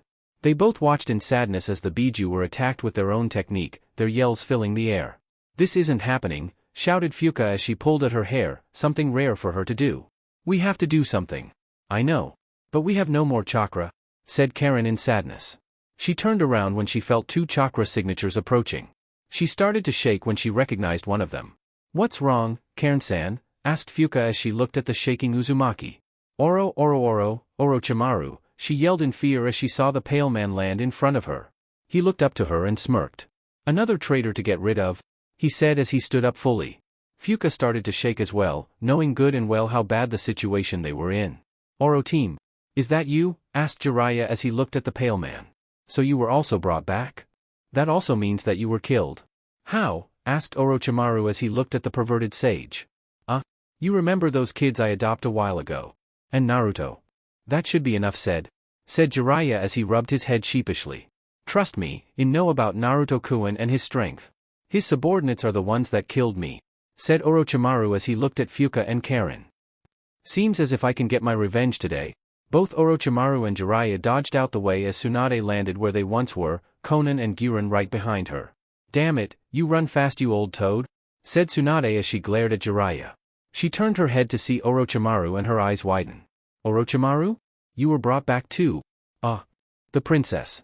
"I didn't think I'll be seeing you here," he said with a cocky smirk. "That's too bad, for I'll have to kill you here if you try to protect those two. Anyone that is an ally of Naruto is an enemy of mine." A large purple figure landed in the area and Sasuke and Sakura were inside Susanoo. "That damn snake is fast," said Sasuke as he glared at the man. "Oh, you followed me. How nice," said Orochimaru. The ground started to shake and more ninja started to appear to the battlefield. Soon, most of the shinobi alliances was there. "I can't believe it," said Obito as he looked at all the ninja present. He was surprised to see them all here, which also means that all of the undead ninja must have been sealed up. But Obito wasn't scared. No. He was far from it. "I can't believe that snake bastard actually called that this would happen. That means if he holds up his part of the plan, we'll win. Look what we have here," shouted Jiraiya. "Everyone is actually helping each other. How nice." "Jiraiya-sama," shouted Kakashi. "I'm sorry, but we will seal you up." "Oh, no worries." Jiraiya suddenly stopped talking and lost the happiness in his eyes. Orochimaru looked at the man weirdly. "What happened to you? To stop talking to suddenly isn't you," said Orochimaru. The silent Jiraiya started to run through hand signs and slammed his hands on the ground. "Edo? Tensei?" said Jiraiya in a dead voice. 3 coffins appeared from the ground and they slowly opened up. Everyone's eyes widened when they saw the first and second Hokage step from the wooden coffins. Hashirama stepped up and ran those hand signs. Green tattoos appeared on his face, signaling that he was in sage mode. Sage Art Mokuton, true several thousand hands, he yelled as the ground erupted and a massive wooden structure appeared in the sky, towering even beyond the Biju. Everyone looked up at the godlike statue. Hashirama stood on top of the statue, a blank look on his face. "This can't be," said Tsunade as she looked up at the statue. Only Madara Uchiha could face off against this, and even then, he lost against Hashirama. "How can we win?" asked Konan as she and the small amount of wave ninja compared to the rest of the army, looked up at the structure. Kurama looked on at the wooden structure in fear. The statue blocked any escape, and the demonic statue was staring them down, desperately wanting to absorb the biju. "What are we going to do?" muttered Kurama. Obito was looking at the scene with a big smile under his mask. This couldn't go any better. Seeing everyone's helpless face, seeing what real power was. It made him feel good that he could change the course of the whole war with just a couple dead bodies. "I have to give it to you, Kabuto, you were right. When everyone seals up the bodies, they would come to the only battlefield where they haven't won yet. Everyone would.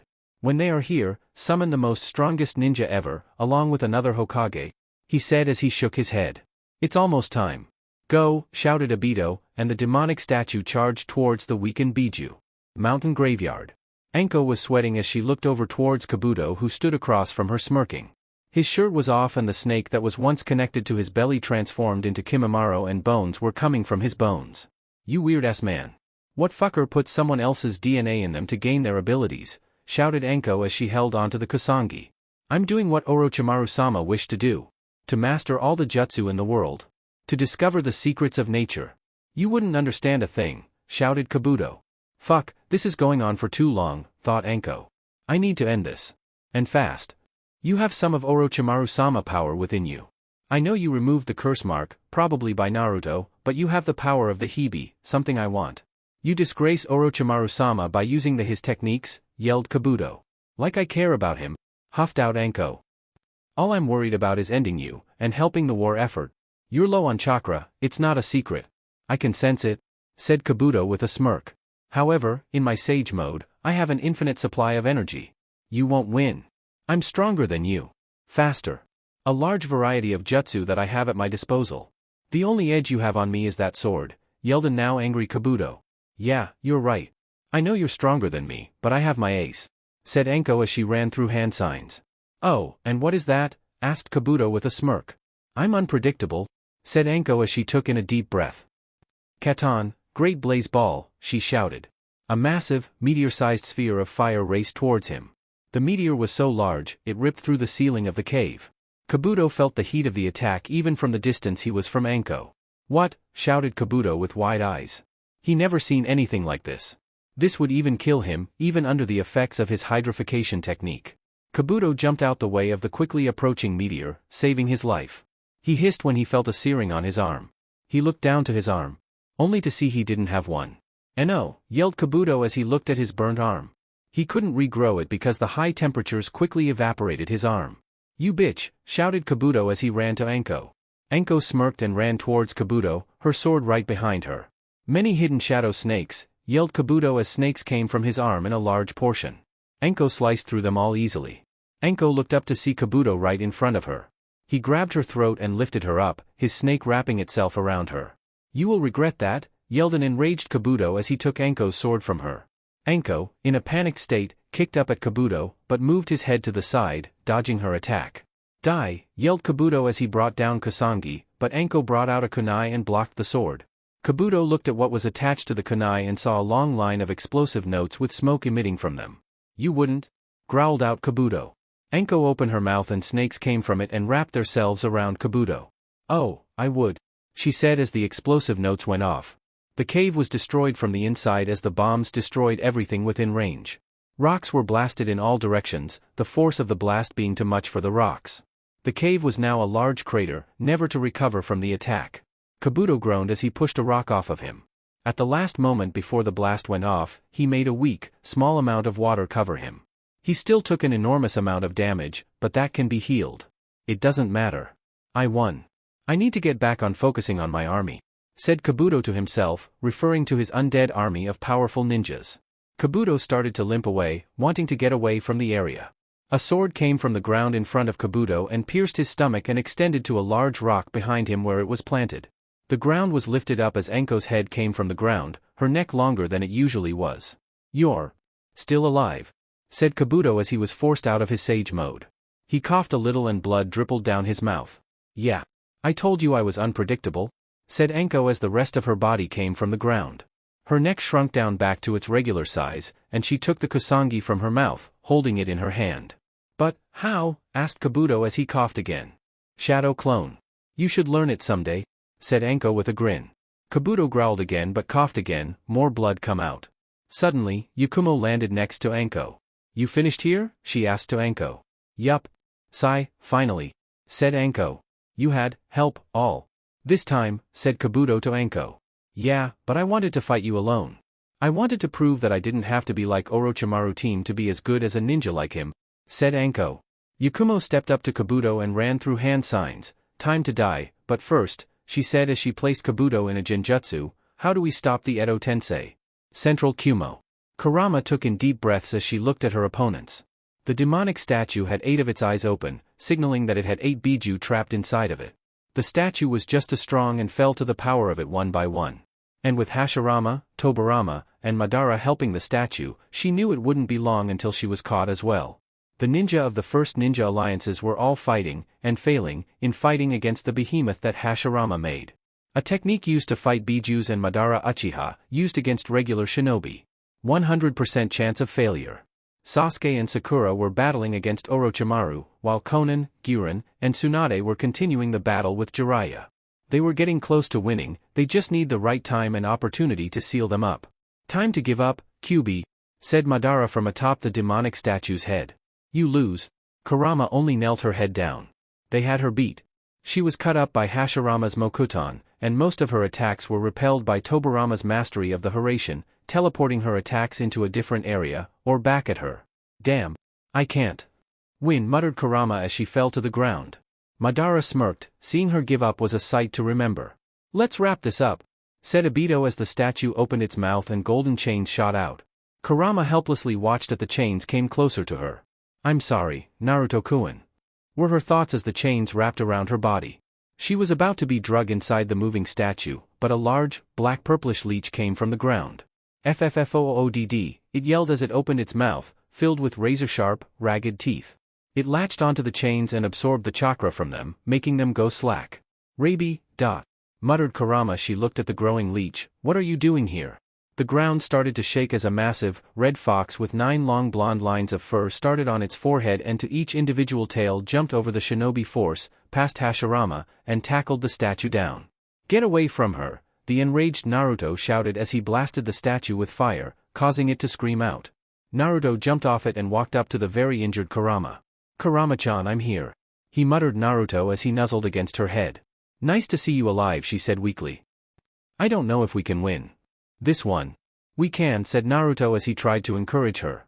Naruto-kun, Fu's dead, Kurama said hesitantly. Naruto's eyes widen when he hear this. What? He said as he looked down at her. Kurama turned her head, avoiding eye contact with him as she kept talking. The statue. To the rest of Komi-chan's chakra, it ate her, she said as tears ran down her eyes. It got her. And not too long ago. It absorbed Gyuki. B's body is somewhere around here. Black and red chakra as his anger rose to new heights. Everyone turned to him when they saw the sight of what was close to the devil mad. I'll kill him, muttered Naruto as a red light covered him. He reverted back to his human form, but his chakra was still in the shape as his Biju form, just as tall as Kurama. You won't survive. I assure you, said Naruto as he looked towards Obito, who was smirking underneath his mask. I won't survive? You sound so confident, like you are actually a threat. I have the most powerful weapons on my side. What do you have? An overly large injured fox? You are nothing. Suddenly, white lights ran down from the sky and hit Orochimaru, Jiraiya, Hashirama, and Tobirama. It seems like Anko-san and Yakumo-san did it? Muttered Kurama as she looked up at the sky. Oh, looks like it's time for me to go, Haim, said Jiraiya as he looked at Tsunade. I'll see you soon though, since you are going to die of your old age. Ha ha ha ha ha, he laughed. Tsunade just sighed as she saw her best friend's soul return to the heavenly planes. I don't wish to leave, said Orochimaru as he ran through hand signs. The white light disappeared around Orochimaru, leaving a smirking snake Sannin. Are you still here? Shouted Tsunade. Users of the Edo Tensei, such as myself, know that if you are revived by the technique, but are forced to return to the afterlife, can use the secret combination of hand signs to stay on Earth with my immortal body, said Orochimaru. You still have to deal with me. The light flashed on Hashirama and his soul was lifted away from his corpse. It was about to be the same way for Tobirama, but he ran through his same hand signs, saving himself. Finally, I have control of myself, said Tobirama as he looked down at his hands. This body. It's cold, but I have control now. A white light flashed down to Naruto's pocket. Naruto went to his pocket to see the crimson cube that Madara was trapped in. You wish to return to hell? Fine, said Naruto as he threw down the cube. The cube started to shake, gaining Naruto's attention. Black cracks appeared around the cube until it exploded. Madara appeared from the smoke, smirking at Naruto. Guess who's back, he said. How are you still here? Growled out Naruto as he looked at the Uchiha. I knew of the way to keep my soul inside this body. The white light broke through that prison you made for me, which I am grateful for. I was really trapped inside, but I'm back, he shouted with a creepy smirk. He jumped back to Obito, who was standing on the demonic statue of the outer path. Seems our plans were messed up a little, said Madara as he landed next to Obito. Obito sighed as he took off his mask, revealing his face to the world. Yeah, but it's going better than we imagined. Obito-san? Asked Minato, with the newly arrived Gakage. Is that you? Yes. Back from the grave to haunt your dreams? Said Obito as he looked down at Minato. I can't believe you couldn't figure it out. I guess doing all that paperwork made you go senile, he said with a smirk. Obshio turned his head to Orochimaru, now interested in him. Tell me, whose side are you on? Asked Obito with a Sharingan and Rinnegan-enhanced glare. Well, said Orochimaru as he looked at the allied shinobi force. They are trying to seal me up, so I guess I'm on your side, said Orochimaru. Here's proof, said Orochimaru as he ran through hand signs. Summoning. A coffin appeared from the ground, and in front him was Hashirama Senju. Not again, shouted an aggravated Suigetsu.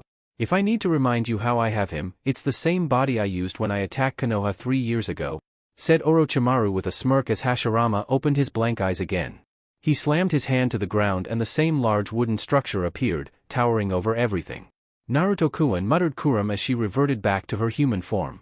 She was laying on the ground, not being able to move. We can't win. Naruto didn't even look back at her. I'm sorry, said Naruto as red chains came from his back and wrapped around Kurama's body.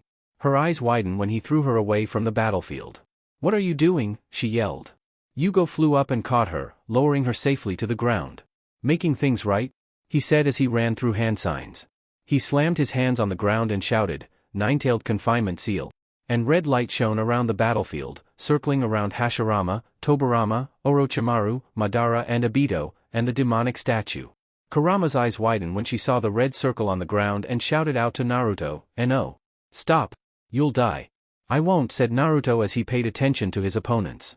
Menma and Mito were one of the few people that were close to the red light that was flashing on the ground. He plans to trap himself in along with the Akatsuki, said Mito, remembering how the seal worked. He can't face them all alone, can he? Said Menma, knowing the answer to his question. Sure, Naruto was strong, but he wasn't strong enough to handle some of the strongest ninja in history by himself. We need to help, said Mito as she looked at her brother. We owe him that much? Menma looked at her sister before nodding his head. They both stepped over the line and ran up to Naruto. Sasuke was looking at Naruto's back, seeing his tails move in the wind. He knew that Naruto wouldn't be able to win. He looked down to Sakura to see a frightened look on her face. You know. Don't you? Said Sasuke as he looked down at Sakura. He won't win, yet he still tries, she silently cried. It shouldn't be like this. Do you wish to help him? Asked Sasuke. Sakura looked up at Sasuke with determined eyes. She wiped her eyes and nodded up to Sasuke. Sasuke nodded back to Sakura and grabbed her hand. Together, they stepped over the red line before it shot up in the air, sealing in anything inside its walls. No! Yelled Kurama as she tried to run up to the wall, but the wave ninja stopped her. Please stop, Kurama-sama, shouted Haku. It's in Naruto-sama's hands now. But he'll lose, she yelled as tears streamed down her face. He won't win. He'll, her eyes trailed to Naruto's form that was far away from her. He'll die. Naruto looked at his enemies with hatred. They killed Fu. They even killed B. Even though Naruto didn't know B for a long time, he was still a Jinchuriki that didn't deserve to die. Naruto put on his claws and got into his taijutsu stance, the merciless fox. I will kill all of you, even if I need to sacrifice myself. Sacrifice yourself? Asked an amused Obito. Look at who you are protecting, Naruto-san. Those people beyond that border are people that fear and hate you. Since you were born, you were treated like a demon. Why fight for those that will only stab you in the back? Asked Obito as he raised up his arm and pointed to Naruto. You hate them and you know it. You wish to be free of this corrupted world. You can do something about it. Join me. If you do, you will have peace with yourself. Naruto stared at the man with his crimson orbs. He saw Wicked right beside Obito, interested in what he was about to say. Naruto took in a deep breath and glared at Obito. I'm not fighting for them, but for Wave. I have people who love me now, and I'll be at peace when I kill you and have your blood covering my claws, said a determined Naruto as his eyes glowed dangerously. 4 chakra signatures landed next to Naruto and he looked to his right. Sasuke and Sakura were beside him, ready to fight. Sasuke-san. Sakura-san. What AR-? We are not letting you die, said Sasuke as he activated his EMS. You are my best friend. I can't let you die unless I'm there dying right beside you. We're with you until the end? Said Sakura as she gripped her gloves. Naruto turned to his left and looked at Menma and Mito. And you too, he asked. We owe you for everything we've done to you, said Mito, unsealing her sword. Just count this as payment. Yeah, and we did tell you that we were going to show you how strong we've gotten since we last met, said Menma with a smirk. Naruto shook his head with a small smile. He looked behind him to see Tobirama land on the ground. I know all about the purpose of the war, hearing about it while battling the shinobi and when that Kabuto boy brought me back. I'll fight with you, just don't do anything stupid, said Tobirama with his arms crossed. No promises, said Naruto as his chakra expanded to the 5 and adding it to their chakra reserves, giving them unbelievable strength. Are you ready to lose? Asked Obito as he looked down upon the group. I only win. You all shall lose today, said Naruto. He looked up at the full moon, see a silhouette of the same women he has been seeing for the past couple years before she disappeared. Time to fight, yelled Rabi as he came from the ground, towering over Naruto and his allies. Time to win, said Naruto as he and the group charged forward. Chapter 31. A Fixed Mind. Battlefield. Naruto flew forward, headed towards Madara and Obito, who were atop of the demonic statue of the Outer Path's head. Before he could make it to them, Hashirama and his large wooden statue got in front of him. Seems I have to take you down first, said Naruto to the unresponsive Hokage. Wooden hands shot down to Naruto, but he easily dodged them all with his flight skills. He flew forward with his claw in front of him, headed towards the statue. Fox slash, he shouted as he made contact with the wooden structure. Naruto pierced the inside of the statue, but didn't make it to the other side. He was in a small cave of wood, a very bad position for him to be in. The hole he made started to close up, and Naruto flew out before he could get trapped inside. When he made it outside, he was slapped to the ground by the statue's many hands. Ugh. Too many hands, Naruto said as he got up from the ground. More hands shot towards Naruto, ready to pierce right through him. Tamed winds, he said as he placed his palm forward. Instantly, dozens of arms were sliced off by invisible wind blades in the air. Hashirama jumped off the statue's head, dropping down to Naruto. Naruto summoned his scythe and slashed upwards at the approaching Hokage, but a branch came from the ground and blocked the attack. Hashirama landed in front of Naruto and kicked upwards, attempting to hit Naruto in his stomach. Naruto caught the kick with one of his tails and slammed Hashirama to the ground. Hashirama placed his palm on the ground, and sharp branches erupted from the ground and shot towards Naruto. Naruto let go of Hashirama and slashed left and right, coating his scythe in his burning yokai. Hashirama threw a punch at Naruto's face, which he moved to the side to avoid. Many branches of wood came from Hashirama's sleeve, close range of Naruto's face. Naruto flew around Hashirama and kicked his back, but a wooden wall came from the ground to protect him. Naruto slashed at his back as more wooden hands rained down on him, coming from the wooden statue Hashirama made. Naruto turned around to the approaching Hashirama and yelled out. Futon, downhill wind current. Wind blasted down on Hashirama's body, making him fall to the ground and unable to move, the pressure of the wind too great for one to stand. Naruto turned to the wooden structure towering above and took in a deep breath. Time to get rid of this, he said as 10 clones appeared around him. They all threw kunai around the top of the statue and they all disappeared in a red flash. They appeared over the wooden statue and made a Rasengan in their hands. The Rasengans were filled with wind chakra, transforming it into a powerful move. Futon, crashing Rasen Shuriken barrage, shouted all the clone Narutos as they flew downwards, putting the enhanced wind Rasengans in front of them. It looked like 10 comets came raining down on the top of the statue, causing a massive explosion. Naruto covered himself in chakra and red chains came from his back. They surrounded him and started to spin around, giving him the appearances of a drill. Chakra chains, drill form, said Naruto from within the chains. The chains caught fire and flew downwards into the massive explosion. Naruto entered the explosion and hit the top of the statue, piercing the inside of it. Hashirama got back on his feet, the wind pressure finally ceasing on him. He saw the incoming explosion headed his way and made a wooden shield around his figure to protect himself. When he brought it back down, he saw his statue with a gaping hole in his head. The stomach of the wooden structure gained a red light until a fireball came from it. The fireball slowly died down to show chains in a drill-like fashion. They became smaller and smaller until Naruto could be seen, looking down at Hashirama. "That should take care of that for a little while," said Naruto as he looked at the injured statue. He focused back on Hashirama, who was on top of a large root and headed up towards Naruto. Naruto readied himself when he saw Hashirama summon a large, bulky sword out of nowhere. Hashirama made a downward slash with his sword, and Naruto replied with a counter of his scythe. Naruto spun around with his scythe in hand and tried to pierce Hashirama's side. Hashirama used the flat side of his sword to stop Naruto, and used the wood that he was riding on to shoot towards Naruto. Naruto, using his mastery of wind, slashed at the overgrown root, cutting it to little pieces. Hashirama started to descend towards the ground, and Naruto was right behind him, his tails pointed towards him. "Take this," yelled Naruto as his tails made contact with Hashirama at the same time he hit the ground. A massive dust cloud flooded the area, blocking all eyes focused on the fight. In a different area inside the seal, Sasuke's eyes laid on the ex-leader of the Uchiha clan. "So it comes down to me fighting one of my own clan. Such a shame. You could actually help my cause and bring peace into the world?"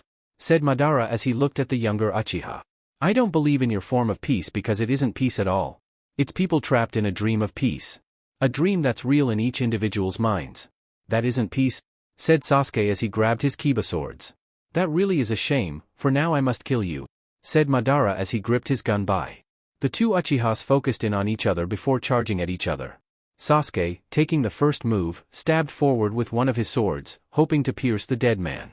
Madara blocked with his gunbai's flat side, and moved his head to the side to dodge Sasuke's other sword. Madara spun around Sasuke, kicked him in his back, only to make contact with the ribcage of the Susanoo. Sasuke turned around and made a diagonal slash at Madara's chest, only for Madara to jump back away from Sasuke. Sasuke put his swords together and charged up his lightning, shaping it into a sphere. "Lightning ball," he yelled and sent the compressed form of lightning to the zombie Uchiha. Madara ran up to the ball and slapped it back at Sasuke with his gunbai, surprising the younger Uchiha. Sasuke's Susanoo gained arms and a face, sliced the ball in half, making it explode. "Time to do some damage," said Sasuke as he ran through hand signs. "Katon, great fireball technique," Sasuke said as he sent a fireball at Madara. "Pathetic," said Madara as he used his gunbai as a fan and blew the fireball out. "You need to boost your firepower. A flame like that is nothing compared to mine," said Madara as he ran through hand signs. "Katon, great fire annihilation," yelled Madara as he sent a flood of flames to the wide-eyed Sasuke. "This flame is as big as Naruto's," thought Sasuke as he jumped out the way.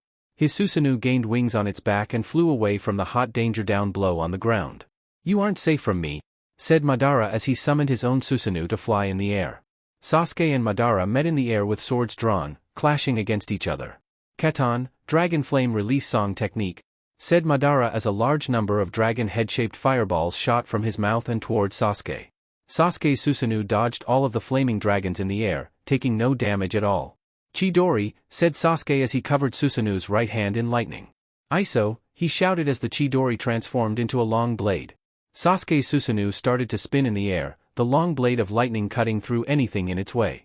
Madara moved to the side, avoiding a would-be death blow to him and his armor. He looked to the side to see one of the Susanoo's ribs were sliced off by Sasuke's blade. "Impressive. A lightning blade that cuts anything. A strong change in chakra form. The first I've seen of its kind," said Madara as he repaired his armor. "It will be your end?" said Sasuke as he flew towards the older Uchiha, ready to take him down. Down on the ground, Mito and Menma were facing off against Orochimaru.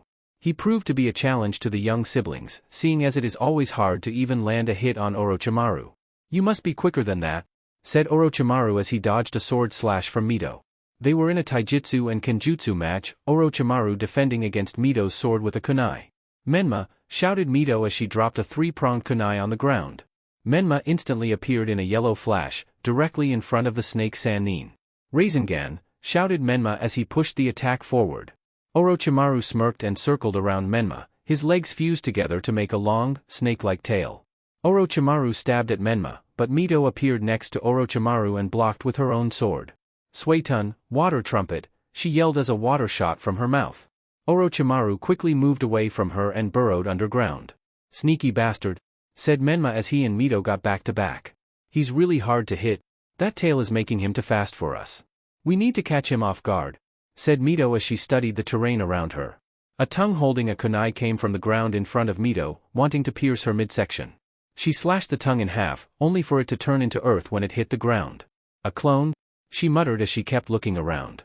Those two are good, thought a hidden Orochimaru as he watched Mito and Menma from behind a rock. His head was protruding from the ground, low to the ground. Their Hiraishin is fast, and I only have a small amount of time for me to dodge. I need to get an inside position for me to get in a quick kill. I sense something, said Menma. Mito, also sensing something, turned towards her right to see Orochimaru coming from the ground and slithering their way. Ration, chain lightning technique, said Menma as lightning shot from his hands. Orochimaru moved to the side and headed forward to Mito, running through hand signs. Many hidden shadow snakes, he said as snakes came from his sleeve and shot towards Mito.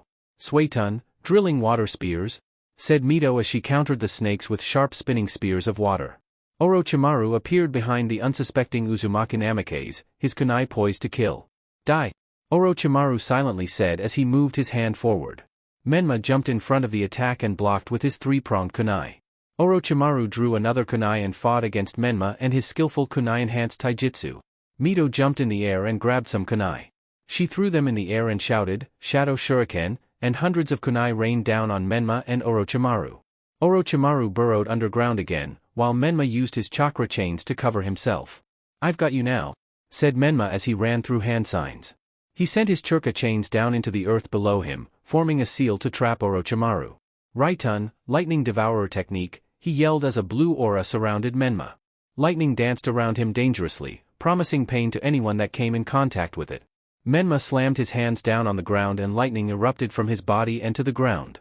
The sound of lightning crashing echoed throughout the battlefield, and Mito was blinded by a blue light. When the blue light faded away, Menma was shown in the middle of a large crater, standing over Orochimaru's recovering body. "You got him," said Mito as she jumped down next to her brother. "Yeah, now let's seal him up," said Menma. Mito nodded as chains came from her back, ready to finish the job. Orochimaru's mouth opened up to show another healthy Orochimaru with a kunai in his hands. He stabbed Menma in his stomach, causing him to scream out. "That's one," said Orochimaru as he moved to Mito quickly. Mito dodged Orochimaru's stab attempt and grabbed Menma's fallen form and disappeared in a yellow flash, out the large crater. "Menma, are you alright?" shouted Mito as she looked down on her brother's pain-filled body. "Ugh, do I look alright?" he asked as he stood up, his hand clutching his stomach wound. "I need to patch this up. Can't let too much blood out. Like I'll give you the time to do that," said Orochimaru as he jumped out the crater and towards the two siblings, ready to attack. Sakura stood in front of a eight-eyed statue that looked down on her. She felt herself shaking as she looked at the demonic statue, knowing she could easily die from fighting it. "Damn it, I need some help," muttered Sakura in fear as she gripped her gloves. All the statue had to do was step on her to finish her off. "Why do I get to fight the dangerous statue that can kill you just by stepping on poor me?"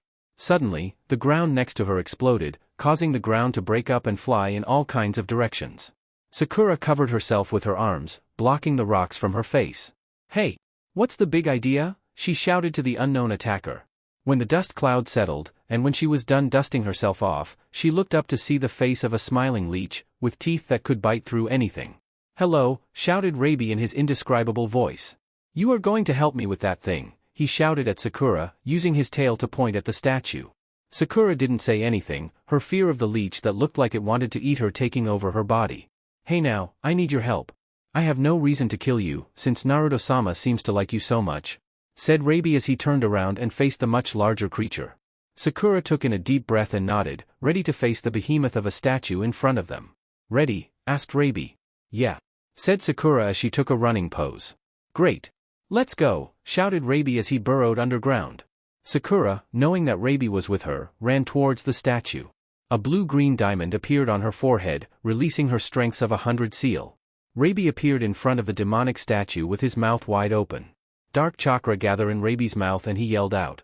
"Black cannon," he sent a pressurized beam of black chakra to the unsuspecting statue.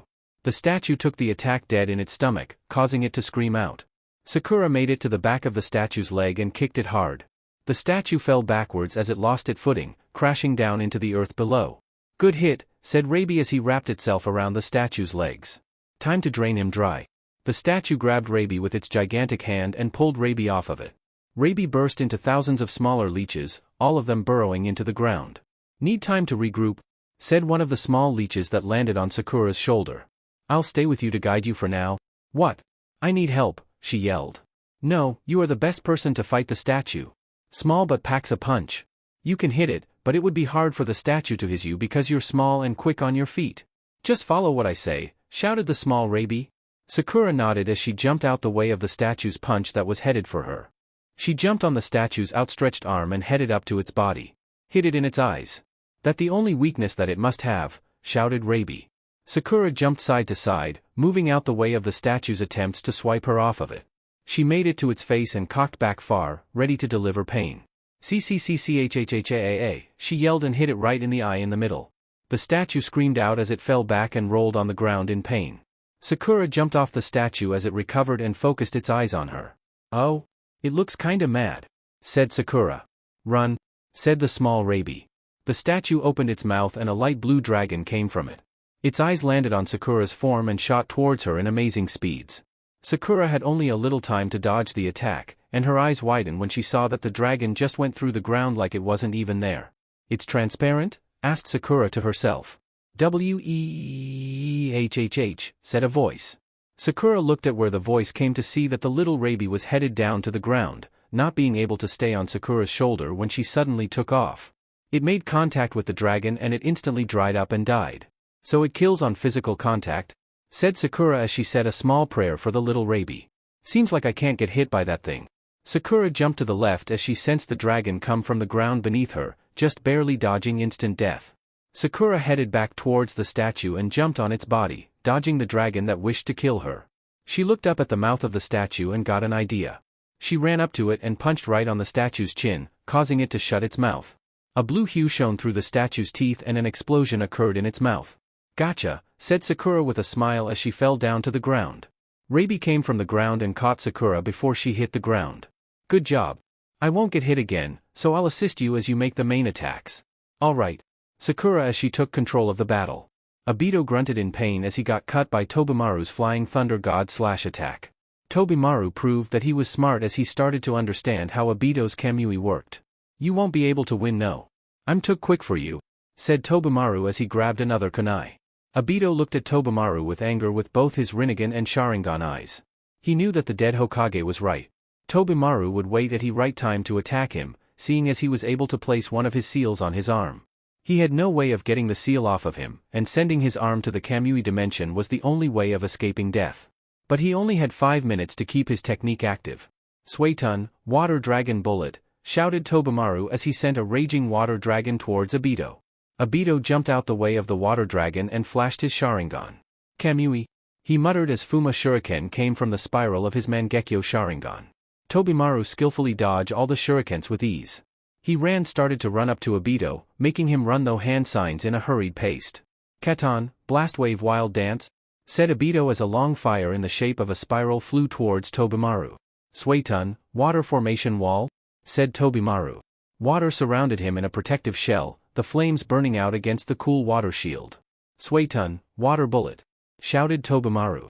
Using the water from his last move, the water changed itself into a large sphere that blasted towards Obito. Obito substituted himself with a nearby rock. The rock was destroyed by the forceful water blast, the ground beneath it also taking the hit. When Obito landed on the ground, Tobemaru appeared right next to him with a kunai in hand. What? Thought a surprised Obito as he dodged Tobemaru's kunai slash. How did he get here so fast? Obito looked down to see he landed in a field of kunai, all marked by Tobemaru. Mokuton, Underground Roots Technique, said Obito. Sharp roots shot from the ground, ready to pierce through the dead Hokage. Tobemaru appeared and reappeared next to one of his kunai. Damn Uchihas always stealing other people's techniques, muttered Tobemaru. He threw a herd of kunai towards Obito, which phased through him harmlessly. Obito grunted as he ran through more hand signs. Katon, Great Fireball Te-Urk. Obito stopped moving as he felt something stab him in the back. He looked behind him to see Tobemaru with a kunai in his hands, the same one he just threw at Obito. How? Asked Obito. Every time you use a jutsu, I noticed that you couldn't keep up your intangibility. The seal that I placed on you earlier kept appearing every time you used a jutsu, alerting me that you were then able to kill.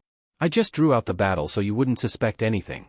Once I had your guard down, I went in for the kill, explained Tobemaru. He pulled out his kunai from Obito's back, making him grunt in pain. Damn it, said Obito as he hit the ground face forward.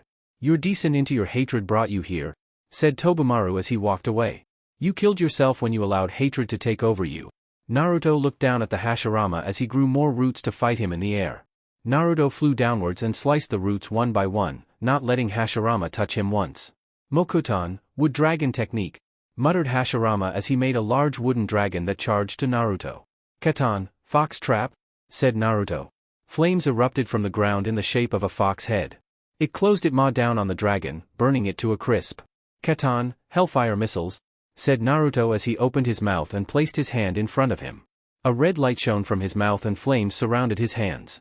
Soon enough, large flaming missiles shot from Naruto and to Hashirama. Mokuton, Hobi technique, said Hashirama. A dome-like defensive structure with the face of a dragon protected Hashirama from the harsh attack. That again, said Naruto as he looked down at what seemed to be an indestructible shield. Throughout their whole battle, none of Naruto's attacks could break the dense shield. A purple figure shot past Naruto, and he recognized it as Sasuke's Susanoo. It landed harshly into the ground, and Naruto floated back towards the ground to check up on Sasuke. You okay? Asked Naruto as he saw Sasuke deactivate his purple armor. Yeah. This guy is strong. It's taking a lot of energy just to land a hit on him, and then he just recovers too quickly, said Sasuke as he got up from the ground. We should team up. We are facing the strongest ninja in history, it will be better if we teamed up and take them down together, said Naruto. The two looked up in the air as Madara flew right over them. He landed next to Hashirama and smirked at the two younger shinobi. So you two are friends, how amusing, mocked Madara. You almost remind me of Hashirama and me, but you two are different. We were evenly matched, but the fox boy is way stronger than you, Uchiha, like I don't know that. And stop trying to make us turn on each other. It won't work, said Sasuke with a Sharingan-enhanced glare. We have better teamwork than you two old fossils, we'll see. Even though I hate Hashirama with all my heart, I respect him the most out of anyone in the world. The strong feed upon the weak. You will submit to our power? Shut up, said Naruto as he made a Rasen Shuriken. I don't want to hear a dead man talk about how strong he is, when he was defeated by his best friend so many years ago. The dead need to stay dead. Sasuke coated the Rasen Shuriken with the black flames of the Amaterasu, making it more deadly than before. Naruto added more chakra to the shuriken, making it larger and larger, almost able to slice at Madara even from the distance between him and Naruto. We will win, he said as he threw the shuriken at Madara, Sasuke rushing in right behind it. Mito was in the middle of a ninjutsu battle with Orochimaru.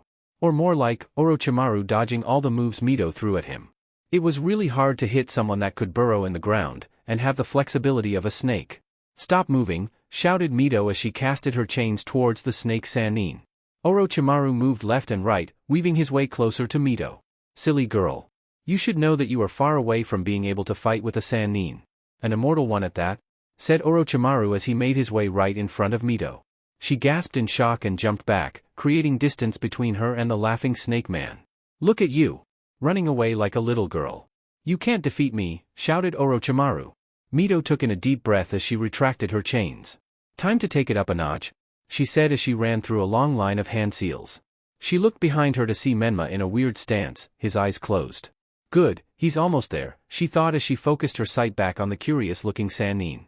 When she finished running through all of her hand seals, she stretched her back out and looked up to Orochimaru.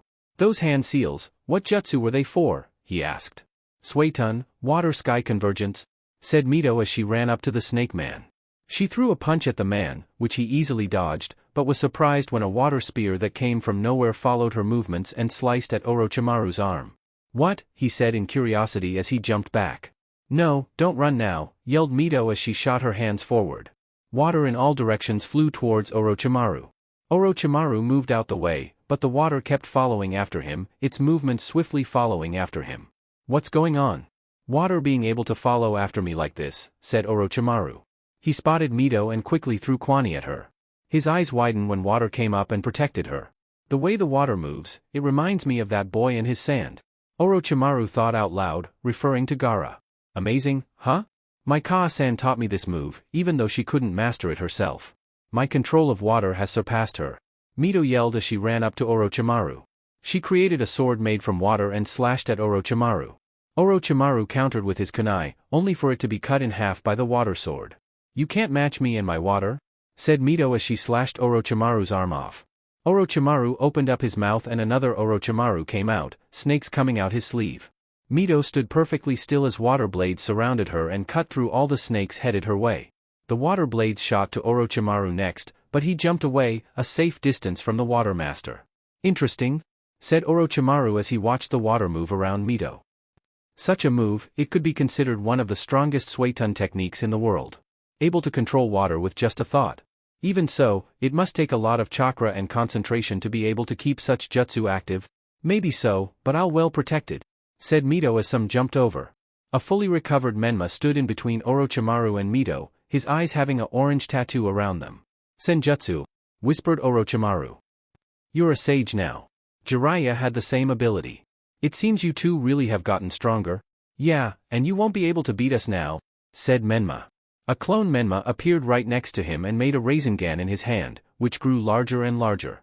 Time to face facts, old snake man, you won't win, said Menma as he appeared next to Orochimaru with shocking speeds and pushed his hand forward. Sage art. Ultra big ball Rasengan. Naruto grabbed Sasuke's hand, pulling him off the ground as roots shot up, trying to pierce him. The two were in a heated battle with the founders of Konoha and were keeping up with them.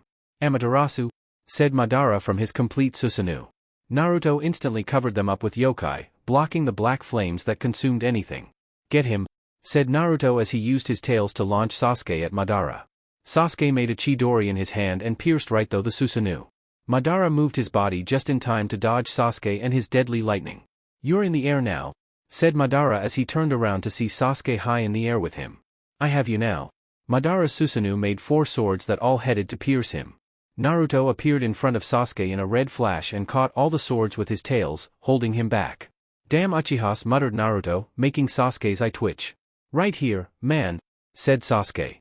Hashirama was on top of his wooden statue, closing in on Naruto and Sasuke. The statue's hands shot out to the two, ready to crush them to death. Some kunai appeared around the hands, and in a flash, Tobemaru cut through all the hands with a kunai enhanced with his water churka. Sorry for the wait, he said as he jumped on the statue and headed towards his brother. Hashirama moved forward and met his brother in a deadly lock of fist against fist. Tobemaru jumped back and threw a kunai at Hashirama, which he dodged by slightly moving his head to the right. Hashirama charged forward, but Tobemaru teleported behind Hashirama using the seal he placed on the kunai. He grabbed the kunai midair and went to stab at Hashirama, but a wooden wall separated his kunai and Hashirama's back. Mokuton, great forest technique, muttered the dead Hokage from the other side of the wall. Spikes grew from the wall and headed towards Tobemaru, but Naruto came flying in, grabbed Tobemaru with his tails, and flew away from the spikes. Gah! Said Naruto as he looked down at his side. He got cut by one of those spikes, and they dug deep in his side. Are you going to be okay? Asked Sasuke. Yeah, it's nothing, lied Naruto. His side was burning up. That wood was like poison to him. Naruto flew to the back of the wooden statue, seeing it exposed. Sasuke-san, get your Chidori, Iso ready, said Naruto. Sasuke nodded and made the long lightning sword, the blade sparking in its charged state. We're going in, said Naruto as a veil of his yokai surrounded the three. He shot forward, blasting towards the statue. Sasuke placed the long sword in front of the group, making it look like a long lance was headed towards the statue. The lance successfully made it into the statue, a large hole on the back of it. So the fools actually entered the statue. Dangerous move, said Madara. His Susanoo threw 2 of its swords down to the area where the group entered the statue, the sword successfully lodging into it. That should have killed them, said Madara as he patiently waited to see what would happen. What Madara didn't know was that Naruto teleported the group back down to the ground before Madara threw the swords into the statue. Yokai blast, said Naruto as his yokai surrounded his arm and shot up towards Madara. The yokai blast hit the Susanoo right under its chin, a huge explosion occurring in the air. In the statue, Naruto left 10 clones inside the entrance he forcefully made. They started to glow a red light, until they all exploded inside the statue. The statue bloated in size until the top part blew up, wood raining everywhere in the area. That worked well? Said Tobemaru as he watched the destruction. These two were really strong for their age, especially the one with tails. It won't last. The statue can heal itself, but it will take time. We have this small window of opportunity to at least seal up one of them, stated Naruto. Suddenly, Hashirama landed in front of the group and placed his hands on the ground. Mokuton, wood human technique. From the ground came an enormous statue-like creature made of wood. Its full body was as tall as a biju, it had an oni-like face with a wooden dragon wrapped around its waist. Another damn statue, shouted Sasuke. The statue punched the ground below him and spears of earth shot towards the group. Tamed winds, said Naruto. Wind blades slashed right through the earth spears. Keton, fox trap, yelled Naruto. Flames shot from the ground and devoured the human-like statue. Did you end it? Asked Sasuke. He got his answer when the statue ran out the fire and headed towards the group. Tobimaru grabbed Sasuke and disappeared, as Naruto grabbed his scythe and charged right at the approaching statue. This will end you, said Naruto as he covered his scythe in flames and threw it at the statue. The flames grew out from the scythe and slashed right through the middle of it. Naruto's eyes widened when the human statue slammed his hand down on top, making Naruto hit the ground hard. Madara watched with amusement as he saw the human statue jump on top of Naruto. There's no stopping that thing. It will keep moving, even through the toughest attacks. That along with Hashirama's thousand-hand statue almost guarantees us a win.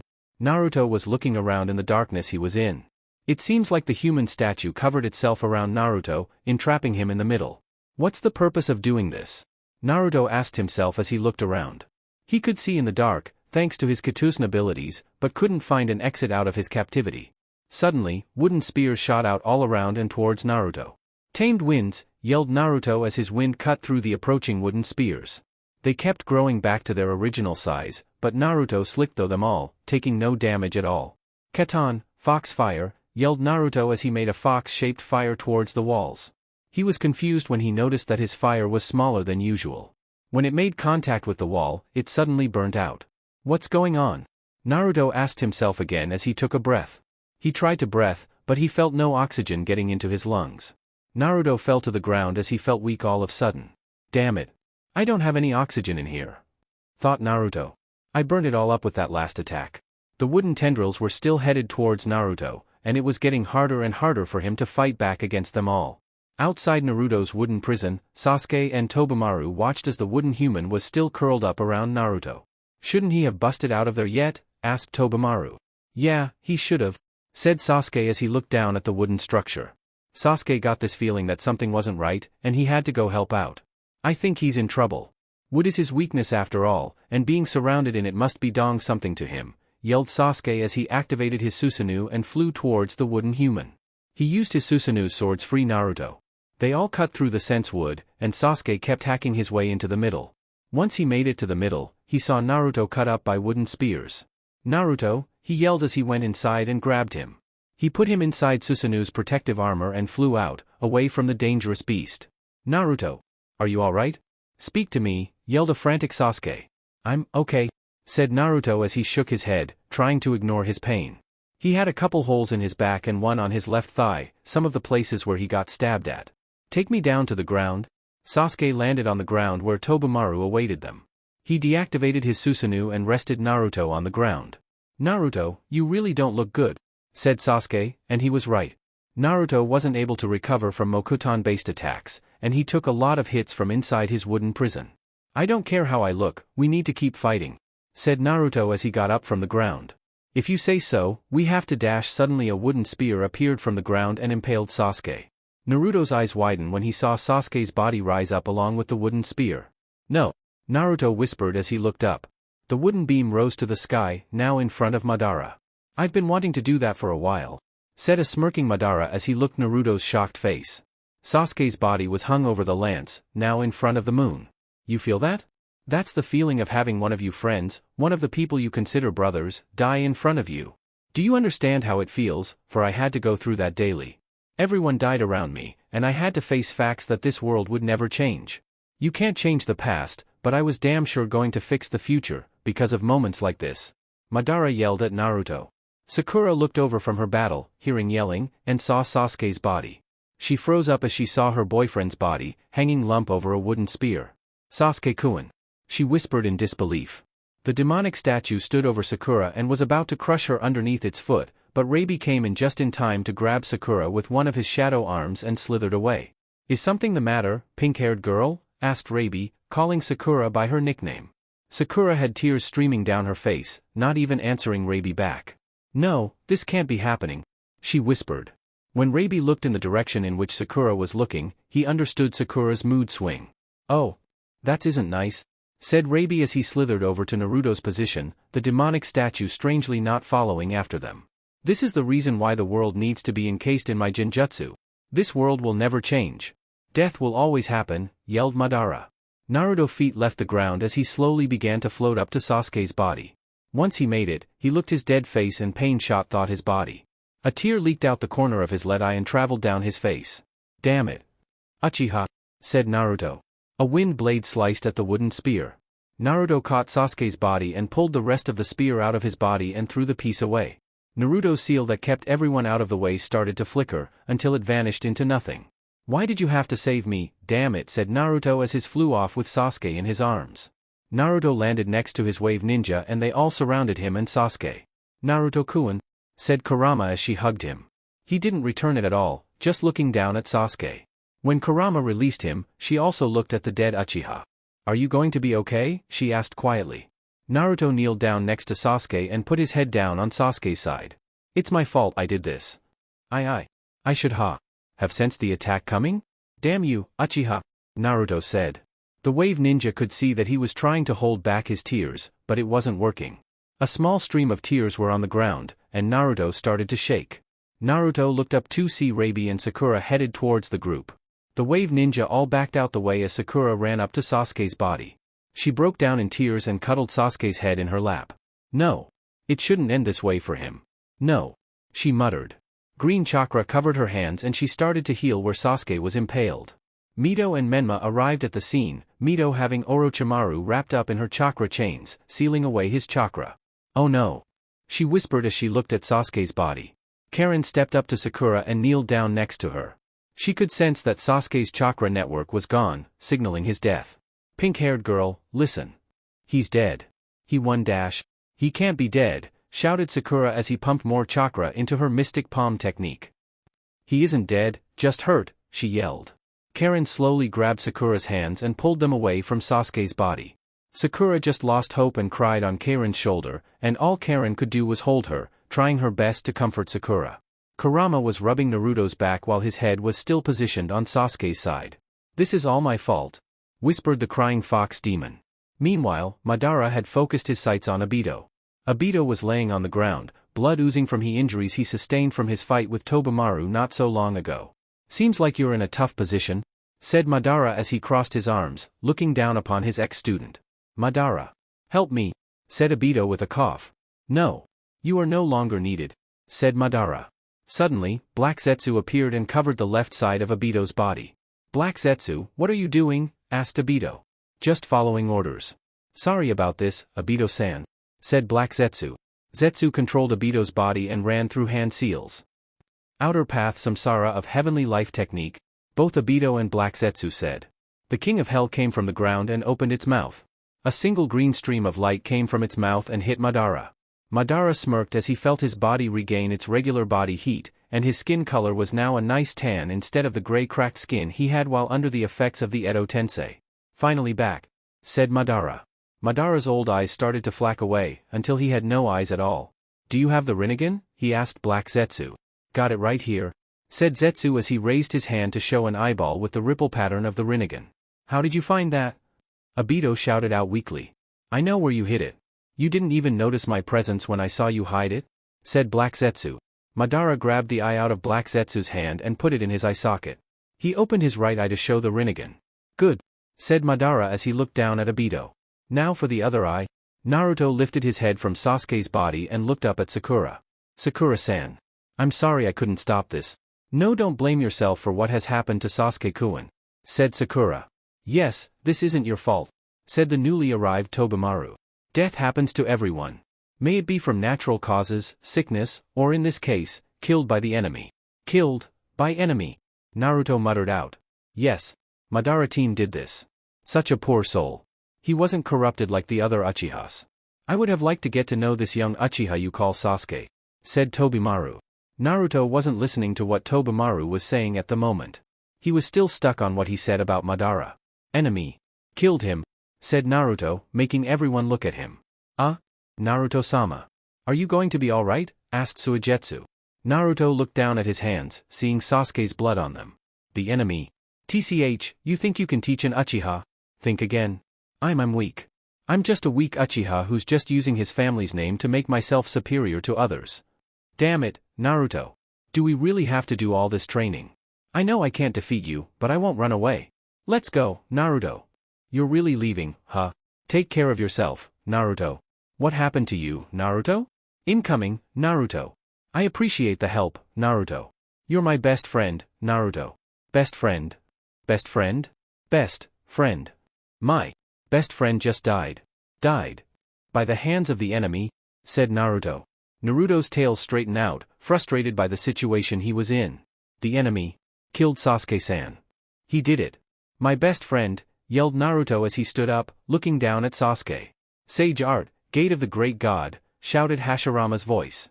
Sakura grabbed Sasuke's body and jumped away, sensing something headed their way. Red Tori came from the ground and slammed right down on Naruto, blocking his yokai. That's game, said Madara.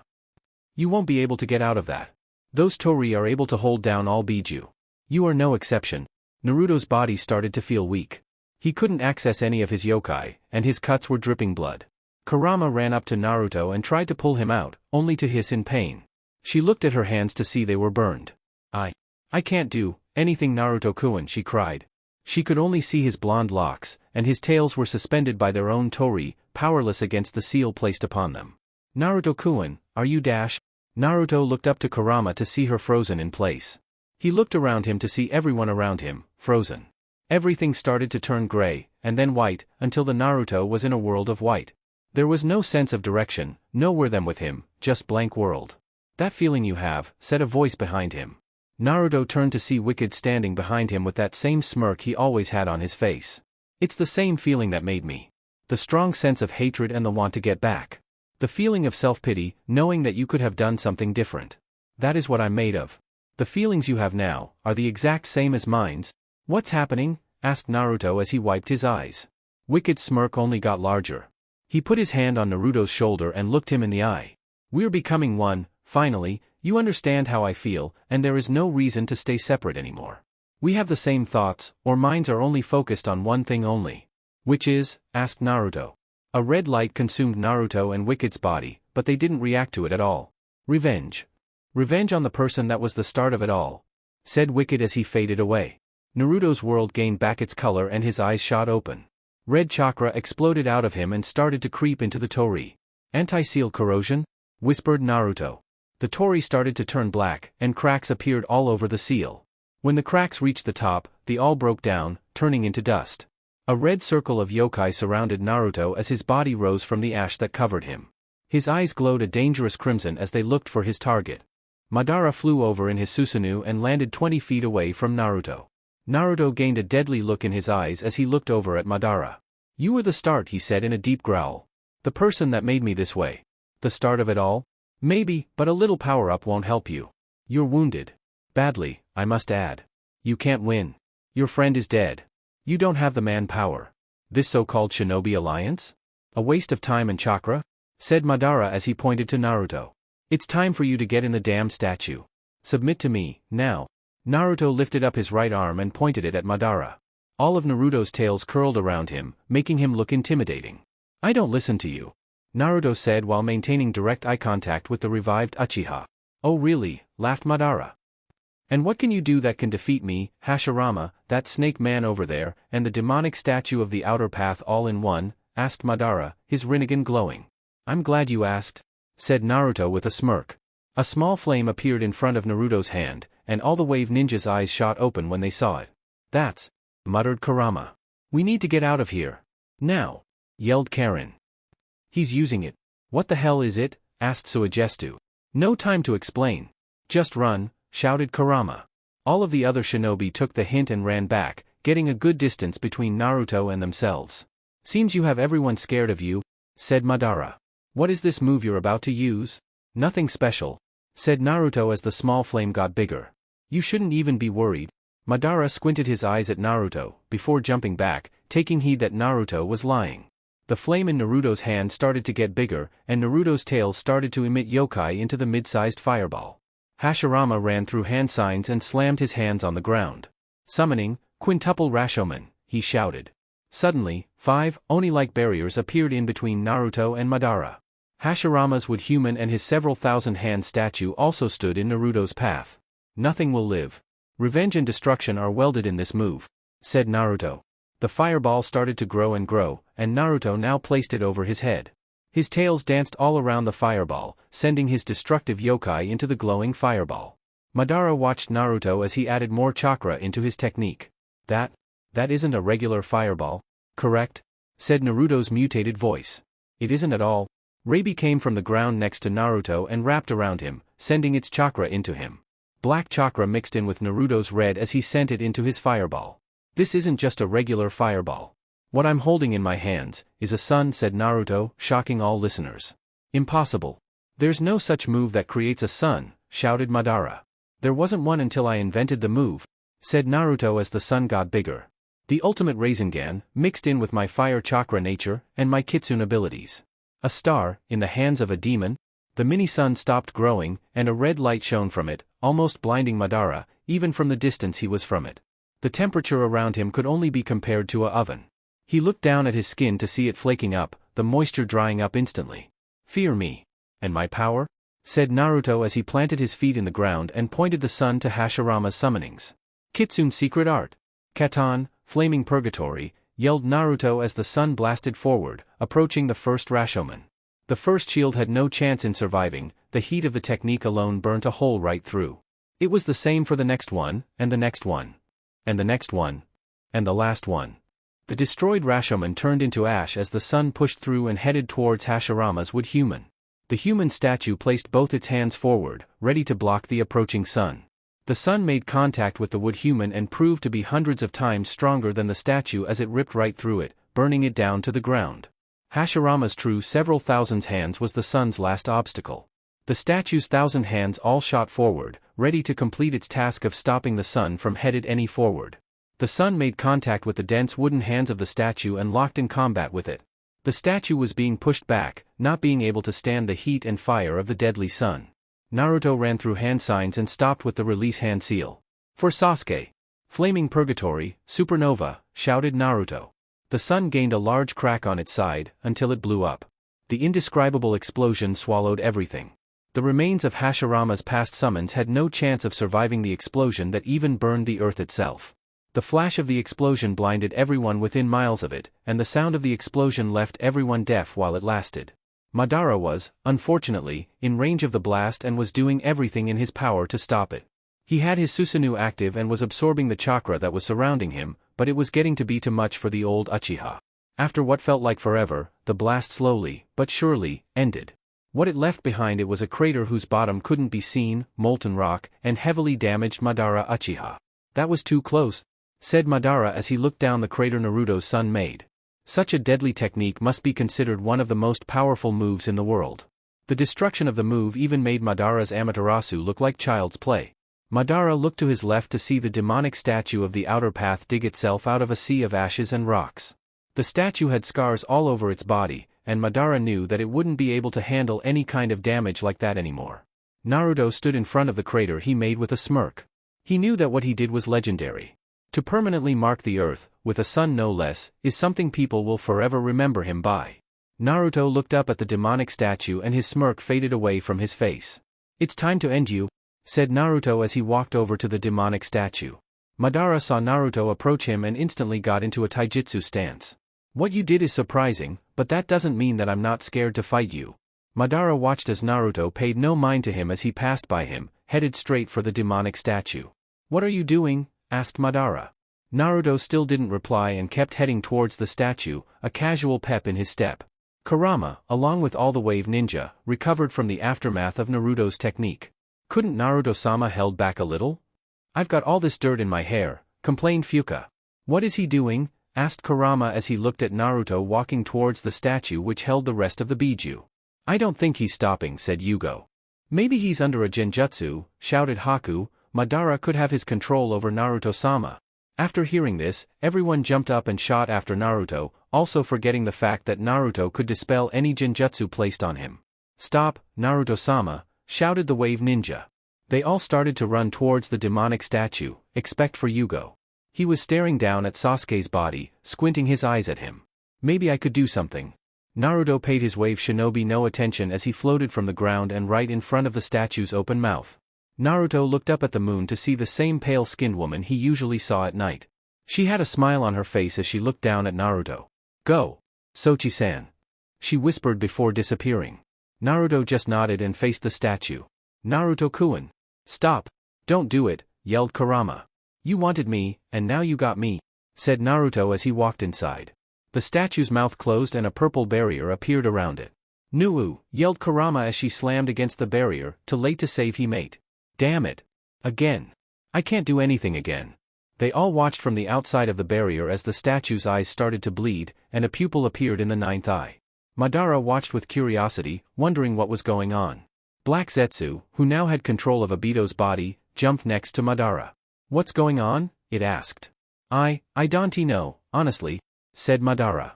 "Why did he just walk into the statue after launching a massive move like that?" said Madara as he pointed towards the crater. "This doesn't make any sense. Isn't the boy a seal master?" asked Black Zetsu. "Maybe he's doing something to the statue." Madara's eyes shot open as he looked up at the screaming statue. "That bastard," shouted Madara as he ran up to the barrier, pushing past the wave ninja. "He's taking the Kyuubi's power for himself."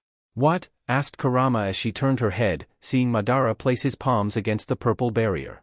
Using the Rinnegan's abilities, he absorbed the chakra of the barrier and made a small hole for him to slip in. Once he made it to the other side of the barrier sealed itself back up, not letting anyone inside. "You aren't the only one that can absorb chakra," shouted Madara as he climbed up the statue's body until he entered its mouth as well. "What the hell's going on?" shouted Kidamaru. "Naruto-sama is absorbing the statue and chakra inside it? Maybe. Only time can tell," said Kurama as she watched the scene in front of her. Unknown area. Sasuke's eyes shot open as he floated on the surface of water. He turned his head to see that he was in some type of strange place, seeing as he couldn't see anything off in the distance. Just a continuation of water while the sky was a deep tan color. "Where am I?" Sasuke asked himself.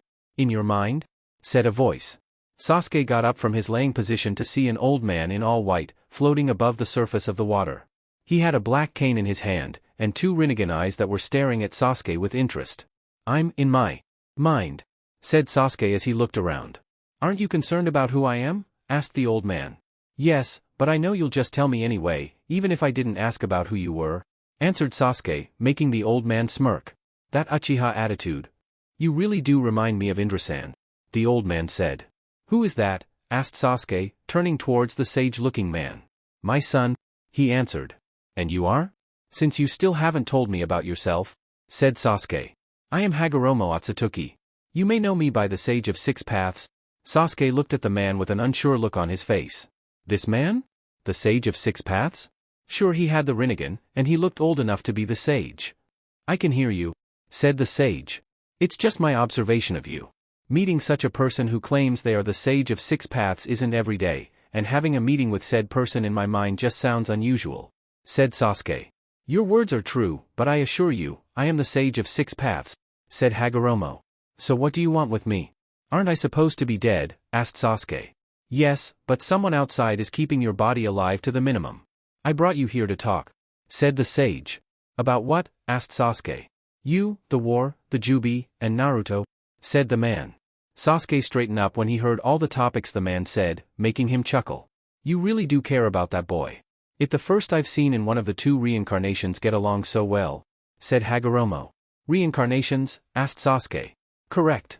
You and Naruto are reincarnations of my two sons, Indra and Azura Otsutsuki," said Hagoromo. "Explain," said Sasuke. "As you may know, I chose my youngest son, Azura, to be my heir.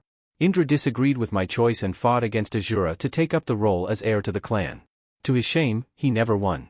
So what he did was when he died, he reincarnated himself into a newborn Uchiha. Azura, plotting against his older brother, did the same by reincarnating himself into a newborn inside the Senju. After some time that line was broken and Azura reincarnated himself into someone who wasn't a Senju, but in the end, he still stopped Indra every time," explained the old man. "So basically, you've been watching your sons fight for years?" said Sasuke. "Basically. Yes," said the saddened sage. "I've seen so much, but couldn't do anything about it. They kept fighting, and every time they do, I feel even more of a failure. That's why it's up to you and Naruto to fix my mistakes in the past," So is Naruto-san talking to you somewhere else? Like in his own mind? Asked Sasuke. That's one thing that I wanted to talk to you about, said the sage as he looked up at Sasuke. As of now, I have no connection with Naruto. What do you mean? Asked the young Uchiha. He is Azura's reincarnation, right?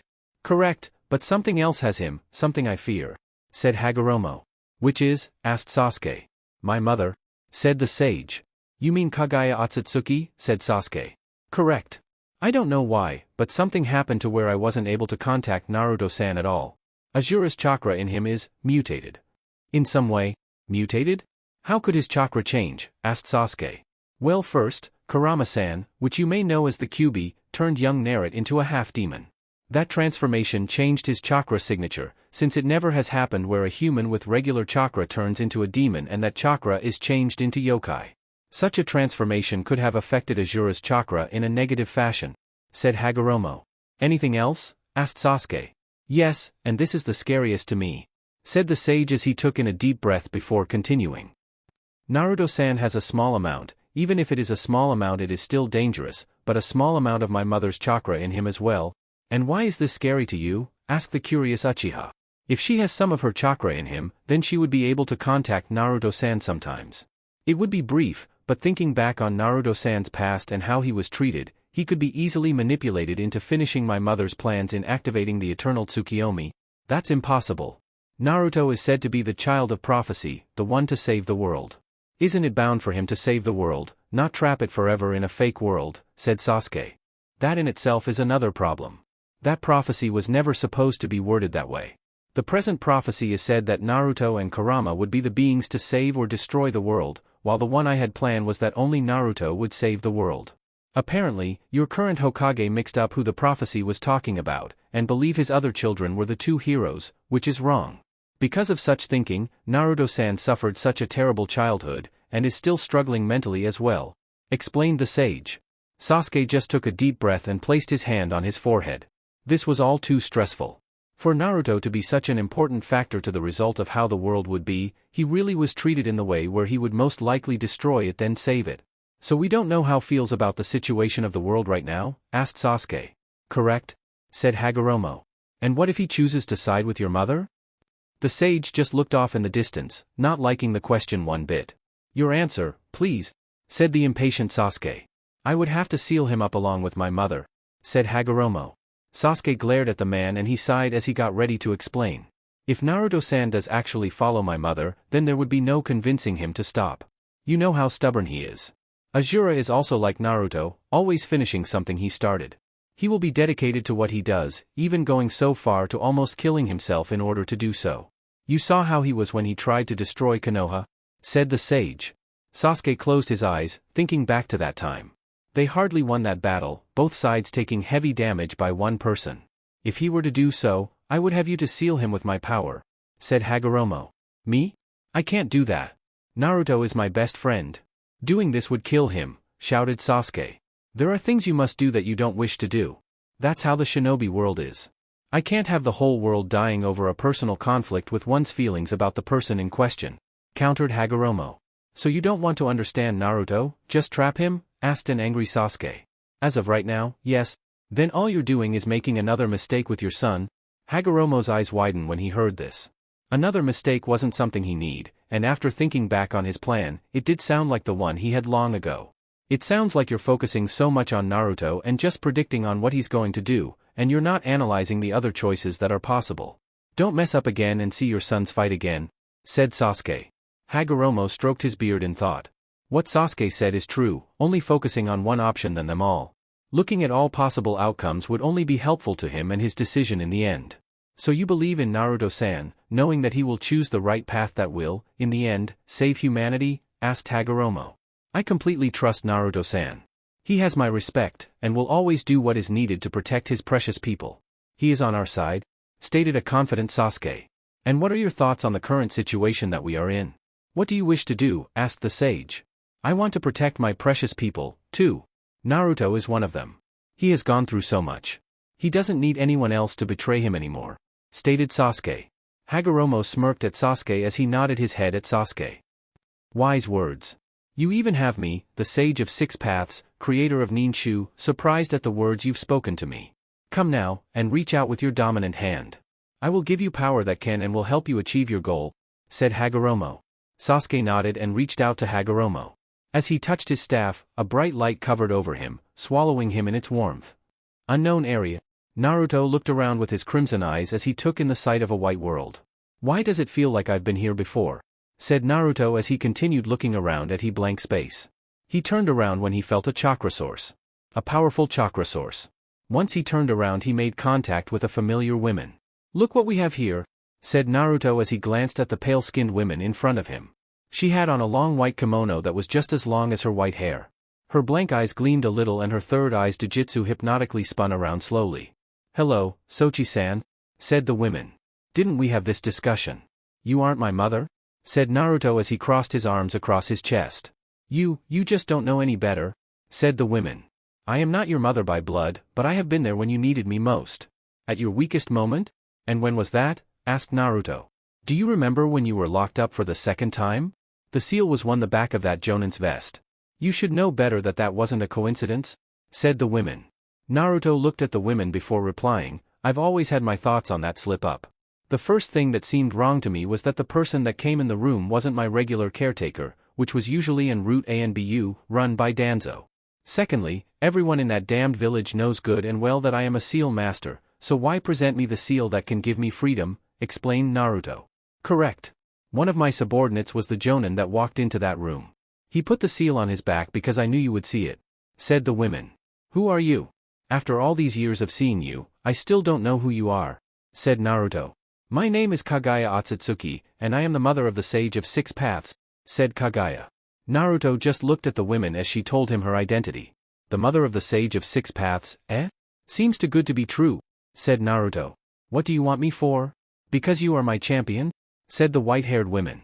You are the one that can fix the errors of the world with my help? I've heard of you from Kurama-chan once. You were the one that tried to trap the world in genjutsu. If you want me to finish your work, then count me out. I don't like the sound of living in a fake world, said Naruto. I know this. I realized over time while watching you that people can change for the better, and that chakra can be a blessing and help people, said Kagaya as she sat down. Naruto took a seat beside her, looking at the infinite space around them. So what were your thoughts on people having chakra before you met me? Asked Naruto. I wanted chakra to myself. I was consumed in the thought of having power over all humans, and I was determined to get my chakra back. It was just so important to me and I didn't want to share it with anyone in the world, stated Kagaya. Interesting. You learned that people could change by an insane demon that was abused since birth. Explain to me that, said Naruto. It was your journey. Coming up as a boy whose family, friends, and village hated you and would abuse you in the worst way possible. Even after all that, you still made friends. Even though it took you a while to realize that the people you brought together actually trust and respected you, they are you friends. Your precious people, explained the pale women. My life was a difficult journey, muttered Naruto as he looked on into the white space around them. Yes, and your rise out of the struggle is admirable. You will be remembered for ages among ages, said Kagaya. Remembered for what? Asked Naruto as he turned to Kagaya, looking her directly in the eyes. Being a savior, she stated. My chosen one. The one that will create peace throughout the lands. And how shall peace be upheld? Asked Naruto. With an iron fist? Stated Kagaya. Humans, no matter what, will be humans. There will always be one bad apple among the good. You will be the one to scare them into keeping peace, or suffer your wrath. Do you think that is true peace? In peace because of fear rather than everyone actually joining together themselves? Asked Naruto. I would rather choose a peace based on fear than a peace based on an eternal genjutsu, said Kagaya. That is true, said Naruto with a small smile on his face. Over time, the humans will agree to peace, regardless of you keeping an eye over them. They will get used to peace and over time, war will just be a rarely talked about subject, said Kagaya. That sounds nice, said Naruto, looking off into the distance. Kagaya looked at Naruto for a while until she put her hand on his shoulder, getting his attention. You do know that you are the reincarnation of Asura? She asked. No, I didn't know that, nor do I know who that is, said Naruto. Asura is my son's, the Sage of the Six Paths, son. He is the one that faced against Indra Otsutsuki, his older brother, and won. For ages, the two have been reincarnated into people, and always fight, never settling it. That's one reason why I hated shinobi and their use in chakra. They didn't deserve it, and even now, most of the people walking the earth still don't deserve my chak. I mean their chakra, she growled out. The world would be much simpler without chakra, said Naruto while rubbing his chin. Kaguya looked at Naruto again until she got to what she really wanted to talk to him about. You said that I wasn't your Kaha-san. Do you still believe that? She asked hesitantly. Naruto stared at Kaguya for a few seconds before answering, yes, I still believe you are not my Kaha-san. I've told you more than once that I already have one, and that statement stands, said Naruto, not caring about hurting Kaguya's feelings. Kaguya looked down into her lap, a tear coming from the side of her eye. All right. I understand. I was too late to help you. That is my own fault. I will tell you this, though, said Naruto, getting her attention. You said I was the reincarnation of the Sage of Six Paths Sun, right? That also means that you are Azura's grandmother. That is what I shall call you. You are my grandmother? Mother, she whispered. She grew a small smile as she looked at Naruto with glee shown on her face. I accept that. Thank you. She then gained a serious look in her face as she continued, but that doesn't mean that I'm old, you hear me? Naruto smiled at the women and nodded his head. Sure, old lady, he said with a laugh. Kaguya was about to snap on Naruto for calling her an old lady, but she stopped when she heard his laugh. Her face went from an angry expression to an peaceful one as she watched Naruto laugh. Naruto felt a pair of arms wrap around him and felt Kaguya's warmth as she placed her chin on top of Naruto's shoulder, getting used to the feeling of being close to him. Thank you, honestly. From the bottom of my heart? She whispered. No problem, replied Naruto with a smile. One other thing, said Kaguya as she pulled back. You do know who Indra's reincarnation is? No. Who? Asked Naruto. Kaguya just smirked at Naruto and Naruto instantly knew. That damn Uchiha, said Naruto as he closed his eyes and smiled. That had to mean that he was alive. Correct. Together with him you shall change the world, said Kaguya. She got close to Naruto and kissed him on his forehead, surprising him. She pulled back and looked him in the eye. Take my power and show the world our strength. So what is right, and do it for your precious people. Understand? Asked Kaguya. Yes ma'am, said Naruto with a smile. Kaguya put her hand up to Naruto's cheek and caressed his whisker marks, making him purr out in delight. I love you, she muttered as her body started to fade away. Never forget it. Naruto watched as Kaguya's body slowly faded away, her presence gone along too. Naruto felt a water drop on his hand and noticed it was a teardrop. I'm crying, said Naruto. He stood up and wiped his eyes with the sleeve of his hoodie, clearing his face of any tear marks. I've been doing that far too many times, he said as he started to walk into the white world. On the battlefield. Sasuke's eyes slowly opened up to see the darkened sky around him. Good, you're finally awake, said a voice next to him. Sasuke turned his head to see Yugo, taking in deep breaths. Where? Asked Sasuke. Back to the land of the living, said Yugo. I healed you. You were on the borderline of life and death. I knew that you would die if I didn't step in to help.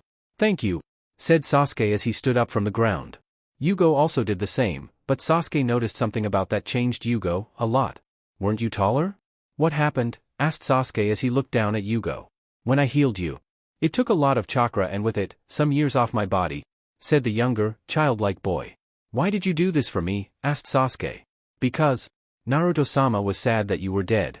I only wished to please my leader, no matter what the cost, stated Yugo. But forget about me, you should see yourself. Got yourself a power boost, I see. Yeah, said Sasuke, reaching up to his left eye that is now a Rinnegan with 6 tomos surrounding his pupil. I got it from someone. Well, Uchiha-san, I'm going to ask you to save Naruto-sama and stop the other Uchiha, said Yugo. Where are they? Sasuke asked. Yugo only pointed to the purple barrier that was surrounded by the ninja of the Shinobi Alliance. With a nod of his head, Sasuke jumped towards the barrier. I feel something moving on the inside, stated Karin. Everyone around paid attention to the shadow that was approaching the perimeter of the barrier. Slowly, a pale hand could be seen pushing against the barrier. Is that Naruto-sama? Asked Fuka. I don't know. I can't recognize the chakra signature at all, said Karin. Everyone moved back as the hand passed through the barrier, and the figure's elbow came with it. Karin's head snapped upwards as she now noticed the chakra signature. Shit! Get back! It's Madara. Everyone taking heed to her warning, jumped back away from Madara who now made his way out the barrier. Hee hee ha. Ha ha ha ha. Dio, you see me now, he yelled with a wicked smile. Madara Uchiha is now the Jinchuriki of the Kyuubi. Impossible, muttered Kurama. There's no way possible that you could do such a thing. Oh, that's where you're wrong. Once I entered inside the demonic statue, I used my sealing jutsu, 6 Paths 10 Tails coffin seal, a seal specifically made to seal the Kyuubi, and sealed it inside me," said the smirking Madara. That means Naruto-kun got absorbed also," muttered Kurama, a tear on the side of her eye. "No. I believe Naruto-kun is still alive," said Karen, gaining everyone's attention. "There is still a massive amount of chakra on the other side of that barrier. I'm guessing that's Naruto-kun." That bother me," said Madara. "I guess I'll just absorb him," he said as he turned to the barrier. He jumped out the way when kunai with a line of explosive notes attached to it. The explosion made everyone jump back, dodging any harm that came with it. "I can't let you do that," said Sasuke as he glared up to Madara, who was now floating up in the air. "Naruto-san is still alive, and I won't let you hurt him." "Sasuke-kun," shouted Sakura. She started to run up to him, but he put his hand forward, signaling for her to stop. "Don't come any closer, Sakura-chan. I know you're glad to see me, and I'm glad to see you, but the situation is too dangerous right now. I don't need you getting hurt," he said. "Oh, you plan on battling me by yourself?" asked Madara with a smirk. "How funny. You won't be able to win. I have the power of the Rinnegan and the tailed beast, while you only have half of that. You won't win. It's impossible. I don't have to win against you," said Sasuke, making the older Uchiha look down on him in confusion. "All I have to do is wait until Naruto is done inside that barrier." "A stalling game, I see," said Madara with a smile. "Let's see if you'll live long enough to accomplish your goal." "I shall," said Sasuke as his Susanoo surrounded him. "You will lose. All I have to do is wait. Then I'll attack," yelled Madara as he commanded 2 of his truth-seeking balls to shot towards Sasuke. Sasuke quickly dodged past the dangerous orbs and flew into the air. "You don't get away from these things so easily," muttered Madara as he flew up in the air with his orbs, closely following behind Sasuke. Sasuke flashed his Sharingan down to Madara and whispered, "Amaterasu." Madara took a hard right as black flames appeared where he once was. A line of flames shot to Madara, and he used his truth-seeking orbs to attack. "Go!" shouted Madara as he formed one of his orbs into a spear. It flew to Sasuke at insane speeds, but Sasuke anticipated the attack and moved to the left, dodging the spear. "Chidori!" yelled Sasuke as his Susanoo's hands were both covered in lightning. He dropped down to Madara's position in the air, ready to impale him. "Pathetic," stated Madara as he made a shield with his truth-seeking orbs. The shield successfully blocked Sasuke, and then started to form around him and his Susanoo. "With your strength, you won't be able to break through the orbs. They are purine chakra, and I can form them at any time," said Madara with a smirk. "Like I care," said Sasuke as he shook the creeping orbs off of him. He flew back some and took in a deep breath. "Enten, Susanoo Kagetsuchi," he said. His Susanoo gained a black sword made of the Amaterasu flames. "Good control over the Amaterasu. It shows your strength. But it is for no reason," stated Madara as he ran through 3 hand seals. "Tengai Shinsei." Sasuke's head snapped upwards and saw a giant meteor headed down on him. He threw his sword at Madara, which he blocked with his truth-seeking orbs, and focused on the giant rock ahead of him. "This won't stop me," said Sasuke as his Susanoo gained a bow and arrow. "I've come too far now," he stated as the Susanoo pulled its arrow back. Sasuke cased it in his lightning chakra, making the arrow's piercing power increase immensely. "Indra's arrow?" said Sasuke as he released the arrow.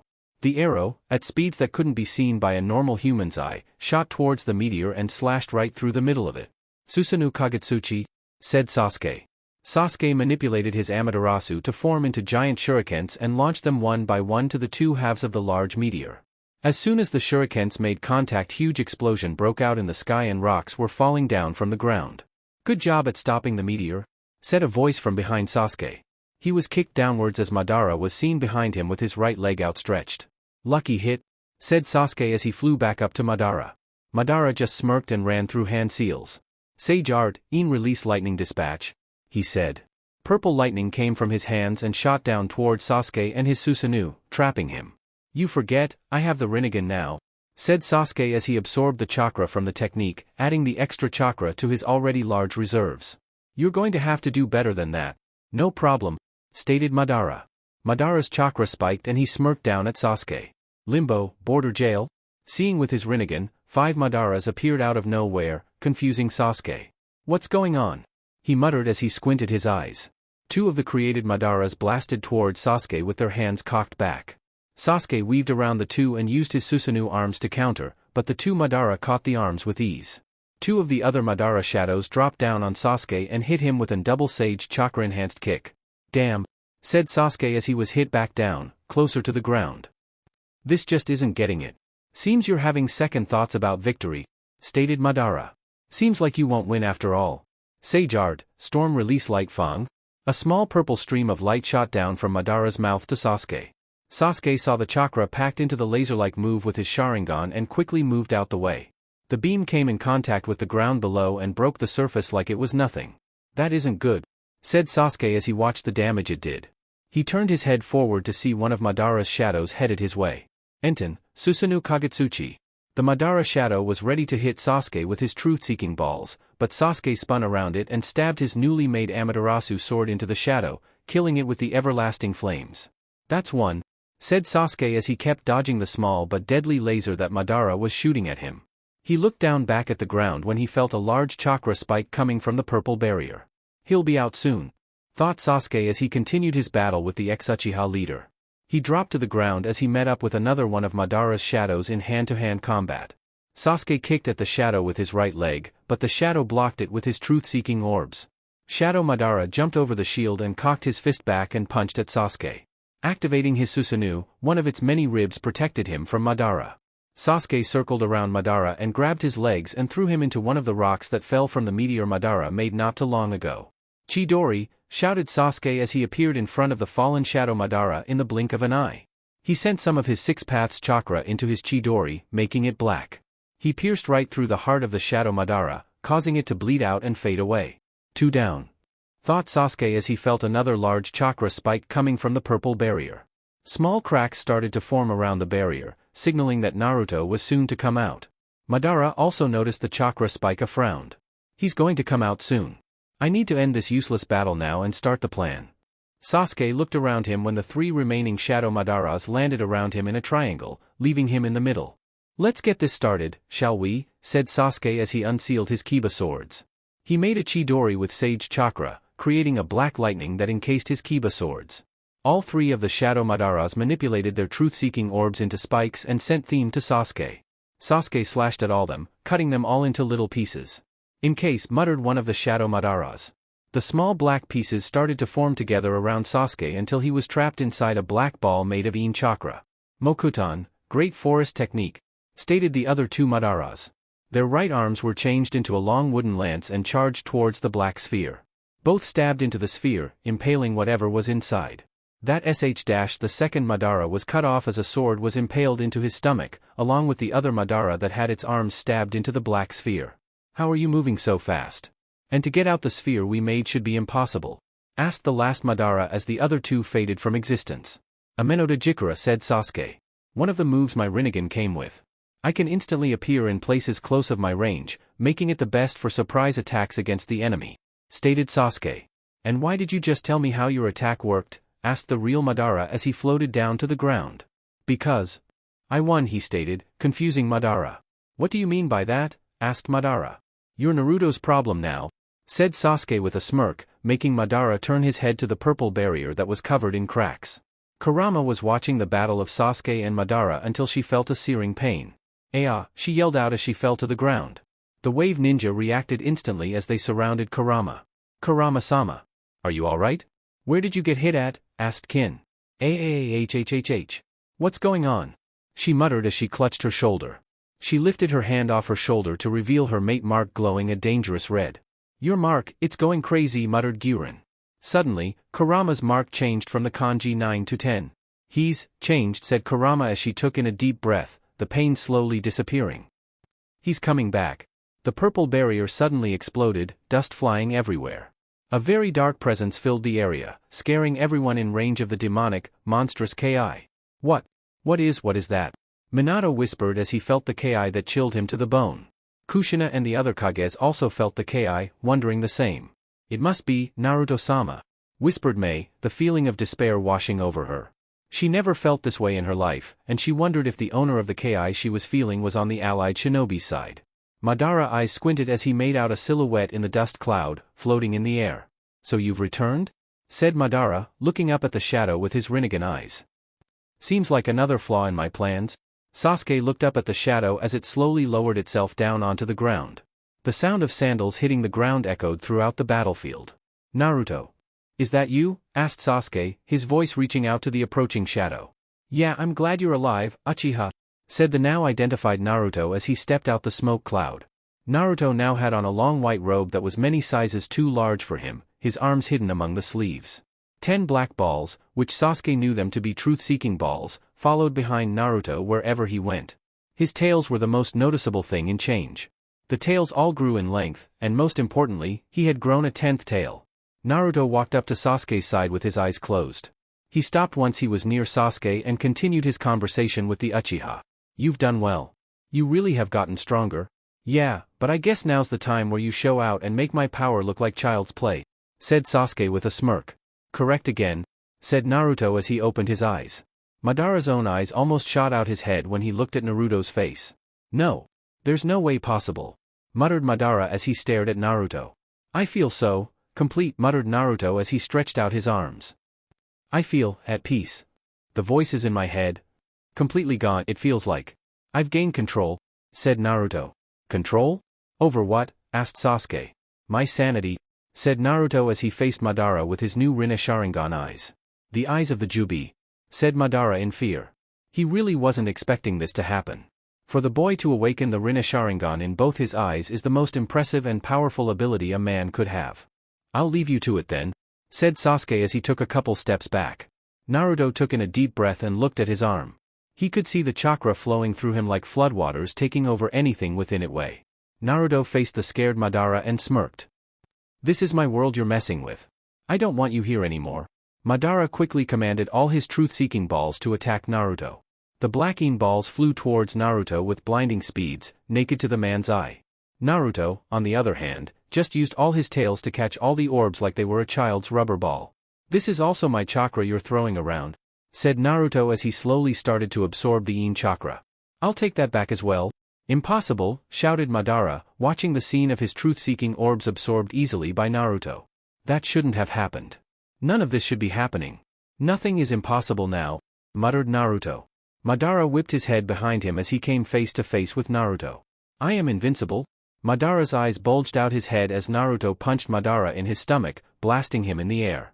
Madara couldn't stop himself as the force of the punch was too great for the almost god being. Before Madara could actually catch himself, Naruto appeared behind him and caught him by his sleeve. Once I take hold of you, I will be able to drain all of your chakra right out of you, said Naruto. Madara felt his chakra reserves drop the instant Naruto touched him and started to shake himself out of Madara's grip. You think your little power boost will do you any good? I am Madara Uchiha. I am the one that will place this world in Genjutsu. The one that will change everything. I won't allow it, said Naruto as he kicked Madara down to the ground. Once again, the Uchiha was helpless against Naruto's inhuman strength. A black portal appeared behind Naruto and he slowly entered in without anyone's notice. Madara slammed into the ground with such impact that his imprint was engraved into the ground. Damn, said Madara as he spit up blood by the ground beside him. That boy's hits were already affecting his stamina. Madara growled out in anger as he got up from the ground and looked around him. Where are you? Come face me. A small black portal opened up beneath Madara and Naruto's hand shot out and grabbed Madara's ankles. Madara felt something grab him along with a major drop in his chakra reserves. Gah! Get off, he shouted as he ran through hand seals. Katon, great fire annihilation, he screamed. A blazing hot fire shot from Madara's lips into the hands that held him in a tight grip, not caring if he could be injuring himself in the process. As Madara's fireball started to weaken until it was gone, he growled in anger when he saw Naruto's hands still covering him. Get off me, he shouted as he flew up in the air, pulling Naruto out of his portal. Naruto let go of Madara as they were back in the air.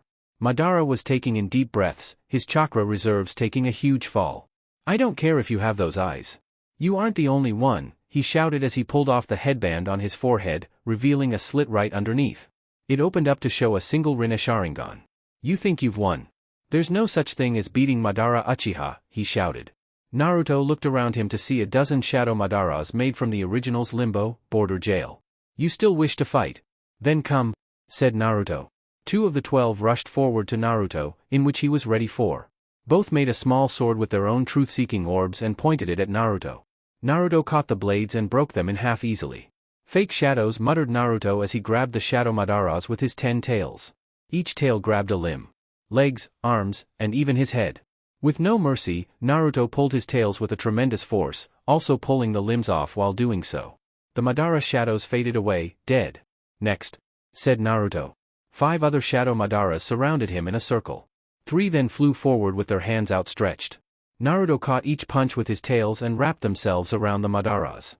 The other 2 ran through hand seals. Sage Art, release Incinerator. They both said as a concentrated stream of flames worked its way towards Naruto. Naruto made 2 black portals in which the 2 individual streams of fire entered, disappearing. Another 2 portals appeared behind the fake Madaras, and the flames shot out at them. They quickly moved out the way of the flames, but weren't ready for Naruto to catch them both with his tails. Time to take a fall? He said in his deep voice as him and the Madaras that were trapped in his tails started to head down to the ground at blinding speeds. Katan, fox trap? Muttered Naruto as he stopped in the air and threw the shadow Madaras down to the ground. A flaming fox head shot out from the ground and consumed the Madaras in its inferno of a mouth. The real Madara watched in anger as Naruto went through his shadows. It was like nothing could stop him at all. All of you! At once, he yelled. The shadow Madaras listened to their creator and charged at Naruto at once. Sage Art, Futon, Tamed Winds? Muttered Naruto. Sage Chakra-enhanced wind blades quickly and easily sliced their way into the last 5 shadow Madaras. They all faded away, signaling their death. No! I won't go down like this, shouted an enraged Madara as he made more truth-seeking balls. They all twisted around each other, making a long sword in the form of a double helix. Madara started to laugh manically as he looked down at Naruto. This sword is the sword of Nunaboko. The Sage of 6 Paths used this sword to create the world in how he wanted it. With this, I'm invincible, shouted Madara as he charged towards Naruto. How shallow. A big sword. A very little deal, said Naruto as he placed his hand forward. Madara came charging towards Naruto with a rather loud battle cry, while Naruto floated in the air calmly, waiting on the crazy Uchiha to come closer. Sage Art, Futon, Tamed Winds? Said Naruto. To Madara's surprise and fear, the middle of the sword of Nunaboko was sliced by an invisible wind blade. Madara watched in fear as the wind blades tore through his legendary blade like it was just a regular kunai. The broken pieces of the sword were drawn over to Naruto, thanks to his newly achieved gravity abilities, and he absorbed every piece. Madara stood dumbfounded as he looked down at his hands, where just a few seconds ago, the most powerful sword in history was destroyed. Madara's face of shock turned into a face of anger as he looked up at the moon. I can still succeed. I can still win, he yelled as he blasted off towards the moon. Stop, was all Naruto said, and Madara suddenly stopped in mid-air. Naruto floated up to Madara and faced him with both of his deadly Rinne Sharingan eyes. Madara was sweating bullets as he looked around, scared that he couldn't move his body at all. I have manipulated the gravity around you to hold you still in the air. You won't be able to get out, said Naruto as he placed a hand on Madara's shoulder. I don't care that you have the same eye as me, because you only have one.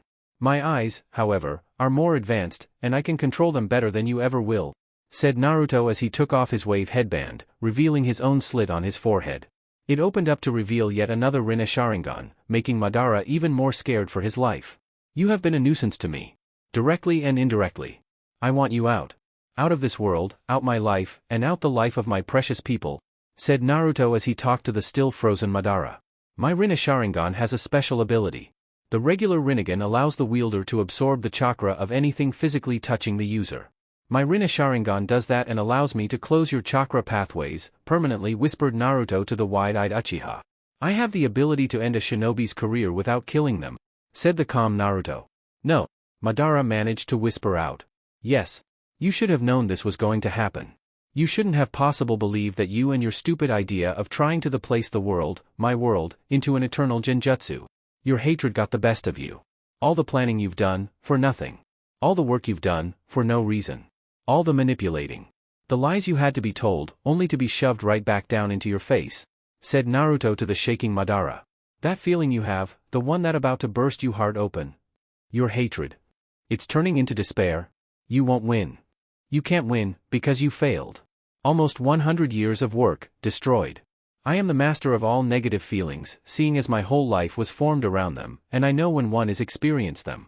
All I can't tell is one thing. While I'm draining your chakra reserves dry right now, I wish to know, what are you thinking? What are the words that you have in your head right now? The words that describe your life's goal, reduced to nothing, said Naruto.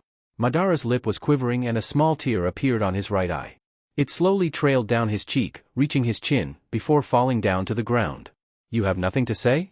Noting it all, asked Naruto. When he got no reply he just sighed. The great Uchiha Madara, reduced to a trembling child. What a waste of words people use to describe as. You are nothing but a dead man to me, said Naruto. Madara's white hair changed back into his original black spiky hair, while his Rinnegan slowly deformed into a three-totem Sharingan. No, whispered out Madara again, feeling his chakra forcibly taken from him. His skin started to grow wrinkles and his bones started to stick out from his skin. Yes. You lose. And one other thing? Said Naruto as he glared at Madara. I don't want you looking at me with those cursed eyes anymore. Madara's eyes shifted from a three-totem Sharingan into two-totem, then one-totem. Until his Sharingan disappeared from his eyes, his regular black eyes replacing where once his red Sharingan was. Madara's skin was full of wrinkles and he looked sickly and pale. His hair turned white again, but was a white that wasn't filled of power, but of his power being taken from him. Die! Whispered Naruto as he released the increased gravity around Madara. Madara's old body fell from the air and sped to the ground, plummeting to his doom. All of the shinobi watched in anticipation as Madara headed to the ground. Before he made contact with the ground, something caught him. His body was turned around. He met eyes with the one and only Kyuubi.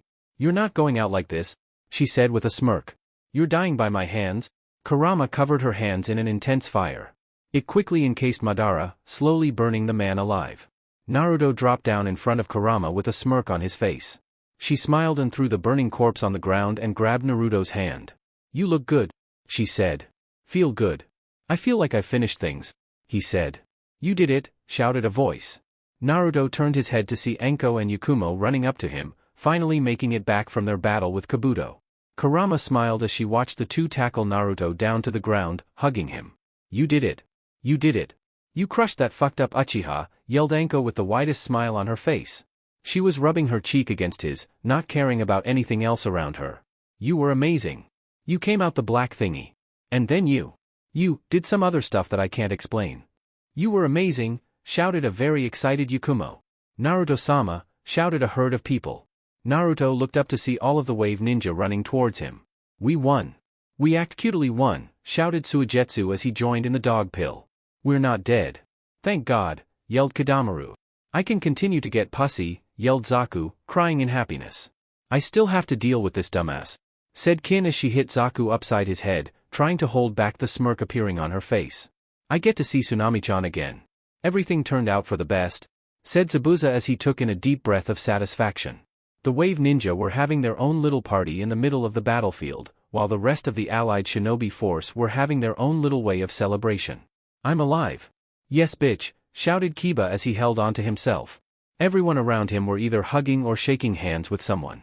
We made it, said Menma as he dropped down to the ground, fatigue getting to him. That's good. I know I can rest easy now. We all can, said Mito as she looked at the group of wave ninja. And it's all thanks to them? Seems your plan really did come through, Oanoki, said A as he patted the floating man's shoulder. Yeah. I told you I was smarter than you, mocked Oanoki with a laugh. All A could do was give a small laugh. I won't agree down like all the other times. You've won this one? Minato took in a deep breath, finally accepting the fact that they won. We won, ugh. I was for sure that Naruto was going to turn his back on us. Naruto-kun wouldn't do that, said Mei. He was too focused on the war than dealing with you all. Turning his back on us would just cause more problems for him, something I know he doesn't wish to deal with. Either way, I just know one thing, said Gaara, stepping up next to the two older Kage. Naruto-san is the strongest person in this world right now. I'm glad that he's on our side. With the wave group, they were all happy that Naruto won the war for them, but a forgotten subject was brought up. I'm glad we won. I just wish Fuchan was here to see it, whispered Yakumo as she wiped her eyes, feeling tears build up. Yeah. She shouldn't have died like that. Killer B-san, too, said Haku. Don't worry, said Naruto as he stood up from the dog pile. I have a way to bring her along with the rest back. What do you mean, Naruto-kun? Asked a hopeful Yakumo. Naruto took in a deep breath and his Rinne Sharingan glowed crimson. Outer Path Samsara of Heavenly Life Technique. Suddenly, the King of Hell shot up from the ground, surprising any nearby people. It opened up its large mouth and green streams of life can flowing out. What are you doing, Naruto-kun? Asked Kurama. Bring them back, he answered. Naruto's long tails wrapped around themselves, making a sphere. A red light was shown from the cracks, and once the tails untangled themselves, Fu's body was laying on the ground. "Fu!" shouted Yakumo as she grabbed her body and cradled her head. A green light rained down onto Fu's body, making it glow for a while until it died out. "Ugh," said Fu as she placed her hand on her forehead. "I just had the worst dream." "Fu! You're back," everyone yelled as they tackled her down as well. "Wait a hold second. What the hell are you all talking about?" she yelled. "You were dead. But Naruto-kun brought you back to life. I thought I would never be able to talk to you again," cried out Yakumo in happiness. Fu looked up to Naruto and saw his new form. "Wow. Seems you taken an upgrade. And you have 10 tails now. And some weird eyes, too. I'm sure you'll fill me in later. But thank you," she said. "No problem," said Naruto. He started to lean on Kurama, causing her to worry. "Are you going to be alright?" asked Kurama. "Yes. I'm not just used to my new powers yet. Over time, I will get them down," said a tired Naruto. "Wee hee. Back from the dead, bitch," shouted the newly reborn B. "B. I thought you were dead," yelled A as he hugged his younger brother. He then quickly pulled back and grabbed his face. "How dare you put me in such a position? The iron claw for you." "Hey. Do you feel that?" asked Chi, one of the sensory shinobi from Kumo. "No. What is it?" asked Darui, looking at his friend. "A lot of people are headed this way. People that died. They're back," he shouted in joy. Soon enough, people flooded into the battlefield, he once dead shinobi reunited with their fellow soldier. Everyone rejoiced at the miracle happening to them, and celebration occurred throughout the land. "Wait a second," said Minato, noticing something. "None of these shinobi are from Konoha? Because I left them dead," said Naruto, catching Minato and some other leaf ninjas' attention. "I told you, I don't care for Konoha, that also includes the people inside it. They shall remain dead. Think of it as my revenge for the past. I didn't destroy Konoha, but you can suffer as everyone else around you is happy that their friends are alive, while you grieve," said Naruto. Minato could only bow his head in shame as he felt guilt in his heart. Naruto turned back to his shinobi and asked, "What happened to the first Hokage?" "Sealed up. We found his body regenerating and called up one of the sealers. They took care of the problem. Tobimaru-san left to go back to the afterlife not too long ago. He said good job at winning," said Kurama. Naruto nodded as he floated up in the air, getting everyone's attention. "Listen to me and listen well. This world is under my protection and I won't let anything happen to it. I will be leaving this world soon, listen closely. I will not tolerate any more wars between lands. Too many people have died in the past for war, something shinobi should put behind them. I will be watching, and if anyone tries to create another war, I will return and destroy you and your village. No one would be left alive. So take the chance at peace rather than violence, because if not, you are going to be dealing with an enemy worse than Madara Uchiha. Understood?" he shouted. After getting confirmation from the shinobi that they would listen, he floated back down to the ground to be face to face with Sasuke and Sakura. "Good job," said Sasuke with a smile. Sakura hugged Naruto closely, knowing this may be one of the last times she would see him. "Take care, alright. I don't know where you're going, but it may be a while. I don't know when I will see you again, but just make sure to remember us, alright?" she asked with tears running down her eyes. "I will. I will come see you sooner than you think. I promise you," Naruto said with a small, fanged smile. She nodded and let go of Naruto. Sasuke was next as he put his hand forward. "It's good to know that my best friend has come to peace with himself. I wish you the best of luck," said Sasuke. Naruto nodded and grabbed Sasuke's hand, giving him a firm shake. "Thank you, Sasuke-san. For everything. For teaching me how it feels to have a best friend," said Naruto. Sasuke smiled at Naruto and nodded, taking his words to heart. Naruto let go of Sasuke and turned around. "Wave," he called, and all of his wave ninja jumped around him. A black portal opened up in front of the group, shocking a few of them. "Let's go home," he muttered as he grabbed Kurama's hand and walked into the portal. One by one, all of the wave ninja. The last person to enter the portal was Tayuya, but she had something different in mind.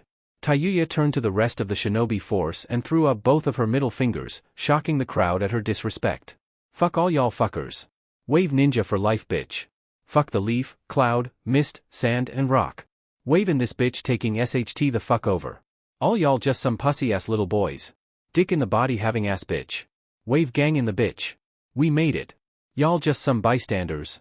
Some sideliners. Wave shinobi be playing all four quarters bitch. Wave's the strongest nation in the world.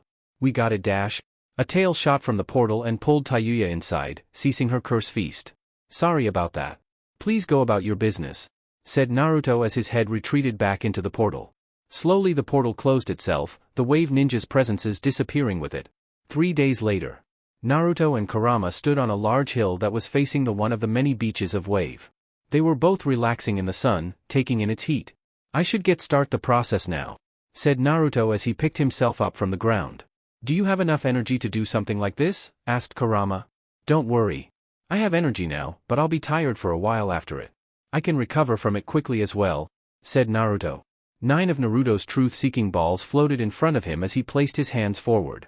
Chakra transfer technique, said Naruto as he started to send chakra into the orbs, and they all started to slowly glow a bright light.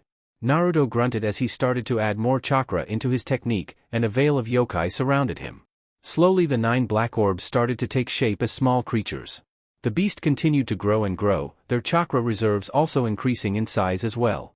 Soon enough, the 9-tailed beast that the previous sage of 6 paths created stood high in the sky in their Biju glory. Holy shit! I'm alive, said Shikaku. He looked down to the tired Naruto that was leaning on Naruto and instantly got mad. Hey! It's you, boy! Why the fuck didn't you do that earlier? It was so cramped up in your mind with these fools beside me. You all need to lose some weight. Oh shut up, you fool! Can't you see that we're alive? And it's all thanks to Kurama's boyfriend, said Son Goku. He lowered himself down to Naruto's level and spoke, Thank you, young whippersnapper. You've done a huge favor for such a great sage as myself. You have my respect. I also approve of you dating my sister. Thanks, wheezed out Naruto. Thank you so much, Naruto-san. Now I get to see Fuchan again, said a happy Chome. It's good to see you again, Komiai-chan, said Kurama with a smile. It's good to see all of you. Yeah. Being alive is the best thing in the world. Now I can sit back in the plains and sleep all day, said Matabi. It's been a while since I've gone without a Jinchuriki. I'm going to the deserts in Suna. Back to sleeping under tons of sand. Ah. I've missed those days, said Shikaku. I'm going to stay and wave in the ocean. I can protect wave from the waters. It's the least I can do for Naruto-san, said Isabu. Thank you. And I'm sorry for that fight we had almost 3 years ago, said Naruto. No problems here, said Isabu. I'm going to the jungle in Taki. Got lots of big trees for me to hang around in, said Sun. I'm going with Matabi to the plains, maybe the one right outside of Kumo? Oh, never mind. Those got destroyed, said Kokuo. That's right, said Matabi. Maybe we should just chill in the land of fire then? There's a lot of forest and stuff. Yeah, that sounds good, said Kokuo, agreeing with Matabi. I'm going to stay here and wave as well. There are swamps for me to live in, and I'll stay moist all of the time thanks to the humidity here in the air, said the slug Biju, Saiken. I'm staying here with Fuchan, repeated Chome. All of the Biju looked over to the quiet Gyuki, who seemed to be in a deep debate. Gyuki-chan. You alright? Asked Kurama. Yeah. It's just. I think I'm going to go back with B, he said, surprising the Biju present. Why would you go back to being inside a human? Asked Sun in confusion. Even though it is embarrassing to say, I've gotten used to him and his terrible raps. He's the first person that ever befriended me, so I wish to stay with him. Gyuki then gained a dumbfounded expression, plus, that fool's going to get in a lot of trouble without me telling him what to do and not do. He's a fool, but he is my Jinchuriki and I've come to respect him. Are you sure you wish to stay sealed inside a human? I was going to make a rule that stated no more Jinchuriki. Do you really wish to do this? Asked Naruto. Yes, I'm sure. Also, I thank you for saving us and the world, Naruto-san. I do approve of you marrying my sister. Marriage? Whispered a wide-eyed, blushing Kyuubi. She hadn't even thought about that. I mean, yes she wanted a mate, but marriage? That's a whole other ball game for her. Ignoring Kurama's madly blushing face, Naruto answered, Thank you. That means much coming from you. Well, time to get moving, shouted Shikaku as he turned around. I'll see you bastards later. Ha ha ha, he laughed. He started his slow pace of walking, before stopping. He turned around and asked, how the fuck am I supposed to get there? This place is basically surrounded by water, a big no-no for me. Suddenly, 5 massive black portals, the size of a Biju, appeared. Those should take you to your desired location. Thanks, said Shikaku as he made his way to his portal. When you and that bitch Kurama have kids, bring them to the dessert so they can see their best uncle. Kids, shouted Kurama. Ha ha ha, you bitch. I'll stay in contact. Shikaku said as he disappeared into his portal. Make sure those kids are treated well, said Matabi as she entered her portal. Please, don't let be as grumpy as big sister Kurama, said Kokuo as he followed suit. Make sure you clean them every day in clean water. I know you foxes always like to be dirty, said Saiken as he slowly trudged away into the swamps of Wave. Here I come Fuwa, shouted Chome as she flew off into the populated part of Wave. My brothers and sisters really do appreciate you, Naruto-san, said Gyuki. The old man was right after all. Gyuki started to enter his personal portal, but turned his head before being consumed. And please don't blow my sister's back out when mating. Thanks, he said as he fully entered the portal. A fountain of blood shot out from Kurama's nose as she landed on the grassy hill, unconscious. That's your problem? Said Isabu with a laugh. Thanks again, he said as he curled up in his shell and rolled away. Naruto sighed as he deactivated his Rinne Sharingan, closing the portals while doing so. He picked up Kurama's body, and her face had a fucked stupid look to it, and started his walk to Wave. Starting a family? Said Naruto as he looked at Kurama. That sounds nice. A month later, the shinobi world was, for the first time in history, at peace. There was no more fighting, and all of the hidden villages actually got along. With many more meetings between the Gokage, agreements were made with each village that would secure such peaceful times for as long as possible. The Leaf Village, however, did suffer a lot from Naruto's action. While all of the world got to dance and parade with their newly rebirthed fellow shinobi, they sobbed in despair. Granted, they still had parties, but it wasn't as great as the other hidden villages' parties. More and more people began to regret their actions and how they treated Naruto while growing up in Konoha.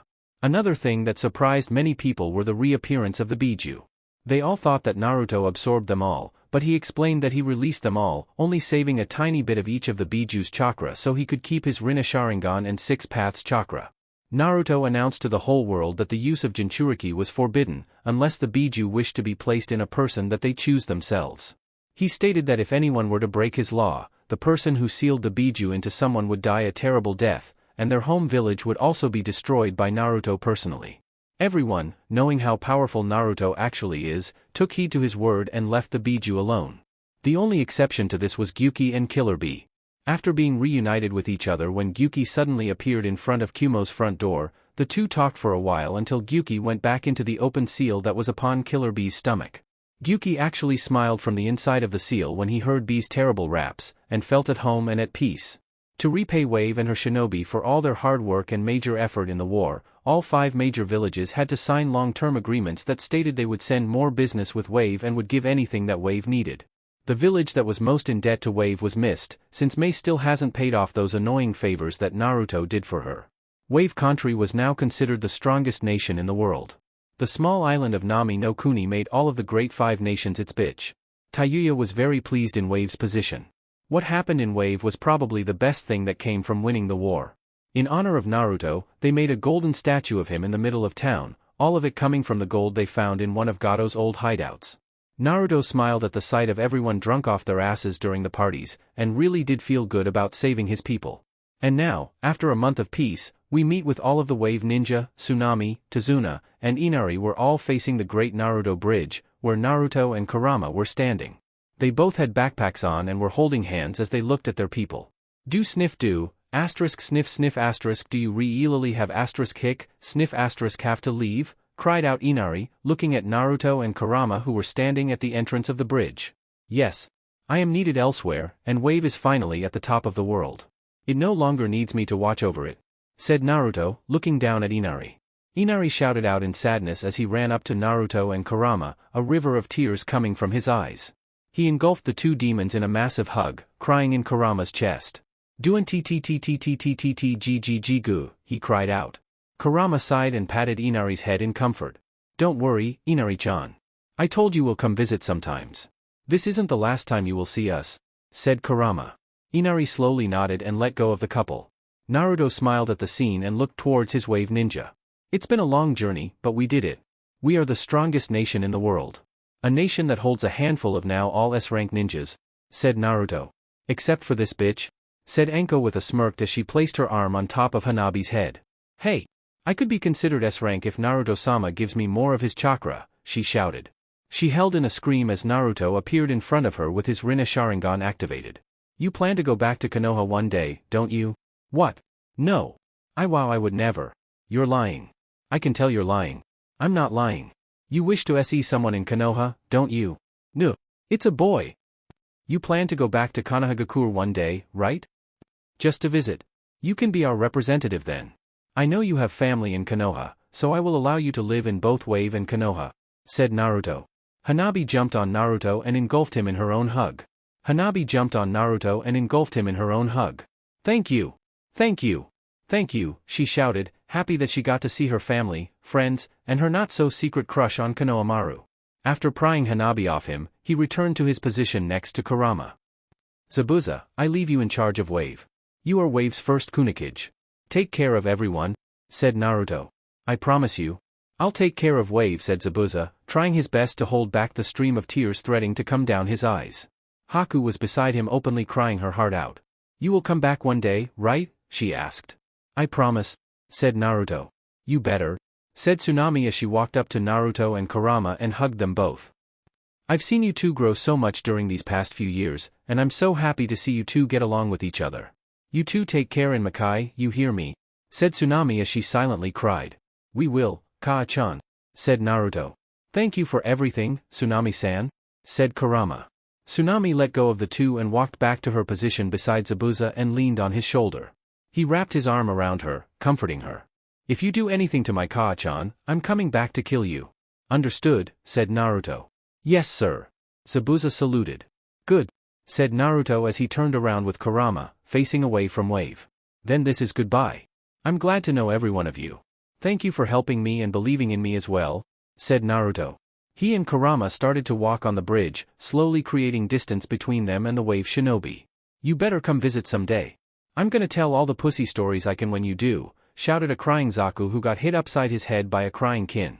I promise to protect Wave with everything I have, Naruto-sama. So long, said Yugo. Come back and we'll be able to chill in the forest like old times, Naruto-sama, said Kidamaru. If you don't come back, I'll send a sharp stick up your asses.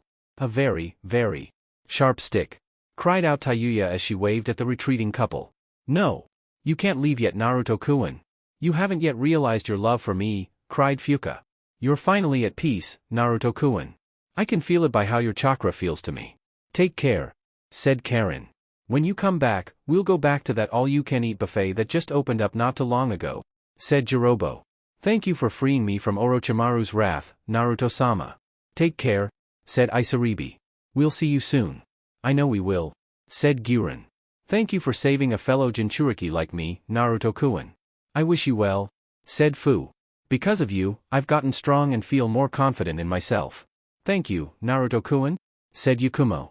Thank you for saving me before I died, Naruto-sama. Wave will prosper because of your legacy, said Pakura. Take care, Naruto-sama. Next time I see ya, I'll show yo that I deserve the title of Kunikage, said Anko. See you soon, sonny boy.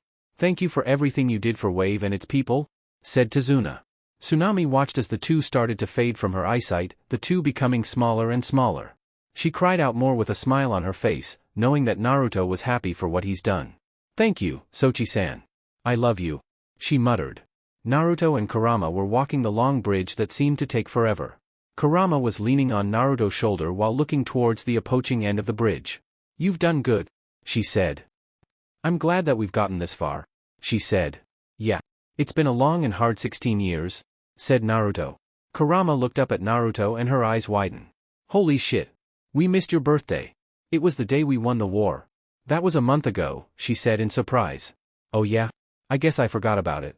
So that means I'm 17 now, said Naruto. What do you want for your late birthday gift? Said Kurama with a sultry voice as she rubbed against Naruto. I know what I want and what you'll give me. That can wait until we get to Makai, he said with a smile. The two turned their heads to the side when they heard a large splash in the water. Susu Lunning, Naruto-sama. Kurama-sama, shouted Suigestu from atop Isabu's head. So long to you too, Suigestu-san, said Kurama with a smile. Oh, by the way. I love the turtle, shouted Suigestu. Samahata wrapped itself around Suigetsu and shrieked at the couple, saying its goodbyes. So long, Suigetsu, said Naruto. Isabu turned his body around and started to swim away at a fast pace. I got AMU fucking turtly.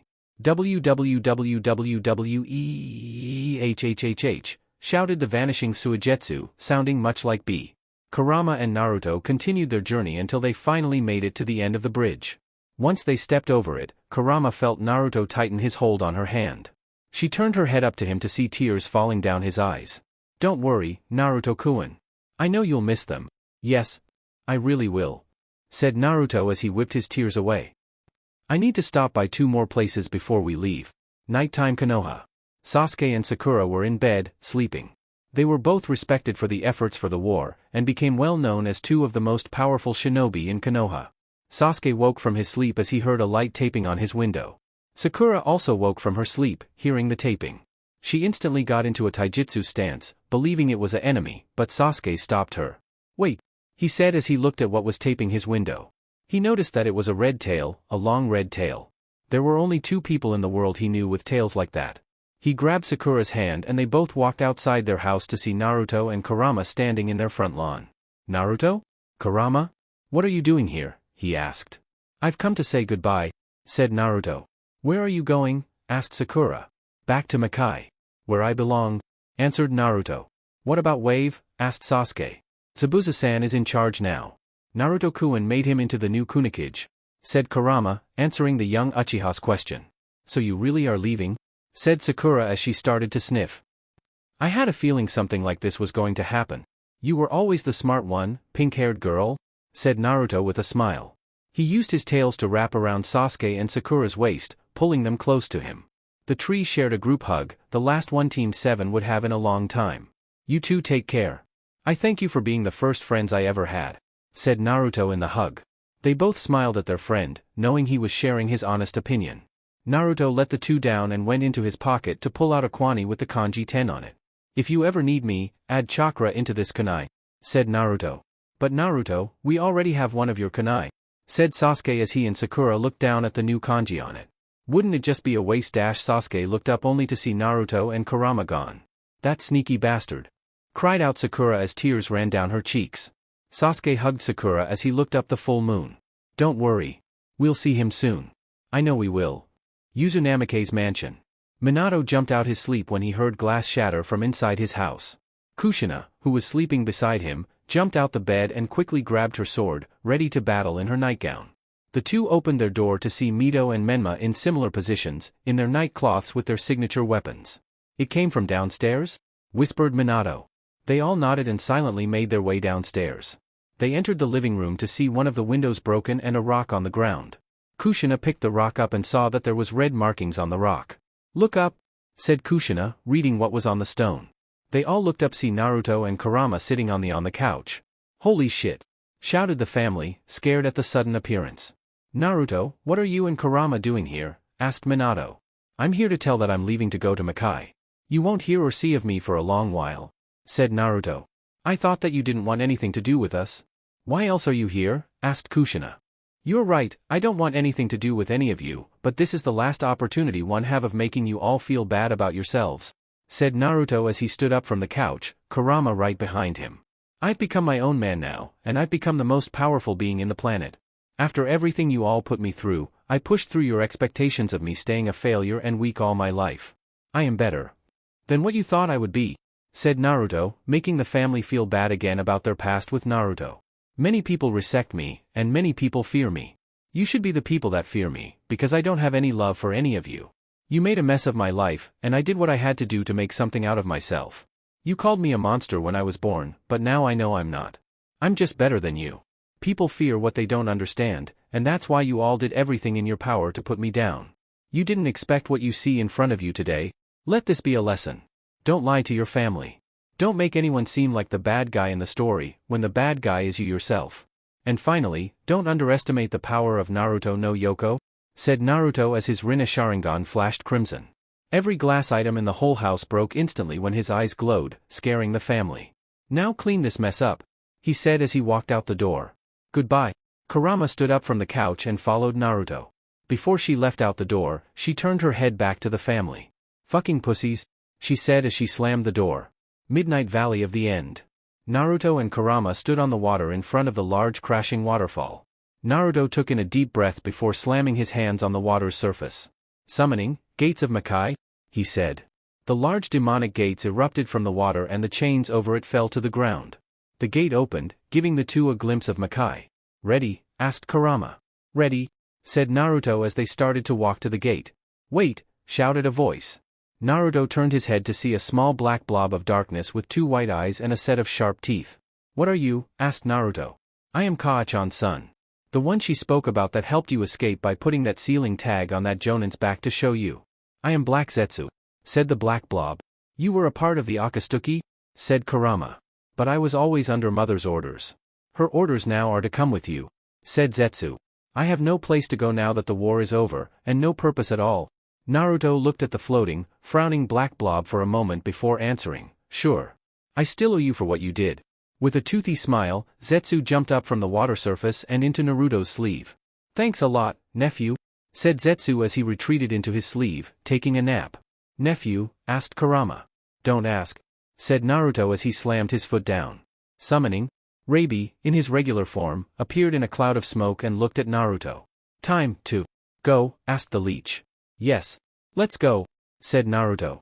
The 4 beings walked, and slithered, into the gates. The gates closed up behind the group, and vanished from the world, not to be seen again in a very long time. Makai. After dropping Kurama, Rabi, and Black Zetsu at the castle, Naruto headed into the forest with one destination in mind. He opened the door without knocking, knowing good and well that the person he came to see should be asleep. "Oh yes, Sasha? You get it, girl? Let's see what else you can do." Sound of page flipping. "Oh my god. That bitch can do a split on the dick." "You go, girl," shouted a familiar mole. His hand was underneath the table while he was reading another porn magazine. "Mr. Resetti?" asked Naruto as he watched the scene with amusement. The mole looked up from his magazine to see Naruto and instantly got on the defensive. "It's not what it looks like. I was tightening one of the screws from under the table. I don't know how this book got here." "Curse you, you demon," shouted the mole as he threw the magazine across the room. "You've got to knock next time, Naruto." "Good to see you too," said Naruto as he sat down on the opposite side of the table. "So if you've come back, then that means you've done it," said Resetti. "Yes. I've ended the war in my own way, also gaining some new powers along the way," said Naruto, activating his Rinne Sharingan. "Oh. Looks strong but also freaky," joked Mr. Resetti. "You come here for anything else?" "I've come to tell you that I'm here to stay in Makai and was wondering if you would like to stay with me in the castle," said Naruto. "Really? Really? Will there be cabbages?" "There will be a garden of cabbages right next to my orange trees I plan to grow." "Will there be bitches?" "Plenty for you." "Let me pack my shit," shouted the mole as he ran to the room. Naruto just smiled as he exited the small house, still hearing the crashes that were occurring from Resetti's packing. Naruto made his way back to the castle and into the master bedroom he shared with Kurama. When he opened the door he saw Kurama at the end of the bed, naked, in a very sex position. "Ready for that late birthday present?" she asked seductively. Naruto just looked at Kurama for a while, taking in the sight of her. "Kurama-chan?" said Naruto. "Yes?" she asked. "I love you." Kurama's eyes widened at Naruto, but then they closed while a small smile formed on her face. "I love you too, Naruto-kun." Naruto turned to the corner of the room to see Wicked sitting at the desk chair with a bag of popcorn in his hands. Wicked turned Naruto and gave him one of his signature smirks. "You better go hit that ass," said Wicked. Naruto just smirked back at Wicked with his own grin. He looked back at Kurama as the smirk got wider and wider. He felt good. This was the feeling he always wanted. He finished what he started. He made it to the top, and no longer has any regrets. Naruto, for the first time of his life, was truly happy. Naruto focused back on Kurama and he walked towards her. "I'm about to destroy that ass." Epilogue. Konoha years later. Konoha, a village known to produce strong ninjas, and is the first ninja village of its kind. Named after the flourishing forest that surround it, the village is a beautiful place filled with green trees and scenic views. The village has flourished as well, since the last war, and has been forever changed as time moved on. The peaceful village was filled with buildings, both old and new, and the new introduction of skyscrapers have appeared around the village. Technology has increased and people are adapting to the new, easier lifestyle they live using it. Even still, the village was a village full of ninja and historic events. The battles Konoha has gone through. The droughts. Times of suffering. Betrayal. All of it has happened in the village, and it took time for all of the negative aspects to slowly slip away. Years have passed since the Fourth Shinobi War, and peace between the Great Five Nations has lasted ever since. No more wars. No more deaths. No more hatred. It was like the world was finally at peace with itself. Inside Konoha, there is a building that holds 2 people currently living inside it. Said house was huge. Comparing it to other houses in Konoha was like comparing a pebble to a boulder. Everything about the house screamed expensive, and the house must hold important people for it to be so elegant. "It's today," said one of the people inside said house. "Today's the day. Please calm down, Kushina-chan. No need to get so loud," said the other person. "How can I not? I'm going to see all my child under one roof after so long." "Oh, I love family gatherings," said the women. What the women, who is now identified as Kushina Uzumaki, is talking about is quite simple. It was her and her husband's, Minato Namikaze's, anniversary of marriage.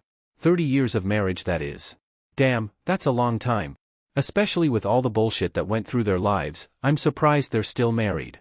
30 years ago on this day, Minato and Kushina were finally made an official couple and vowed never to leave each other. So far, that vow has been held high. The two have had some struggles together, but they persevered through it all together. Minato, who is now 55 years of age, is a old geezer now. His once blonde, golden hair is now mixed in with a old gray. Wrinkles adorned his face, and his cheeks slumped down a little. His body has gotten smaller due to age, but he is still mobile. He still wears that same blue jumpsuit he wore under his jonin jacket. He was currently sitting in a wooden chair as Kushina was behind him, her arms wrapped around his neck. "Yes, I'll be happy to see them all today. It's been a while since I've seen them, seeing as they're all so busy," said Minato as he scratched underneath his chin. "Damn old body. I don't like being old. Sweetie, being old is great. Now, other people get to take care of us," said Kushina. Kushina had gained some years on her as well, but she wasn't as bad as Minato, thanks to her Uzumaki genes. She just had a few wrinkles on her face and a little gray in her blood-red hair, but that was it. She was still active just like her younger days, and always outshone Minato in anything now. "Easy for you to say," said Minato as he coughed in his hand. "Ah, Minato-kun feels old?" said Kushina as she sat in his lap. "Hold on now, girl. Get off my lap. You're cutting my blood circulation," said Minato, trying to pry Kushina off of him. His legs was already falling asleep under the pressure of Kushina's body. "Tch, old man," said Kushina as she slowly got off of Minato. Minato looked up to see one thing that hadn't changed about Kushina. "That ass though?" Minato thought in his head. "Oh. I should start cooking. Minato-kun. You turn on some classical music or something you old people like," she said as she darted into the kitchen. "Being old isn't fun," said Minato as he slowly got out his chair. A large crack could be heard coming from Minato's back, and he yelled in pain. "Gia. My back," said Minato, sounding just like Oanoki. "I got to get that check out." Minato was headed towards the CD player, ready to search through some music. While he was doing so, he was thinking about all his children. It'll be good to see them again. It's been a while since I seen them all in one house. I hope it's going to go well. I hope to see my grandchildren as well, but they probably don't want to come, seeing as Kushina almost suffocates them with her hugs every time they come. "My only question," thought Minato as he looked outside the window. "Are you coming too, Naruto?" Final Valley. Ah, the Final Valley. A lot of bullshit has happened here as well. Seeing as this is the place Naruto ran away from Konoha, fought of Menma, Sasuke, and Gaara, and also thrusting a yokai-enhanced palm into Kakashi's stomach, this place is just filled with bad memories for Konoha ninja. This was also the area in which Naruto came back to Earth to destroy Konoha that one time. Ah. Memories. From the waterfall came a large, ancient door. Chains were wrapped around said doors, keeping them locked tight. Faces of demons and mythical creatures covered the doors in design, giving them an intimidating look. Suddenly, said chains from the large door fell down, chattering each time it hit the side of the mountain. The doors busted open, no longer having anything to hold them back. "Why are we coming here again?" asked a voice that came from the door. "I want to stay home at Makai. Uncle Resty and Uncle Zetsu said that he was going to take us on a picnic today. Now, your father has to meet up with some of his acquaintances today," said another voice that sounded like it came from a female.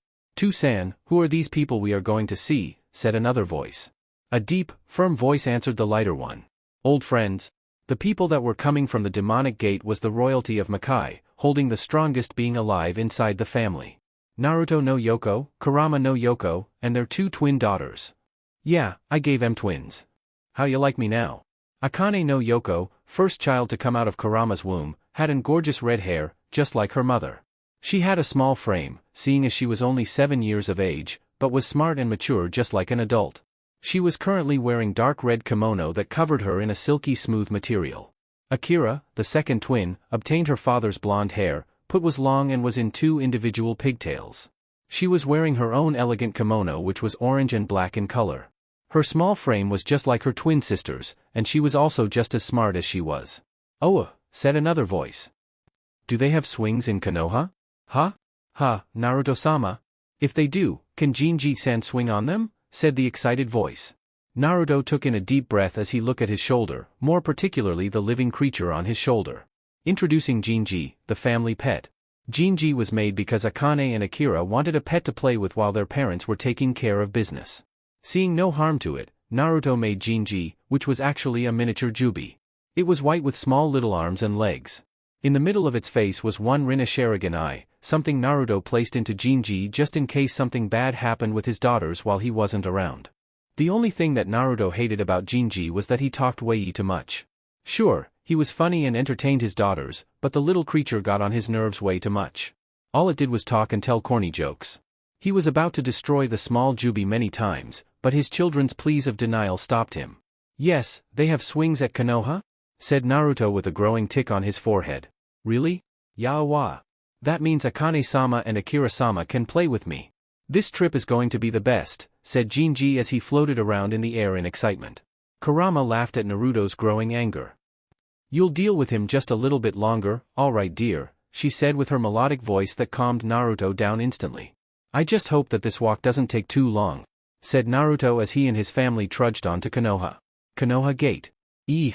I spy, with my little eye, something red," said a voice. "Something red? I don't see anything red," said another voice. "Yeah, you should.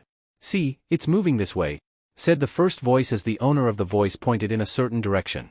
Sure enough, a red speck could be seen coming closer to the gates. Are you sure that isn't a person walking towards us?" asked the other voice.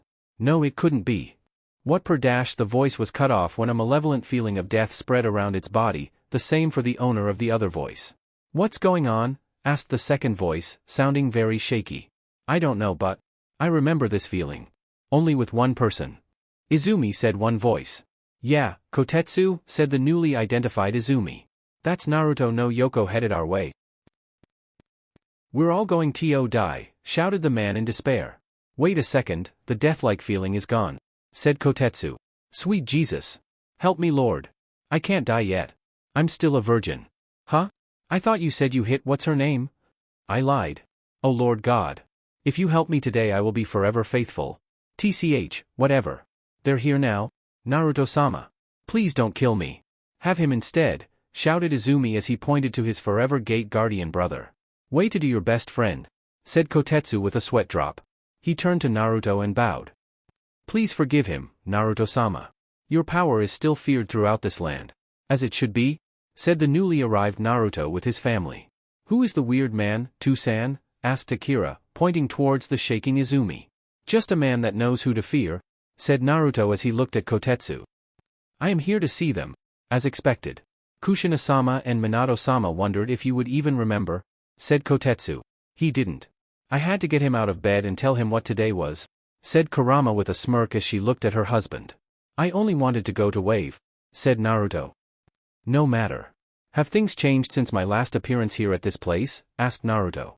"Yes, a lot of things have changed. I'll let you find out for yourself. Welcome to Konoha, said Kotitas as he moved to the side. Izumi mimicked Kotetsu actions, wanting to get as far away from the demons in front of them. "Shall we?" said Naruto as he let Kurama in front of him. "Such a gentleman," she said with a laugh as she grabbed her children's hand and walked into the village. Inside Konoha, the royal family of Kitsunes were walking down the street, taking in the sights of the village. The people of the village easily recognized Naruto and Kurama and bowed their heads towards the two, highly confusing the two older Kitsune. The villagers parted away from each other, creating a pathway for the family. "This place really has changed," said Kurama, not used to this sort of treatment from humans other than the ones at Wave. "Yeah, the buildings seem to be bigger," said Naruto as he glanced around.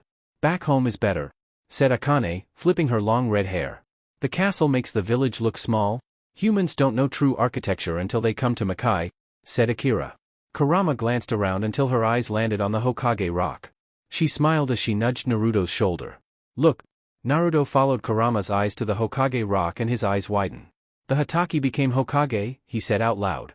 "Who's the Hatake?" asked both twins. Naruto ignored his two daughters as he looked to the face made from rock right next to Kakashi's. He smirked as he looked away.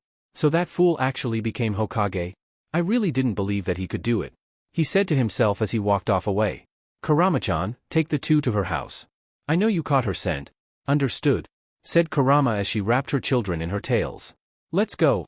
Jinji-san is going with Naruto-sama, said the mini-Jubi figure as it planted itself on Naruto's shoulder, making Naruto groan at having to deal with the little mutated version of the Energizer Bunny. Wait, where's Toussaint going? Asked Akira. And where are we going? Asked Akane. Seeing pink-haired girl. Uchiha residence. One Sarada Uchiha, child of Sasuke and Sakura Uchiha, was lazing around on the couch. She was watching a show in the living room while she heard sounds coming from the kitchen, most likely her mother cooking something for lunch. Suddenly, she heard a knock on the door, catching her attention. Sarada-chan, called a voice from the kitchen. Can you get that for me? All right, she said as she got up from the couch, her bare feet hitting the wooden floor beneath her.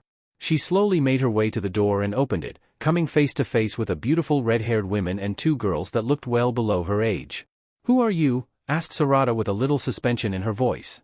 This woman's chakra felt strong and evil. She could almost see the chakra coming off this woman's skin, even without her Sharingan active. Kurama just looked at the young Uchiha in the doorway in front of her. She could see the resemblance of the two. Haruno and Uchiha. At least the child hadn't picked up that god-awful pink hair from her mother. I'll ask you again. Who are you? Said Sarada viscously this time, now grabbing to kunai and holding them in a reverse grip. Akane and Akira eyes gained a dangerous look as they saw the two knives. Just let me in, young Uchiha. I have business with your mother, said Kurama with a smile, now seeing the resemblance in attitude the girl had with her mother. Sorry, but you chakra feels too evil for you to do any good here, said Sarada as she charged forward. Before she could even make contact, she was blasted back by an invisible force that shot her back into the house. Akira had her hand stretched outwards and her blonde hair blown back by the force of her move. In her eyes were filled with hatred as the Rinnegan shone in them. Don't ever attack our mother, she growled out. Or worse will be done, said Akane, finishing her sister's sentence. Black and red invaded her eyes, activating her eternal Mangekyo Sharingan. For triangles, covered her eyes, with the base of the triangles right at the start of her eyes. The 4 points of the triangles overlapped each other, in the middle was where her red pupil was, burned with hate as she looked at Sarada. Crashing was heard and Sakura came from the kitchen with an apron on, but battle-ready within her taijutsu stance. Kurama smiled at the pink-haired women as she entered the house. Sakura's eyes widened once she recognized who was at her doorstep. Good to see you again, pink-haired girl, said Kurama. Kurama-san? What are you doing here? Asked Sakura as she loosed her stance. Sarada stood up from her position on the ground and placed her hand against her head. Just visiting. Seems you've gotten bigger. You have a black-haired version of you over there, I see. Seems you and the Uchiha have gotten busy, she said with a smirk, making Sakura blush. Yes, this is Sarada Uchiha, my 12-year-old daughter. Which reminds me, she said as she turned to her daughter, why are you all the way over here? It sound like you got hit into the wall. I did. I just don't know by what, said Sarada as she stood next to her mother. It was me, said Akira. She was about to attack my Kaa-san, something I don't take lightly. She needs to watch who she's accusing of being bad people. That could get her killed, said Akane with a growl at Sarada. Are these your children? Asked Sakura with glee filled with eyes. They're so cute, she yelled as she lowered herself down to their level and pulled on their cheeks, much to their embarrassment. Yes. This is Akira-chan, said Kurama, placing her hand on the blonde-haired girl. And this is Akane? She said, doing the same with Akane. They look much like you. She then noticed their whisker marks on their cheeks and instantly thought of one person. And their father? He's meeting with the Hokage building. Naruto entered the large building as noticed the many altercations to the building. Firstly, it seemed to be many more people working here. Many people with papers in their hands, moving quickly from one side to the other, or going up the stairs on either side of the room. Someone turned their head to the entrance of the building and instantly froze up. Is that Naruto no Yoko? Said the women. Hearing this, everyone froze where they were and turned their heads to the entrance, seeing Naruto and his 10 tails floating behind him lazily. To the surprise of Naruto, everyone got down on the ground and bowed their heads to the Demon King. Naruto was highly confused to this. These people used to hate him. Or is the new generation and those too young to remember of his time on Earth were never told of what he was and did to this village? Naruto's feet left the ground, slowly levitating in the air, shocking a few of the people in the room. Naruto circled around the room, trying to figure out what was going on. Naruto's eyes picked up on something hanging off the wall in a corner of the room. He flew to it, inspect it. "What is this weird contraption?" said Naruto as he tapped at the glass on the object. What Naruto was touching was a security camera that was currently on. "Maybe it's a chew toy," said Jinji, looking at the camera with his one big eye. "Security room. We're all going to die," shouted one of the men inside, watching Naruto's face press up against the TV screen. "Maybe he won't do anything too crazy." "He hasn't done anything yet," said another man sitting next to the other one. "What are you talking about? He won't do anything. He's going to kill us." With Naruto. Naruto lost interest in the camera and floated back down to the ground in front of one of the people that worked there. "Stand," commanded Naruto, and the women slowly stood up. "Yes, Naruto-sama?" she asked shakily. "Why do you all call me Sama and bow to me?" he asked. "Hokage-sama said we must show respect to you if you were to ever come back to the village," said the women. All right. You all can go back to what you were doing," said Naruto as he walked up the stairs, leaving the room behind him. Following his scenes, he turned corner to corner, passing by shocked people, and the terrible-smelling bathroom that hurt his nose. After a long streak of walk, and large and impressive door was the final room in the building. A man came from the door and slowly closed it behind him. When the man turned around, his eyes widened once he saw Naruto in front of him. "Naruto," said Shikamaru. He slowly bowed to the Demon King, showing his respect. "Shikamaru picking up an office job," said Naruto as he laughed to himself as he opened the door in front of him. Walking into the room, he saw a large desk filled with papers. A chair was turned to the glass behind the desk with a voice speaking out. "No, I can't do that today, schedule it tomorrow." All right, thank you," said the voice as he placed another weird contraption to Naruto on the table. "Damn people always blowing up my phone. You can't even sense me, you've gotten old?" said Naruto, shocking the man of the sudden intrusion. The Hokage jumped up and pulled out two twin swords, ready to slice the intruder's head clean of. Before the Hokage finished his execution, Jinji stopped both of the swords with his stubby arms, saving Naruto from any harm. "What's going on?" demanded Hokage, not noticing the face the Jinji's small body blocked. "Who are you? You really have gotten rusty," said Naruto as he grabbed Jinji and placed him back on his shoulder. Sasuke's eyes widened when Naruto no Yoko's face was presented to his Sharingan eyes. "Naruto," he whispered as he dropped his swords. "You know, if anyone else were to do that they would be dead. You're the exception," said Naruto with a smile. Sasuke engulfed Naruto in a hug as the two best friends final meet after so many years. "Weird man is hugging Naruto-sama," said Jinji, looking from atop Naruto's head, having to move when the two hugged. "This is a once-in-a-lifetime thing to see. It's been so long," said Sasuke as he pulled back. "I was thinking you would never come back. I was thinking about it too, but I'm glad I did come." "It's good to see you, Uchiha," said Naruto. "You look well," said Sasuke. He then looked at the weird creature and asked, "What is that thing?" "I'm Jinji-san. Naruto-sama's best soldier. Protector of Kurama-sama, Akane-sama, and Akira-sama. I am the best pet in the world," proclaimed Jinju, making Naruto sweat drop. Sasuke turned to Naruto for answers. "A creation I made for my daughters if anything goes wrong while I'm not around. Sadly, my children like his so-called funny attitude, something I can't stand," said Naruto. "Oh, Naruto-sama. You don't really mean that. I know you love and care for me," said a happy Jinju. "And the Rinne Sharingan? Is it real?" asked Sasuke. "Yes. I gave him a lot of chakra to fight off even the strongest of enemies," said Naruto. "But that isn't the reason I came here. I wish to spend the day with you and Sakura-san before going over to the Namake's household. Today is their anniversary," said Sasuke. "But I can't leave, I have work that I must finish." Naruto activated his Rinne Sharingan and whispered almighty push. Sasuke's desk suddenly flew out the window, crashing through the glass and out into the village. Sasuke turned to Naruto to see his plain face. "Somebody stole your desk with all your paperwork," said Naruto, making Sasuke sigh. "Fuck it. Let's go to a spot that I know of," said Sasuke as he led the way out. Konoha. Sasuke, Naruto, and Jinji walked the streets of Konoha, receiving bows and looks of respect. A pathway was made for the two as they continued their walk to their destination. "Why did you become Hokage?" asked Naruto, finally asking the question that has been on his mind. "At first I didn't want to be. Menma was close to becoming Hokage, but Kakashi wanted me to become Hokage. It was a split vote between me and him, so he challenged me for the seat of Hokage.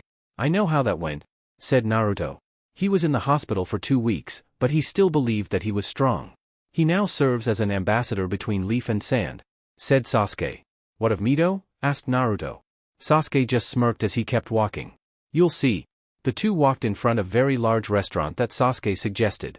Many people were walking in and out of it, proving that it was a well-known spot. Naruto growled out as he read the name of the restaurant. Ichiraku Ramen? He growled out inhospitably. I know what you think, but just come inside, said Sasuke. Naruto growled out again as steam came from his nose. This better be worth the walk, he said as the two walked inside. There was a long line that Naruto growled at also. He was not going to wait this long line just for a restaurant he didn't want to be in. Sasuke pulled him further inside, skipping the line, and into the kitchen. What are you doing? Asked Naruto as the two walked through the herd of chiefs that were cooking. You came to visit people. I'm showing you the other person that was a part of Team 7, said Sasuke as they continued their walk. Ugh, this ramen smells delicious, said a voice that Naruto could easily recognize. Dear, could you pass me some of that seasoning that I can't pronounce? I got you, said an older-looking Ayam as she stood next to a man with gravity-defying gray hair. Ayam-san. Kakashi-sense, called out Sasuke. The two turned their heads and eyes widened when they saw Naruto. Naruto-san, said Kakashi. The Hatake. It's been a while, said Naruto as he shook hands with the man. You've gotten older? You still look the same, just like the last time I saw you, said Kakashi. Naruto looked over Kakashi's shoulder to see Ayam looking down at the ground. You, he said with hate filled in his voice. Naruto, you should let that hatred go, said Sasuke. I do not like this woman. I know you don't, Naruto, but this is my wife, said Kakashi. She told me of what happened between the two of you and she is sincerely sorry about it. I really am, Naruto-san. Please forgive me, said Ayam as she bowed to him. You better accept that apology, mister, said Jinji as he tugged on Naruto's golden locks. Hug her now. I don't wish to, said Naruto. You better do it, cause that's someone who is married to your old sensei. You better hug her, yelled Jinji. Naruto growled out before wrapping a tail around Ayam's body. There. Happy, said Naruto as he looked up at Jinju. No. A real hug. The one that I do when I hug my pillows at the castle, shouted Jinji. Regretfully, Naruto pulled the girl close to him and wrapped his arms around her. And do it with a smile. Jinji-san likes to see Naruto-sama hug people with a smile, yelled the creature as he jumped up and down on Naruto's head. Naruto sighed as he put on the realest smile that he could. His fangs could be seen by the bystanders watching the scene and it made them weary. Good. Now order me some ramen. Jinji-san hungry, said the mini-Jubi as he rolled around Naruto's golden locks. The great demon king. Ordered around by one of his servants, laughed out Sasuke. This is something I'll never let go. The other reason I made him is for him to keep me in check at times as well, said Naruto with a sigh as he released the happy Ayam. Let's just eat. Hours later. After eating with Sasuke, and meeting back up with Kurama and Sakura, the group of people headed to the destination that the Kitsune family came for. Approaching the gate, Naruto knocked on it, wishing entrance. Not so long after, the gate started to open up, and one Minato Namikaze was waiting on the other side. Naruto, said Minato. My son, he said as he walked up to Naruto and hugged him, making Naruto feel uncomfortable. It's been so long since I've seen you, said Minato as he pulled away. How have you been? Good, said Naruto, looking down upon the now old man. Seems you had better days. Yeah. Age has gotten to me, said Minato. He nodded to Sasuke, Sakura, and Sarada, but his eyes gained a small amount of hate when he looked at Kurama. Kyuubi, he said with distaste in his mouth. Namikaze, she said back. Lighting danced between the two, but Minato cut the staring contest as he looked down at the twins.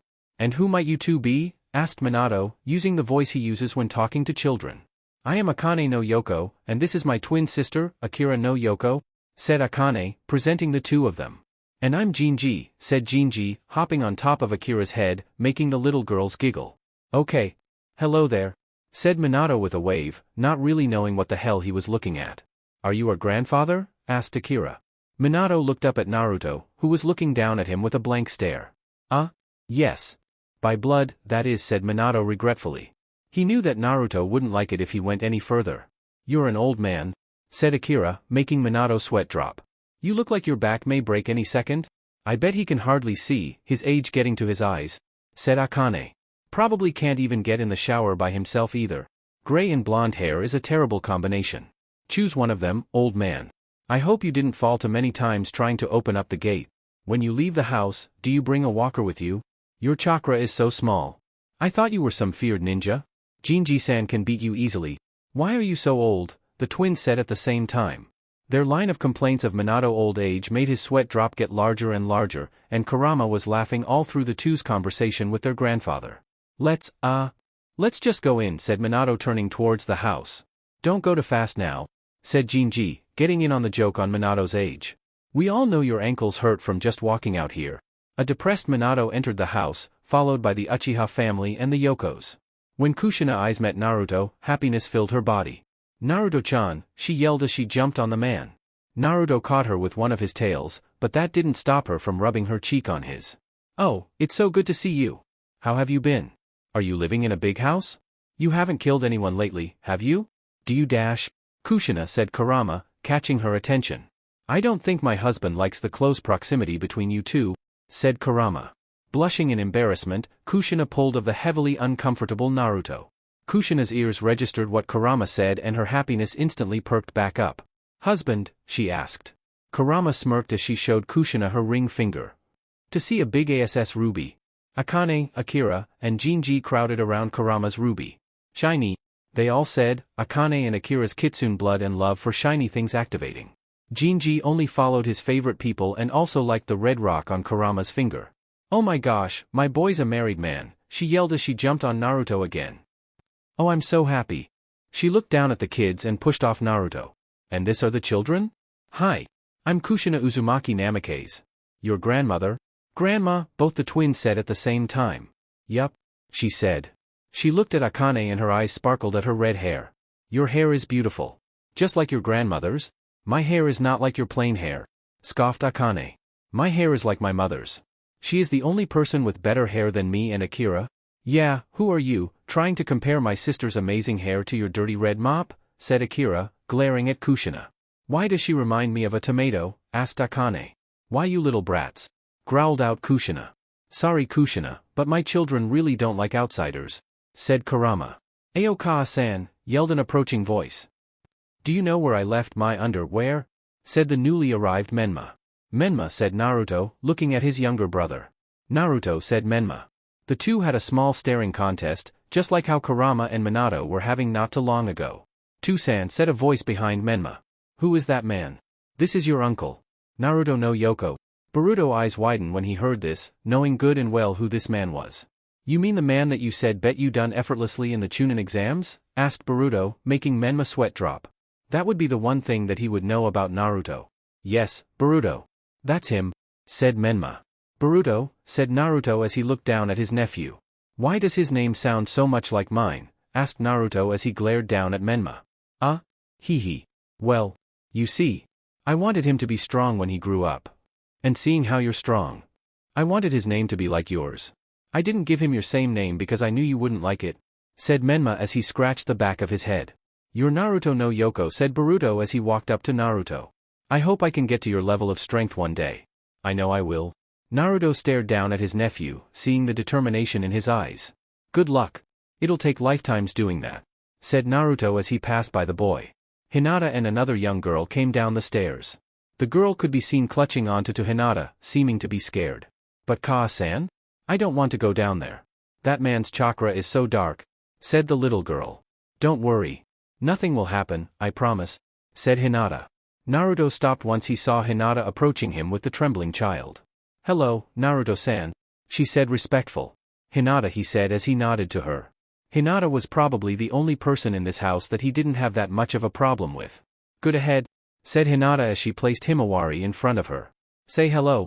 Hi, Himawari said as she waved a trembling hand at Naruto. Naruto looked down at the young child's lavender, looking like an exact copy of Hinata. Akira. Akane, called Naruto. Yes, they both said as they walked over to their father. Introduce yours to your cousin, said Naruto as he walked away. My name is Akane no Yoko, Princess of Makai, she said. I am Akira no Yoko, Princess of Makai, Akira also said. And I'm Jinji, said the creature as he jumped down on the ground in front of Himawari. The girl giggled at the little creature that tried to entertain her by dancing on the floor. He reminds me of one of my dolls, only that he's alive, said Himawari. Jinju-san will got out his way to make anyone laugh. That's what I like about him, said Akira. Naruto approached Minato that was sitting on the couch. Is it still here? What are you talking about? asked Minato. My cage? He said. Minato gained a sad face and sighed. Yeah, it is. I haven't been in there in years. All it's doing now is collecting dust. Naruto nodded and was about to go see for himself, but the door opened up, catching his attention. Hello family, said Mito as she walked in. She had problems doing so because she looked like she was 9 months pregnant. Mito-chan. It's good to see you, said Kushina as she hugged her daughter. How long has it been? 8 months, she said as she rubbed her enlarged belly. I'll be expecting a boy next month. Have you seen Naruto-chan yet? She asked. No, where? Mito muttered as she walked deeper into the house. Naruto turned the corner to come face to face with his younger sister. Naruto-san, said Mito. She hugged her older brother with all her strength. How are you? I'm all right, said Naruto. The two pulled back and he looked down at Mito's stomach. Who is the father? Someone I don't approve of, yelled Menma as he walked to his siblings. Oh hush. You're just mad he's a Kage and you aren't, said Mito as she hit her brother upside the head. Kage? Asked Naruto. He pointed toward Sasuke and said, like him. Yes. He is my true love, said Mito. The door opened and a man entered in with bags in his hands. I brought the fish, said the man. Chojuro-san, said Naruto. He was surprised that Shichojuro could actually make his sister fall in love with him. Oh, Naruto-sama. It's good to see you, he said as he shook Naruto's hand. It's been a while. Too long for my taste. Chojuro-san mates with Mito-san, said Kurama in surprise. Didn't know you had it in you, big boy. Yeah, well, after conversations with me talking to myself in the mirror telling myself to go ask her, I finally did 2 years ago. After that has been great. The food's ready, shouted Kushina from the kitchen. The table's all set. Everyone sat around the table, ready to eat the meal that Kushina spent so long to prepare. Minato stood up, tapping his spoon against his glass, getting everyone's attention. Hey everyone. Minato here. I just want to thank everyone coming today. Today we have someone that hasn't had the best memories here, but he is respected here as well as around the world. Minato turned his head towards Naruto and raised his glass. Naruto. We thank you for your efforts in the war so long ago. It's because of you that the world can sleep easy at night. Alliances have been made between people and war is no longer an issue in our world today. Our peace is all because of you, and for you to come from a household that didn't treat you right? I just thank you. From the bottom of my heart. Thank you, Naruto no Yoko. You have an amazing family that I am proud to see. Compared to your childhood, I would have never thought of you being right here with them. Again, I thank you, finished Minato. All the adults raised their glasses while the children raised their juice and drained the liquids down, all agreeing to the toast. Wait, what do you mean a household that didn't treat you right and compared to your childhood I would have never thought of you being here? What does that mean? Asked Akira. Don't worry about it, said Kurama. Let's just eat. Hearing that, all of the Yoko's eyes glowed red. They all looked at the food and before anyone could fill their plates up stole all the food they could and filled their plates up. Crunch time, said Naruto as his family all devoured their food, not having any table manners. Everyone watched the monsters before them eat pound after pound. It was a sight to see people eat so much food like that, but also disgusting cause they were eating food, like that. They're like animals, whispered Hinata as she ate from her plate. Well, they kinda are animals, said Menma, referring to them being kitsune. After the food was gone, the Yokos were all rubbing their bellies, filled up on the food Kushina made. Ugh. Jinji-san feels like he just ate. An elephant, said Jinji, his stomach bloated like Mito's. Are you all going to be alright? Asked Minato. Yeah. Just give us a second, said Kurama. Yokai covered the kitsunes and their bodies suddenly slimmed down to their original state. All better, said the twins. Everyone ready? Asked Naruto as he stood up. Where are you all going? Asked Kushina. Wave. I'll return to Konoha tomorrow. I must go check on my people, said Naruto as he walked down the hallway, his family following. Where are they going? Asked Boruto as everyone else followed Naruto. Naruto stopped at a door. A big, vault-like door that was slightly open. He flicked the light switch on, but none of the lights came on. He pulled it open and entered the darkness of the vault. Why are they going in there, Kaa-san? Asked Mito. I guess this is the place he want to see the most, said Kushina. The group of people made it to the bottom of the staircase, now in front of the final door. Naruto, using his nocturnal eyesight, found the light switch and flicked it on, which, surprisingly, came on. This place, said Naruto as he entered the room. Akira and Akane were about to enter with him, but Kurama held them back. Hold on. Give your father some privacy, said Kurama. Naruto advanced in the room, remembering his times here. He ran his hand over the metal protrusion from the wall that was once his bed. He looked under it to see 3 claw marks and one of his Harashin marks. I remember that, said Naruto as he rubbed his hand against the mark. He placed his claws against the marks, seeing his claws had grown over the time. Naruto got up and entered the bathroom that was filled with dust and dirty. The clean sink, toilet, and tub he used to have was now a germ-filled brown color, rust taking over its body. Naruto walked around the room, reliving all the times he had in the small confinement. It really has been a while since then, years ago? Naruto muttered to himself as he walked out the bathroom. He nodded to Kurama and the twins, and they came inside the cell with him. The Namikaze and Uchiha family watched as Naruto intertwined his family in his tales. I shall be back tomorrow, said Naruto as he and his family disappeared in red flash. Minato walked inside the cell and looked underneath the metal slab Naruto once used as his bed. Looking under it, he started to quietly laugh to himself. What is it? Asked Kushina as she walked over to Minato. There is a Harashin mark underneath here. He could have come at any time and killed us in our sleep.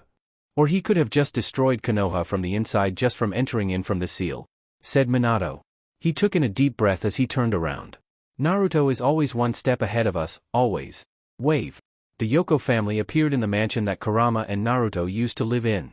Once their feet landed on the ground, Naruto was splashed with a bucket of water. Ha ha ha ha ha, laughed out a voice. I've been wanting to do that for years.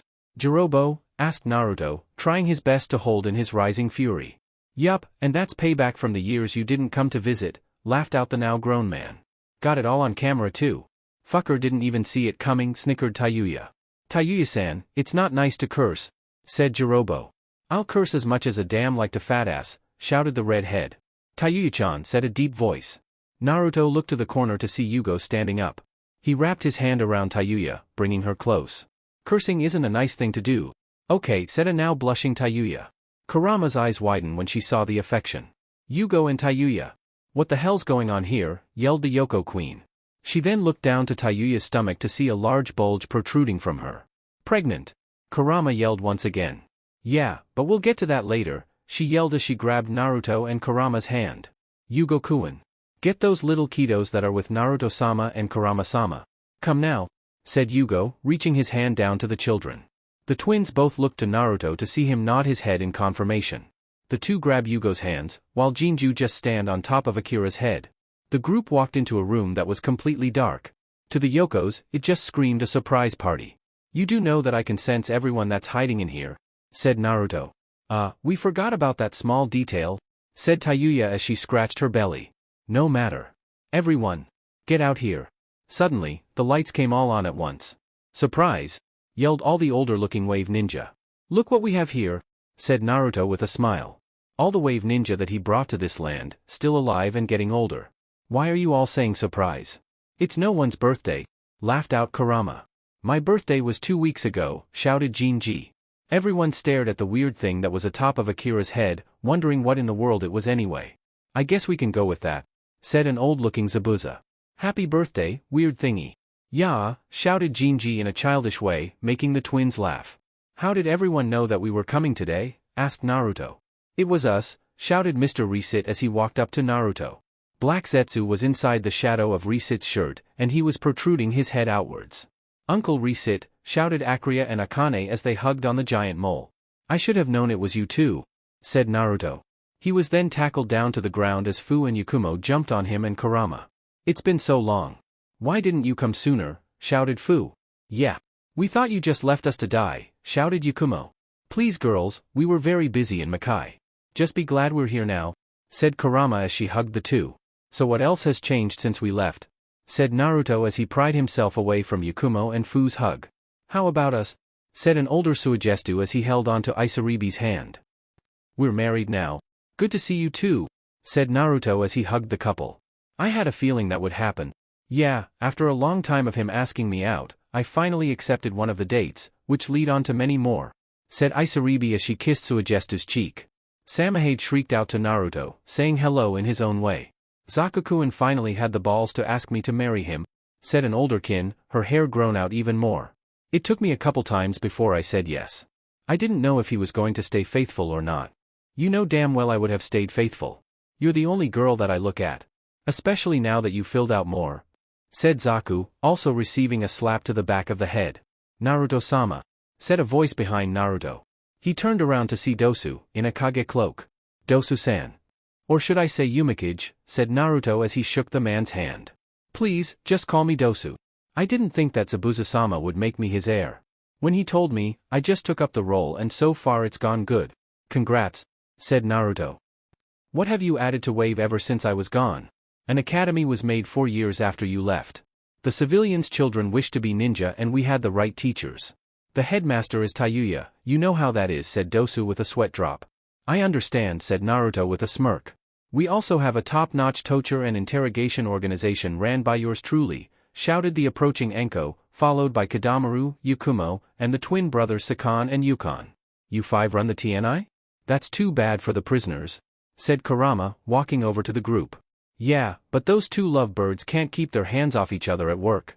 I get sick and tired of hearing moaning in the break room, yelled Enko. Kidamaru just smirked and brought Yakumo close to him. I just love my wife. There's not a problem with expressing that every now and then, said Kidamaru. It's a problem when I see 3 condoms on the floor in the bathroom, shouted Enko. Nasty fuckers.